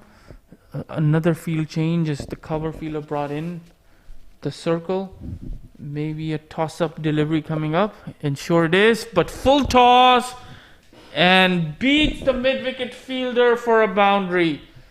And was the fielder brought in at the 45 degree, was it a mistake or should that be on the fence? But nevertheless, welcome runs for West as they're inching towards their target of 115. Yes, they brought it down to 10 runs now. 10 runs required. The 2 boundaries that they've scored have really helped them, the West Zone. Another full toss, this time missing it, but the umpire indicates that the ball would have drifted down leg. The batsman is very lucky there. And I'm not sure how he missed that full toss. There was another opportunity to deposit that towards the boundary. Missed it. And for a second I thought that umpire might give him out, but missing the leg stump. Yes, the batsman would have had his heart in his mouth on that one. But he got lucky as the ball was heading down leg. So last ball of his over coming up. Let's see if he's going to toss it up or do a quicker one. That's an appeal, and again missing the leg stump. And right about now, everything that hits on the pad, the South wants an out. And that's another good over by Vikram. 2 close LBW calls, but not out, drifting down the leg, and a poor delivery for a boundary. So 10 more runs needed. And such an impressive spell here from Vikram Raman. 5 overs, 4 wickets, 13 runs. He is the one that has brought brought the South Zone back into the game. And they have some chance of even winning this game if Amir Syed can get a wicket in this over. Yeah, a lot of discussion going on who should be bowling the next over. Is it going to be Amir Syed or somebody else? And it seems like it's not going to be Amir Syed, or is it?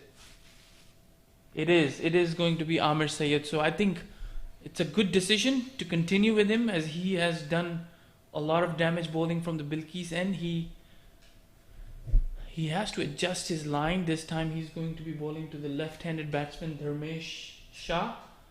So obviously 2 slips and a wide gully and a backward point. Still no third man in place, so, and nothing in the deep towards the offside. So with the angle, anything away and if edged in the gap is going to carry towards the boundary. So feel like that fielder on the mid-wicket area is not coming to play. Appeal for LBW, not out. Umpire said pitching outside the leg stump. That's an automatic not out.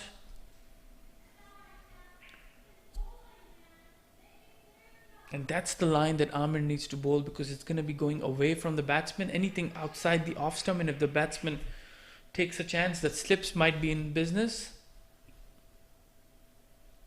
And Dharmesh probably needs to go hard at the bowler if he sees a ball outside the off stump. If he goes hard, that might give him a chance to get over the slips. That's a good delivery. And as we talked about, that Dashrath should be on strike facing Amir, because he was playing him comfortably, and if he can get off the strike and bring Dashrath back on, that would help West getting the target. 10 more runs to go. And that's going to be down the leg. Will it carry all the way to the boundary? And yes, it will. Was that off the bat or the pad? So far, no signal from the umpire for leg by, so that's off the bat. Again, as we were just talking about it, with these tail-enders, they should have a fielder behind the wicketkeeper, fine leg and third man both. And not sure what is stopping them, but it's a welcome boundary for West. So now they just need 6 more runs, 2 more wickets.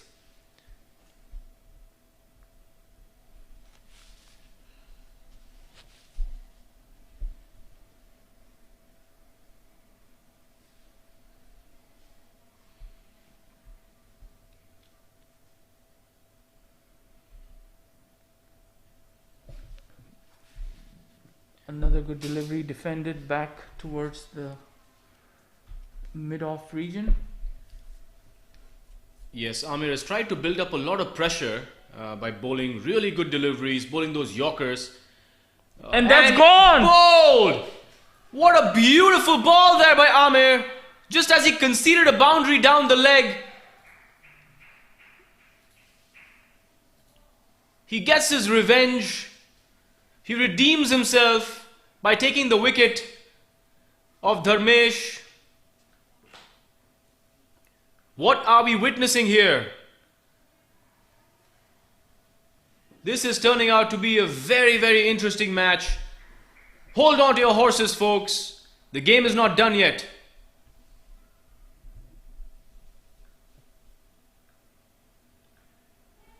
Six runs needed. Is it going to be a wicket or a maximum?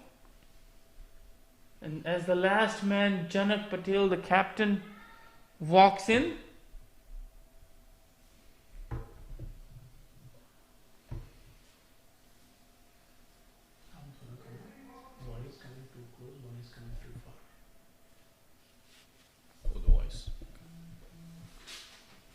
so Amir Syed 4 for 37.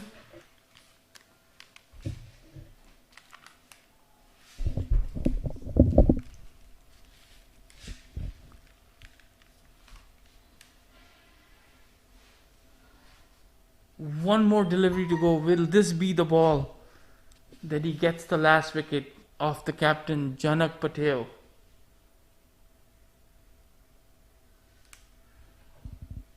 6 more runs to go. And now seems like that they're taking a fielder towards the fine leg, as Amir will bowl his last delivery, and I feel if they survive this ball, the batsman from the other end might go for a big shot. As they say, no guts, no glory. Absolutely. What an interesting match, Mustafa.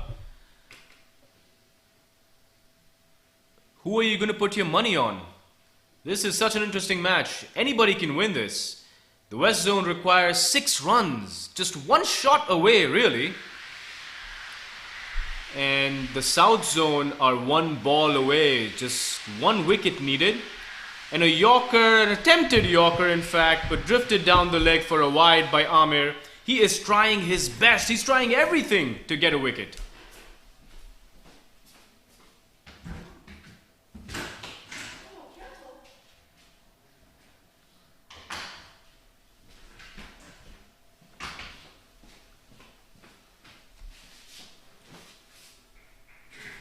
So that's the end of a very good over by Amir Syed. Another wicket.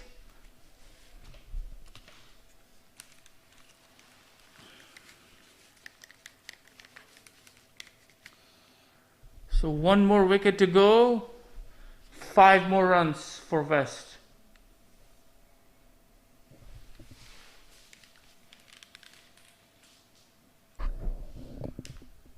Not sure why the discussion and what the discussion is about, as it'd be an automatic choice to give the ball in Vikram's hand.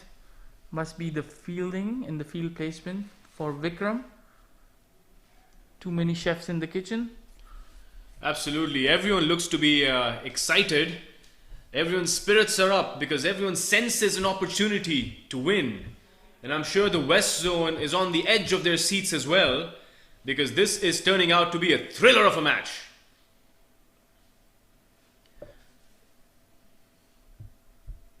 And the next 2 overs are going to be very, very interesting as we see Vikram continuing on. And You're right, Mustafa. I think the conference was really about the field placements. Should they be defensive? Should they bring in the fielders and attack and not concede a single? Can this end up in a tie? And what happens if the scores are leveled?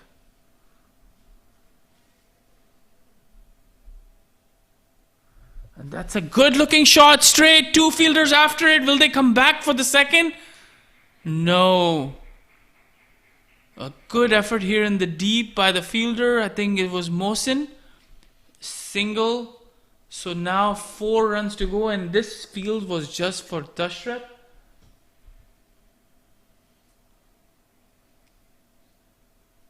As he gets off, no, this is just a slight field adjustment as the deep extra cover fielder comes back in the circle. And even the long on, long off kind of coming in a few yards. So some adjustments as Vikram, 4 more runs to go.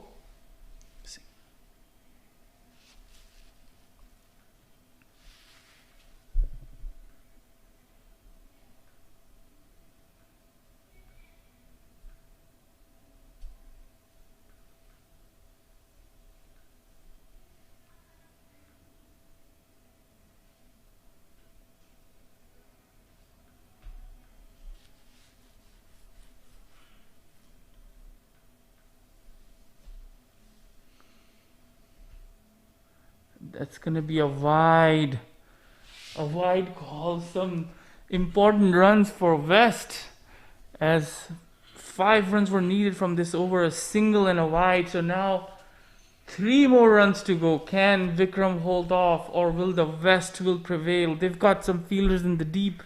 There's no need to take chances with their shots. Just put it in the gap and it will carry towards the boundary. And will that be a wide? Yes, it will be. So Vikram faltering in the end, making it very exciting event. 2 wides on the trot. Very unlike Vikram. So 2 more runs to go. Yes, the pressure seems to be getting to Vikram. And Janak Patel, the captain, is a very cool customer. He's going to take those runs. He's going to take those extras, making it easy for the West Zone as he defends this ball. So JD, you didn't answer. If this match ends up in a tie, is there a super over? I think a super over is something everyone would love, given how the match has progressed so far. As Janak Patel gets off strike, takes a quick single there. So now the scores are leveled. 114 for 9. One more run to go, and this is a crucial juncture because sometimes the batsmen get carried away as the fielders are all coming in. Will he go for a big shot and throws away his wicket, or will he be defensive and play with a sane mind as Vikram comes in? Good delivery, good probing delivery, and Darshad, cool customer, just playing defensively. He doesn't want to take any chances. The West players are all lined up outside the boundary rope. They're going to be rushing in if this run gets scored as Vikram comes in. And that's it, folks. Hit over the top of the bowler for a boundary, and West have won the game by 1 wicket. What a close contest.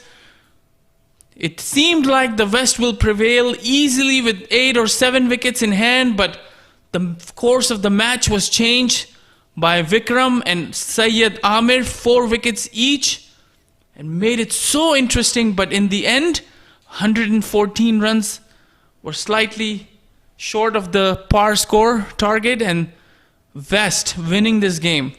Jaydeep, what about you? I was on the edge of my seat. Absolutely. What a thriller of a match. I think this has been so far the most entertaining match of this tournament. Even though it's been low scoring, it's been a low scoring thriller. I'm sure both the teams, both the West Zone and the South Zone, have enjoyed playing this match, as well as all the viewers at the MUSA Stadium and around the country watching it live on YouTube. As we see all the players shaking hands, as is customary in cricket, the gentleman's sport. Having played, having given it everything during this game, I'm sure they're satisfied having a hard-fought win, the West Zone. They would have been nervous, especially in the last 5 or 6 overs, with an inspired bowling performance by Vikram Raman and then by Amir Syed. They almost won that game, almost stole it from under the West Zone's eyes. But the West Zone captain Janak Patel and Dashrath, an experienced campaigner himself, sealing the win pretty comfortably. And yeah, so West winning this game in a nail biter. So we'll be back with our post-game presentation shortly. And as the South team comes back in the pavilion, they seem disappointed. But what a contest. What a contest. And they almost won this game, and a brilliant performance with the ball by Vikram and Amir Syed.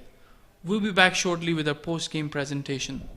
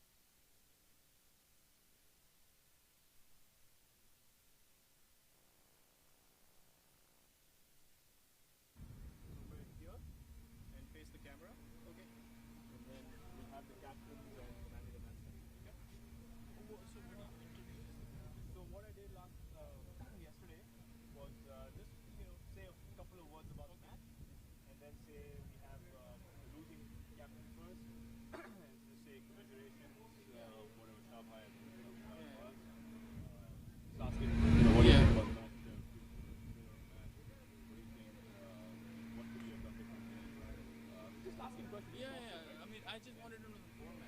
Yeah. Like you So, asked him. so losing captain, and then talk maybe a couple of questions, and then bring in the winning captain, a couple of questions, and then man of the match. This is going to be Parag. Parag, and the winning captain is going to be Janak Patel. So just remember the names so you can adjust it.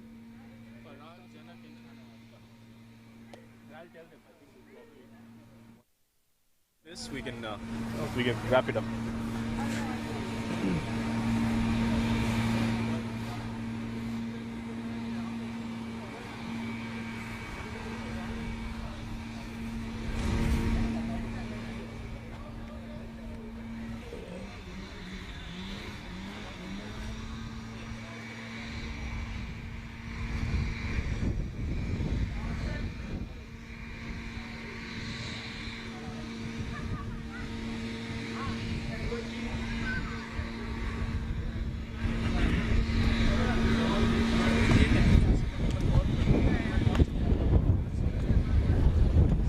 Testing. Hello, hello.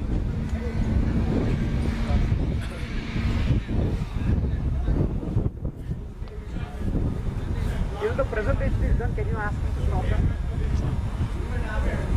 He's doing that thing, right? Can you ask him to stop it? It's picking up the sound. He's using that blower. Blower. Or blower stop it. Which blower? No, he's not using it anymore. But it was If he's okay, I get it. Oh, with this. Got it. Okay, got it. Otherwise, we're good. So we good to stream now? Do you think I'll yeah, you good to see. Okay, give me an okay and I'll call the No, camera. you can start. I just need to switch to that camera to speak. Yes, okay. Call the camera. Okay, can you call Shah Yeah. Shah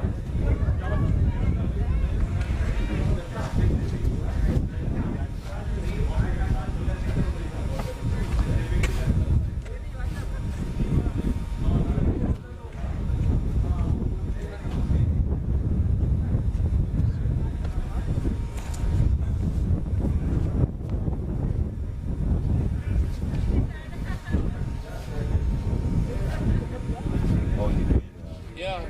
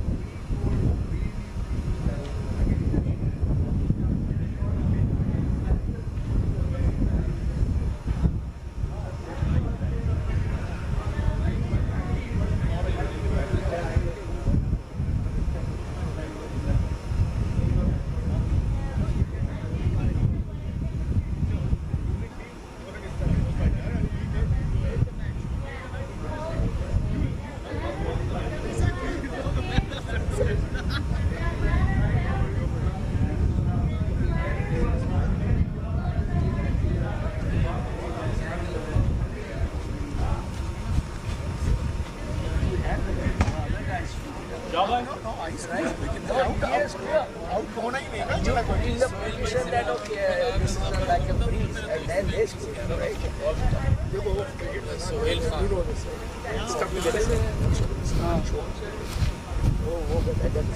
But that happens in cricket all the time. It does. I mean, but that is. But what a game! You guys came back so strong, man. Amazing spirit, huh? What credit do we haven't pulled it back? Yeah, pulled it back so much, man. कितना pressure हो गया था यार तो सबका heart rate बढ़ा दिया है. Was there a mic? But lovely. This is what when you know about it. It is exciting. And the main thing, all the players, everyone is so committed to it, right? They come together.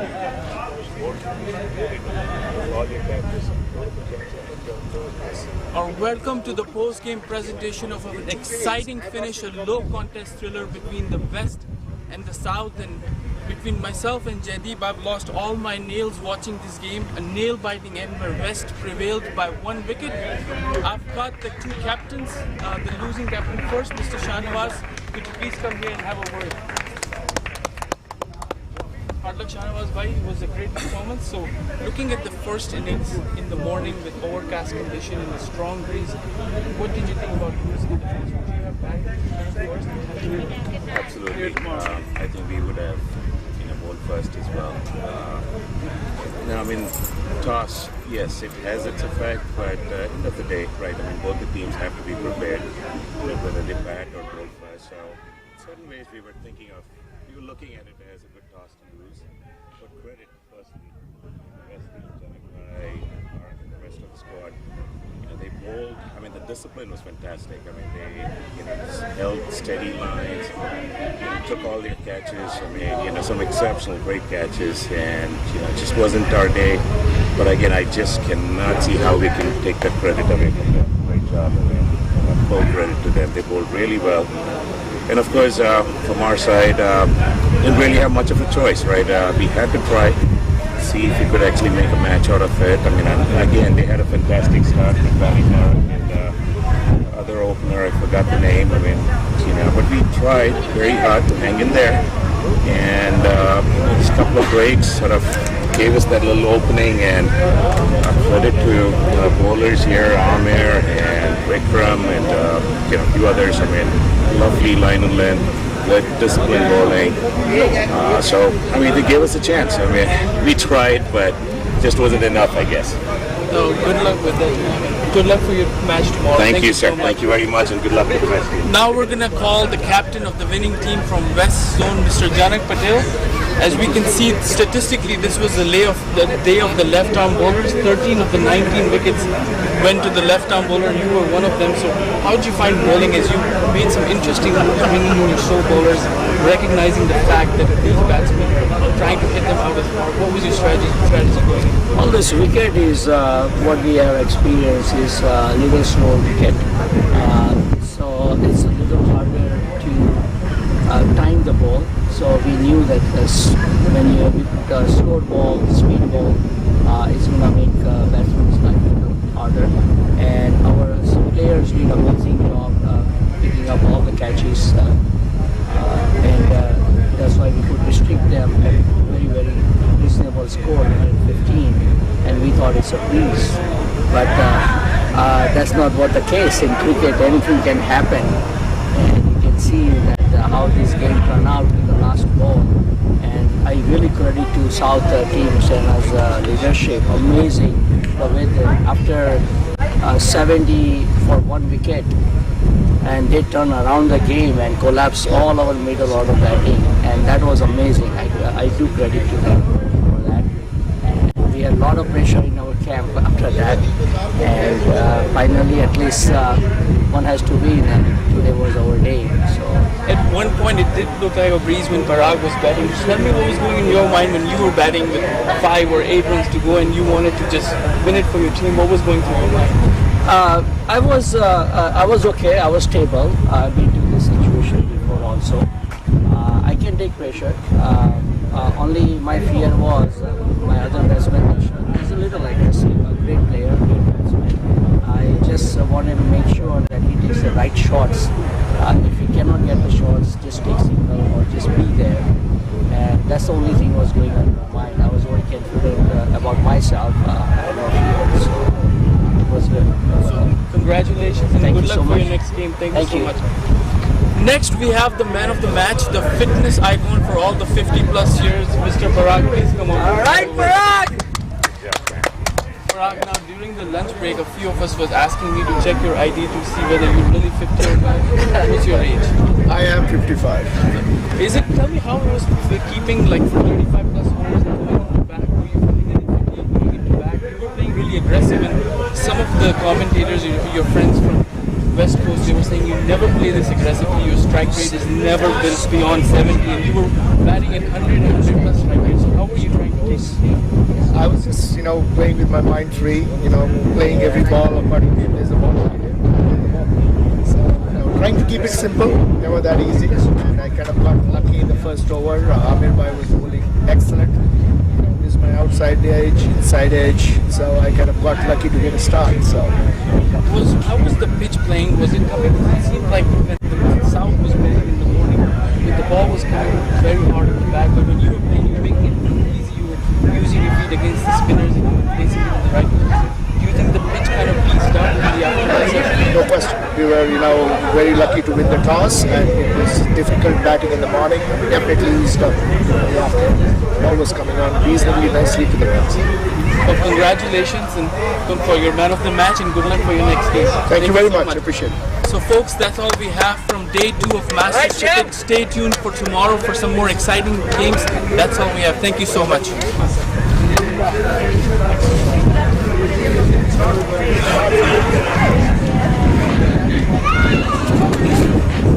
मजेदार है वैसे 50+.